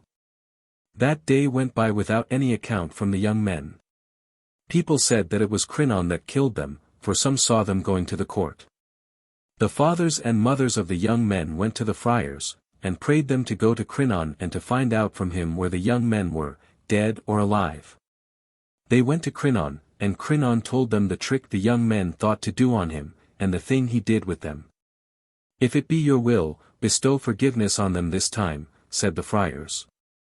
"They were mad with whiskey, and they won't be guilty again. On account of ye to ask it of me, I will loose them this time, but if they come again, I will put a sleep of 7 years on them. Come with me now till you see them." "It's bad walkers, we are," said the friars, "we would be a long time going to the place where they are." "Ye won't be 2 minutes going to it," said Crinnawn, "and ye will be back at home in the same time." Then he brought them out, and put a blast of wind out of his mouth, and swept them to Listrumniel, and he himself was there as soon as they. They saw the 12 young men asleep under a cloud in the lease, and there was great wonder on them. "Now," said Crinnawn, "I will send them home." He blew upon them, and they rose up like birds in the air, and it was not long until each one of them was at home, and the friars as well, and you may be certain that they did not go to the Court of Crinnawn any more. Crinnawn was living in the court years after that. One day the friars went on a visit to him, but he was not to be found. People say that the friars got great riches after Crinnawn. At the end of a period of time the roof fell off the court, as everyone was afraid to go and live in it. During many years after that, people would go round about a mile, before they would go near the old court. There is only a portion of the walls to be found now, but there is no name on the old court from that day till this day, but Court of Crinnawn, Crinnawn's court. Níl á Cuirí. There was no nicety about him. He said to his wife that he would go to the forge to get a doctoring instrument. He went to the forge the next day. "Where are you going to today?" said the smith. "I am going till you make me an instrument for doctoring." "What is the instrument I shall make you?" "Make a crumskeen and a galskeen, crooked knife and white knife." The smith made that for him. He came home. When the day came the day on the morrow Níl á Cuirí rose up. He made ready to be going as a doctor. He went. He was walking away. A red lad met him on the side of the high road. He saluted Níl á Cuirí, Níl saluted him. "Where are you going?" Says the red man. "I am going till I be my, i.e., a doctor." "It's a good trade," says the red man, "'twere best for you to hire me." "What's the wages you'll be looking for?" says Níl. Half of what we shall earn till we shall be back again on this ground. I'll give you that, says Neil. The couple walked on. There's a king's daughter, says the red man, with the, i.e., near to, death. We will go as far as her, till we see will we heal her. They went as far as the gate. The porter came to them. He asked them where were they going. They said that it was coming to look at the king's daughter they were, to see would they do her good. The king desired to let them in. They went in. They went to the place where the girl was lying. The red man went and took hold of her pulse. He said that if his master should get the price of his labor he would heal her. The king said that he would give his master whatever he should award himself. He said, if he had the room to himself and his master, that it would be better. The king said he should have it. He desired to bring down to him a skillet, little pot, of water. He put the skillet on the fire. He asked Neil Auchary, where is the doctoring instrument? Here they are, says Neil, a crumskeen and a galskeen. He put the crumskeen on the neck of the girl. He took the head off her. He drew a green herb out of his pocket. He rubbed it to the neck. There did not come one drop of blood. He threw the head into the skillet. He knocked a boil out of it. He seized hold on the 2 ears. He took it out of the skillet. He struck it down on the neck. The head stuck as well as ever it was. How do you feel yourself now? I am as well as ever I was, said the king's daughter. The big man shouted. The king came down. There was great joy on him. He would not let them go away for 3 days. When they were going he brought down a bag of money. He poured it out on the table. He asked of Neil Auchary had he enough there. Neil said he had, and more than enough, that they would take but the half. The king desired them not to spare the money. There's the daughter of another king waiting for us to go and look at her. They bade farewell to the king and they went there. They went looking at her. They went to the place where she was lying, looking at her in her bed, and it was the same way this one was healed. The king was grateful, and he said he did not mind how much money Neil should take of him. He gave him 300 pounds of money. They went then, drawing on home. There's a king's son in such and such a place, said the red man, but we won't go to him, we will go home with what we have. They were drawing on home. The king had bestowed 50 of heifers on them, to bring home with them. They were walking away. When they were in the place where Neil Auchary hired the red man, I think, says the red man, that this is the place I met you the first time. I think it is, says Neil Auchary.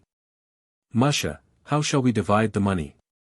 2 halves, says the red man, that's the bargain was in it. I think it a great deal to give you a half, says Neil Auchary, a third is big enough for you. I have a crumskeen and a galskeen, says Neil, and you have nothing. I won't take anything, said the red man, unless I get the half. They fell out about the money. The red man went and he left him. Neil Auchary was drawing home, riding on his beast. He was driving his share of cattle. The day came hot. The cattle went capering backwards and forwards. Neil Auchary was controlling them. When he would have 1 or 2 caught, the rest would be off when he used to come back. He tied his garron, gelding, to a bit of a tree. He was catching the cattle. At the last they were all off and away. He did not know where they went. He returned back to the place where he left his garron and his money. Neither the garron nor the money were to be got. He did not know then what he should do. He thought he would go to the house of the king whose son was ill. He went along, drawing towards the house of the king. He went looking on the lad in the place where he was lying. He took a hold of his pulse. He said he thought he would heal him. If you heal him, said the king, I will give you 300 pounds. If I were to get the room to myself, for a little, says he. The king said that he should get that. He called down for a skillet of water. He put the skillet on the fire. He drew his crumskeen. He went to take the head off him as he saw the red man doing. He was sawing at the head, and it did not come with him to cut it off the neck. The blood was coming. He took the head off him at last. He threw it into the skillet. He knocked a boil out of it. When he considered the head to be boiled enough, he made an attempt on the skillet. He got a hold of the 2 ears. The head fell in glitter, a gurgling mass, and the 2 ears came with him. The blood was coming greatly. It was going down, and out of the door of the room. When the king saw it going down, he knew that his son was dead. He desired to open the door. Nutt would not open the door. They broke the door. The man was dead. The floor was full of blood. They seized Nutt. He was to hang the next day. They gathered a guard till they should carry him to the place where he was to hang. They went the next day with him. They were walking away, drawing towards the tree where he should be hanged. They stopped his screaming. They see a man stripped making a running race. When they saw him, there was a fog of water round him with all he was running. When he came as far as them, he cried, "What are you doing to my master? If this man is your master, deny him, or you'll get the same treatment. It's I that it's right should suffer, it's I who made the delay. He sent me for medicine, and I did not come in time. Loose my master, perhaps he would heal the king's son yet." They loosed him. They came to the king's house. The red man went to the place where the dead man was. He began gathering the bones that were in the skillet. He gathered them all but only the 2 ears. "What did you do with the ears?" "I don't know," said Nutt. "I was so much frightened." The red man got the ears. He put them all together. He drew a green herb out of his pocket. He rubbed it round on the head. The skin grew on it, and the hair, as well as ever it was. He put the head in the skillet then. He knocked a boil out of it. He put the head back on the neck as well as ever it was. The king's son rose up in the bed. "How are you now?" says the red man. "I am well," says the king's son, "but that I'm weak." The red man shouted again for the king. There was great joy on the king when he saw his son alive. They spent that night pleasantly. The next day when they were going away, the king counted out 300 pounds. He gave it to Nutt. He said to Neil that if he had not enough he would give him more. Nutt said he had enough, and that he would not take a penny more. He bade farewell and left his blessing, and struck out, drawing towards home. When they saw that they were come to the place where they fell out with one another, "I think," says the red man, "that this is the place where we differed before." "It is, exactly," said Nutt. They sat down and they divided the money. He gave a half to the red man, and he kept another half himself. The red man bade him farewell, and he went. He was walking away for a while. He returned back. "I am here back again," said the red man. "I took another thought, to leave all your share of money with yourself. You yourself were open-handed. Do you mind the day you were going by past the churchyard? There were 4 inside in the churchyard, and a body with them in a coffin. There were a pair of them seeking to bury the body.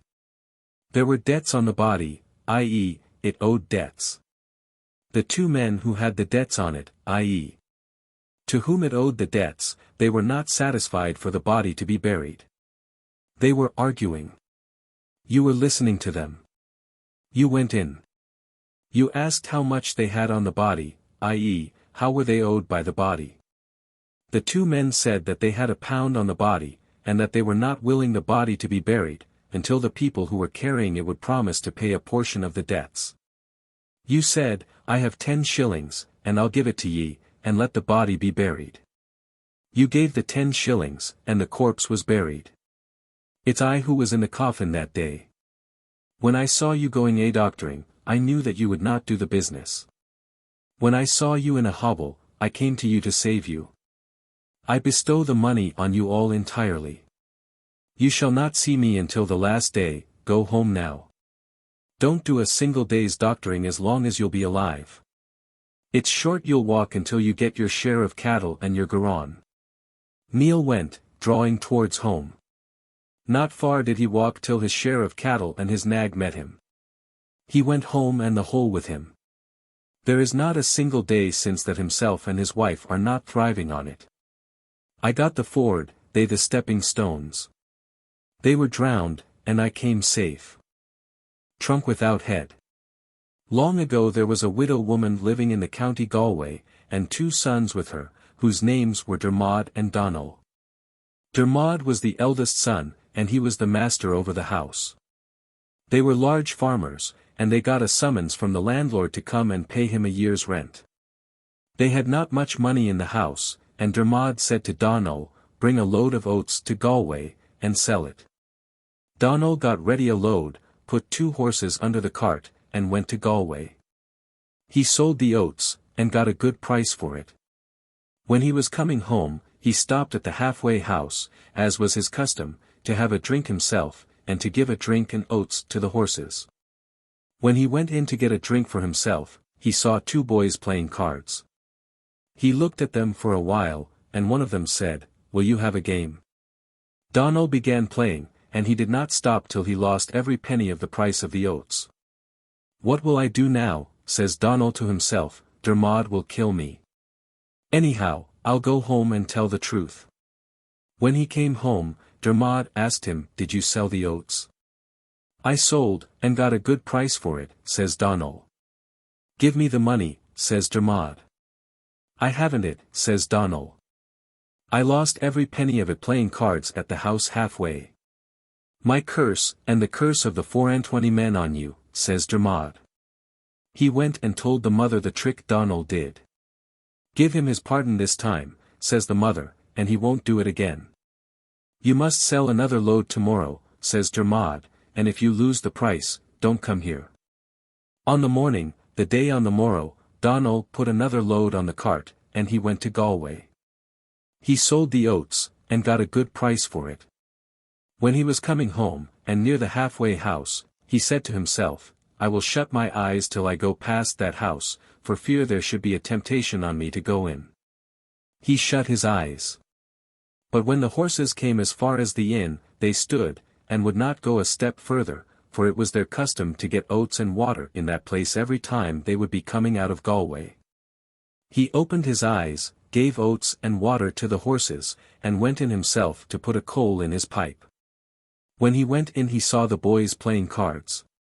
They asked him to play, and said that perhaps he might gain all that he lost the day before. As there is a temptation on the cards, Donal began playing, and he did not stop until he lost every penny of all that he had. "There is no good in my going home now," says Donal, "I'll stake the horses and the cart against all I lost." He played again, and he lost the horses and the cart. Then he did not know what he should do, but he thought and said, "Unless I go home, my poor mother will be anxious. I will go home and tell the truth to her. They can but banish me." When he came home, Dermod asked him, "Did you sell the oats? Or where are the horses and the cart?"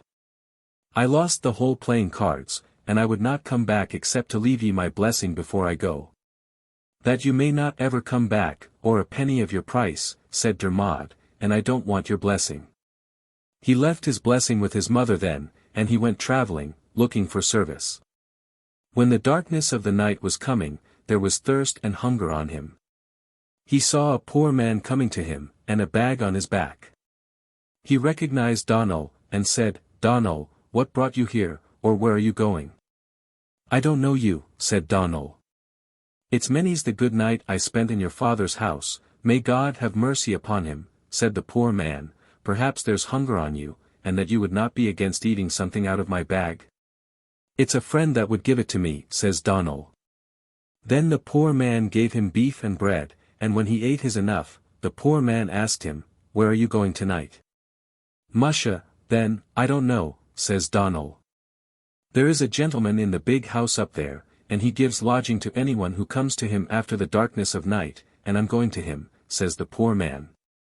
"Perhaps I would get lodgings with you," says Donal. "I have no doubt of it," says the poor man. The pair went to the big house, and the poor man knocked at the door, and the servant opened it. "I want to see the master of this house," says Donal. The servant went, and the master came. "I am looking for a night's lodging," said Donal. "I will give ye that, if ye wait. Go up to the castle there above, and I will be after ye, and if ye wait in it till morning, each man of ye will get 50 10-penny pieces, and ye will have plenty to eat and drink as well, and a good bed to sleep on." "That's a good offer," said they, "we will go there." The pair came to the castle, went into a room, and put down a fire. It was not long till the gentleman came, bringing beef, mutton, and other things to them. "Come with me now till I show ye the cellar, there's plenty of wine and ale in it, and ye can draw your enough." When he showed them the cellar, he went out, and he put a lock on the door behind him.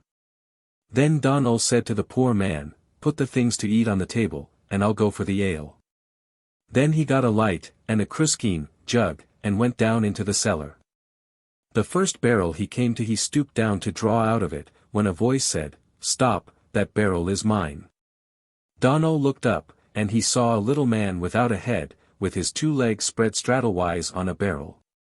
"If it is yours," says Donal, "I'll go to another." He went to another, but when he stooped down to draw, trunk, without, head said, "That barrel is mine." "They re not all yours," says Donal, "I'll go to another one." He went to another one. But when he began drawing out of it, trunk without head said, "That's mine."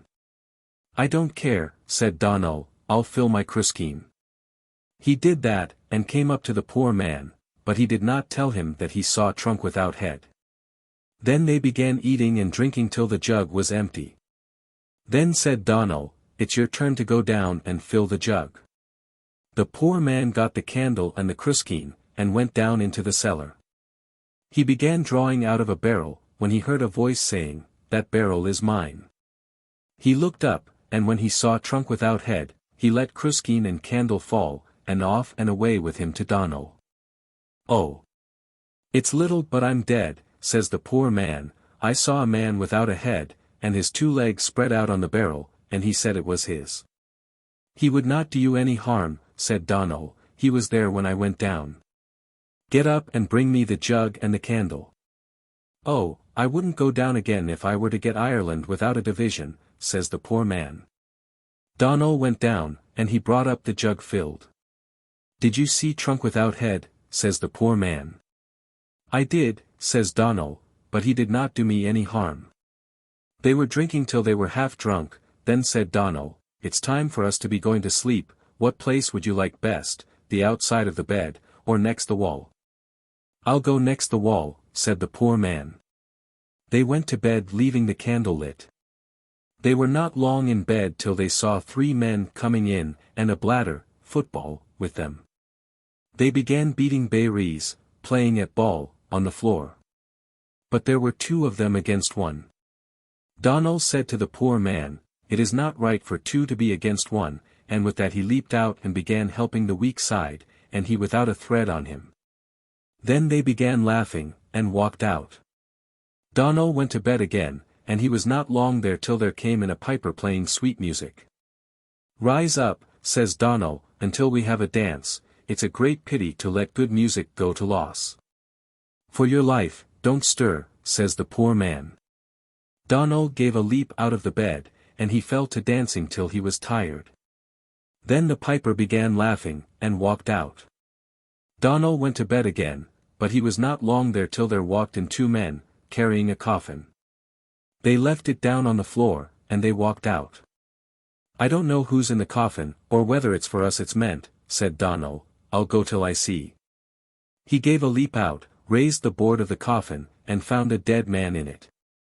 "By my conscience, it's the cold place you have," says Donal, "if you were able to rise up, and sit at the fire, you would be better." The dead man rose up and warmed himself. Then said Donal, "The bed is wide enough for 3. Donal went in the middle, the poor man next the wall, and the dead man on the outside. It was not long until the dead man began bruising Donal, and Donal bruising in on the poor man, until he was all as one as dead, and he had to give a leap out through the window, and to leave Donal and the dead man there. The dead man was crushing Donal then until he nearly put him out through the wall. Destruction on you, said Donal, then, it's you're the ungrateful man, I let you out of the coffin, I gave you a heat at the fire, and a share of my bed. And now you won't keep quiet, but I'll put you out of the bed. Then the dead man spoke, and said, You are a valiant man, and it stood you upon 28 to be so, or you would be dead. Who would kill me, said Donal. I, says the dead man. There never came any one here this 20 years back, that I did not kill. Do you know the man who paid you for remaining here? He was a gentleman, said Donal. He is my son, said the dead man, and he thinks that you will be dead in the morning, but come with me now. The dead man took him down into the cellar, and showed him a great flag. Lift that flag. There are 3 pots under it, and they filled with gold. It is on account of the gold they killed me, but they did not get the gold. Let yourself have a pot, and a pot for my son, and the other one divided on the poor people. Then he opened a door in the wall, and drew out a paper, and said to Donal, Give this to my son, and tell him that it was the butler who killed me, for my share of gold. I can get no rest until he'll be hanged. And if there is a witness wanting I will come behind you in the court without a head on me, so that everybody can see me. When he will be hanged, you will marry my son's daughter, and come to live in this castle. Let you have no fear about me, for I shall have gone to eternal rest. Farewell now. Donal went to sleep, and he did not awake till the gentleman came in the morning, and he asked him did he sleep well, or where did the old man whom he left with him go. I will tell you that another time, I have a long story to tell you first. Come to my house with me, says the gentleman. When they were going to the house, whom should they see coming out of the bushes, but the poor man without a thread on him, more than the night he was born, and he shaking with the cold. The gentleman got him his clothes, gave him his wages, and off for ever with him. Donal went to the gentleman's house, and when he ate and drank his enough, he said, I have a story to tell you. Then he told him everything that happened to him the night before, until he came as far as the part about the gold. Come with me till I see the gold, said the gentleman. He went to the castle, he lifted the flag, and when he saw the gold, he said, I know now that the story is true. When he got the entire information from Donal, he got a warrant against the butler, but concealed the crime it was for. When the butler was brought before the judge, Donal was there, and gave witness. Then the judge read out of his papers, and said, I cannot find this man guilty without more evidence. I am here, said Trunk without head, coming behind Donal. When the butler saw him, he said to the judge, Go no farther, I am guilty, I killed the man, and his head is under the hearthstone in his own room. Then the judge gave order to hang the butler, and Trunk without head went away. The day on the morrow, Donal was married to the gentleman's daughter, and got a great fortune with her, and went to live in the castle. A short time after this, he got ready his coach and went on a visit to his mother. When Dermod saw the coach coming, he did not know who the great man was who was in it. The mother came out and ran to him, saying, Are you not my own Donal, the love of my heart you are? I was praying for you since you went. Then Dermod asked pardon of him, and got it. Then Donal gave him a purse of gold, saying at the same time, There's the price of the 2 loads of oats, of the horses, and of the cart. Then he said to his mother, You ought to come home with me. I have a fine castle without anybody in it but my wife and the servants. I will go with you, said the mother, and I will remain with you till I die. Donal took his mother home, and they spent a prosperous life together in the castle. The Hags of the Long Teeth. Long ago, in the old time, there came a party of gentlemen from Dublin to Loch Glynn hunting and fishing. They put up in the priest's house, as there was no inn in the little village. The first day they went hunting, they went into the wood of Driminach, and it was not long till they routed a hare. They fired many a ball after him, but they could not bring him down. They followed him till they saw him going into a little house in the wood. When they came to the door, they saw a great black dog, and he would not let them in. Put a ball through the beggar, said a main of them. He let fly a ball, but the dog caught it in his mouth, chewed it, and flung it on the ground. They fired another ball, and another, but the dog did the same thing with them. Then he began barking as loud as he could, and it was not long till there came out a hag, and every tooth in her head as long as the tongs. "What are you doing to my pup?" says the hag. "A hare went into your house, and this dog won't let us in after him," says a man of the hunters. "Lie down, pup," said the hag. Then she said, "Ye can come in if ye wish." The hunters were afraid to go in, but a man of them asked, "Is there any person in the house with you?" "There are 6 sisters," said the old woman. "We should like to see them," said the hunters. No sooner had he said the word than the 6 old women came out, and each of them with teeth as long as the other. Such a sight the hunters had never seen before. They went through the wood then, and they saw 7 vultures on one tree, and they screeching. The hunters began cracking balls after them, but if they were in it ever since they would never bring down one of them. There came a grey old man to them and said, "Those are the hags of the long tooth that are living in the little house over there. Do ye not know that they are under enchantment? They are there these hundreds of years, and they have a dog that never lets in anyone to the little house. They have a castle under the lake, and it is often the people saw them making 7 swans of themselves, and going into the lake." When the hunters came home that evening they told everything they heard and saw to the priest, but he did not believe the story. On the day on the morrow, the priest went with the hunters, and when they came near the little house they saw the big black dog at the door. The priest put his conveniences for blessing under his neck, and drew out a book and began reading prayers. The big dog began barking loudly. The hags came out, and when they saw the priest they let a screech out of them that was heard in every part of Ireland.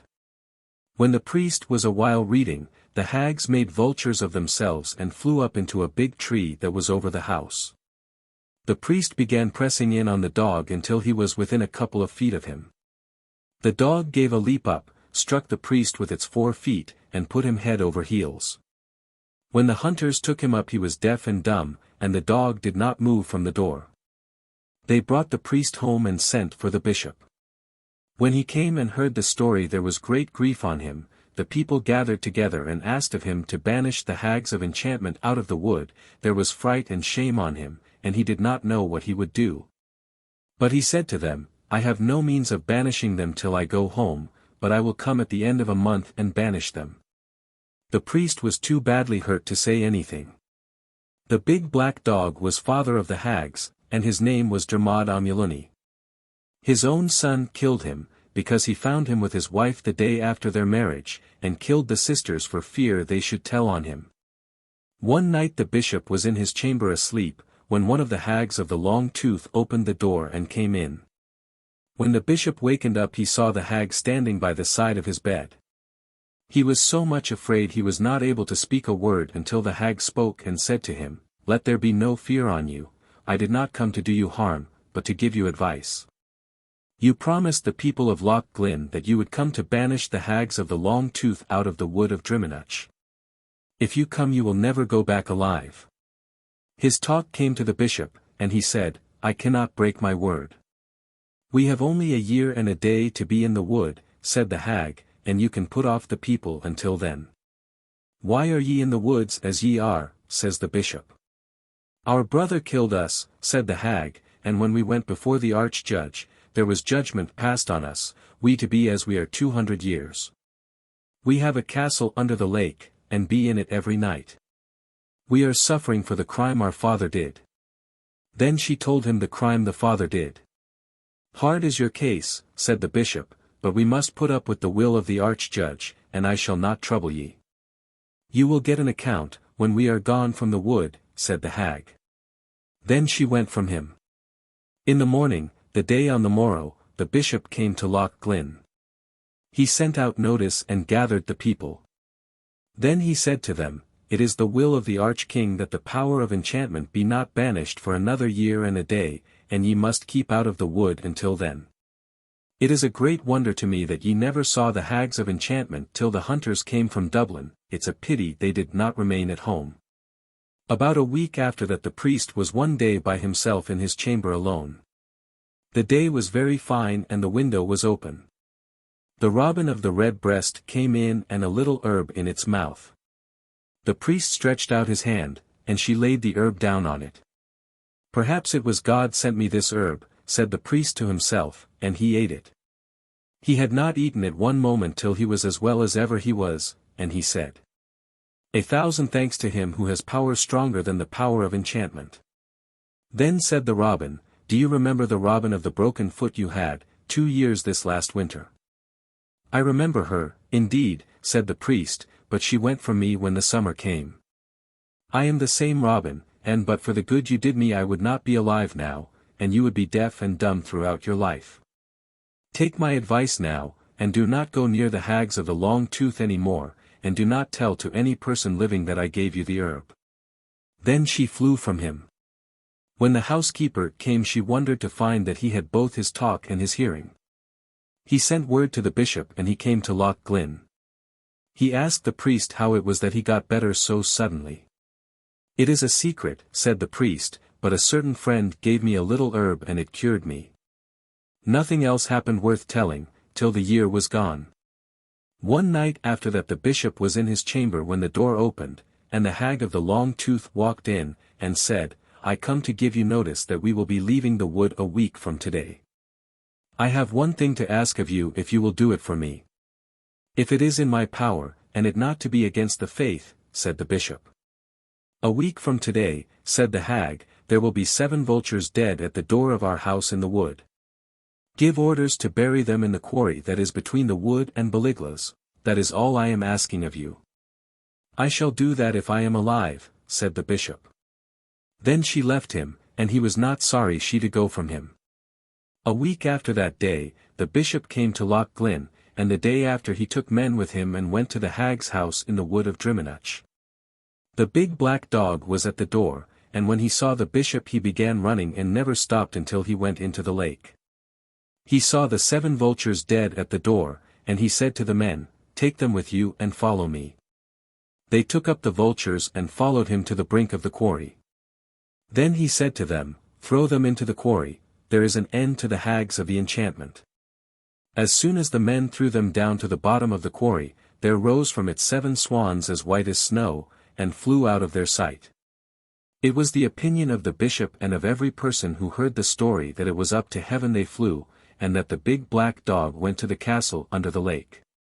At any rate, nobody saw the hags of the long tooth or the big black dog from that out, any more. William of the Tree. In the time long ago there was a king in Erin. He was married to a beautiful queen, and they had but one only daughter. The queen was struck with sickness, and she knew that she would not be long alive. She put the king under Gassa, mystical injunctions, that he should not marry again until the grass should be a foot high over her tomb. The daughter was cunning, and she used to go out every night with a scissors, and she used to cut the grass down to the ground. The king had a great desire to have another wife, and he did not know why the grass was not growing over the grave of the queen. He said to himself, "There is somebody deceiving me." That night he went to the churchyard, and he saw the daughter cutting the grass that was on the grave. There came great anger on him then, and he said, "I will marry the first woman I see, let she be old or young." When he went out on the road he saw an old hag. He brought her home and married her, as he would not break his word. After marrying her, the daughter of the king was under bitter misery at the hands of the hag, and the hag put her under an oath not to tell anything at all to the king, and not to tell to any person anything she should see being done. Except only to 3 who were never baptized. The next morning on the morrow, the king went out a-hunting, and when he was gone, the hag killed a fine hound the king had. When the king came home he asked the old hag, "Who killed my hound?" "Your daughter killed it," says the old woman. "Why did you kill my hound?" said the king. "I did not kill your hound," says the daughter, "and I cannot tell you who killed him." "I will make you tell me," says the king. He took the daughter with him to a great wood, and he hanged her on a tree, and then he cut off the 2 hands and the 2 feet off her, and left her in a state of death. When he was going out of the wood there went a thorn into his foot, and the daughter said, "That you may never get better until I have hands and feet to cure you."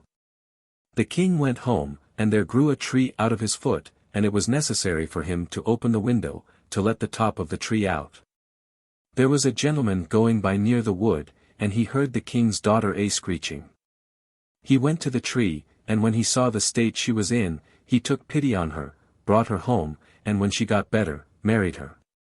At the end of 3/4 of a year, the king's daughter had 3 sons at one birth, and when they were born, Grania Oi came and put hands and feet on the king's daughter, and told her, "Don't let your children be baptized until they are able to walk.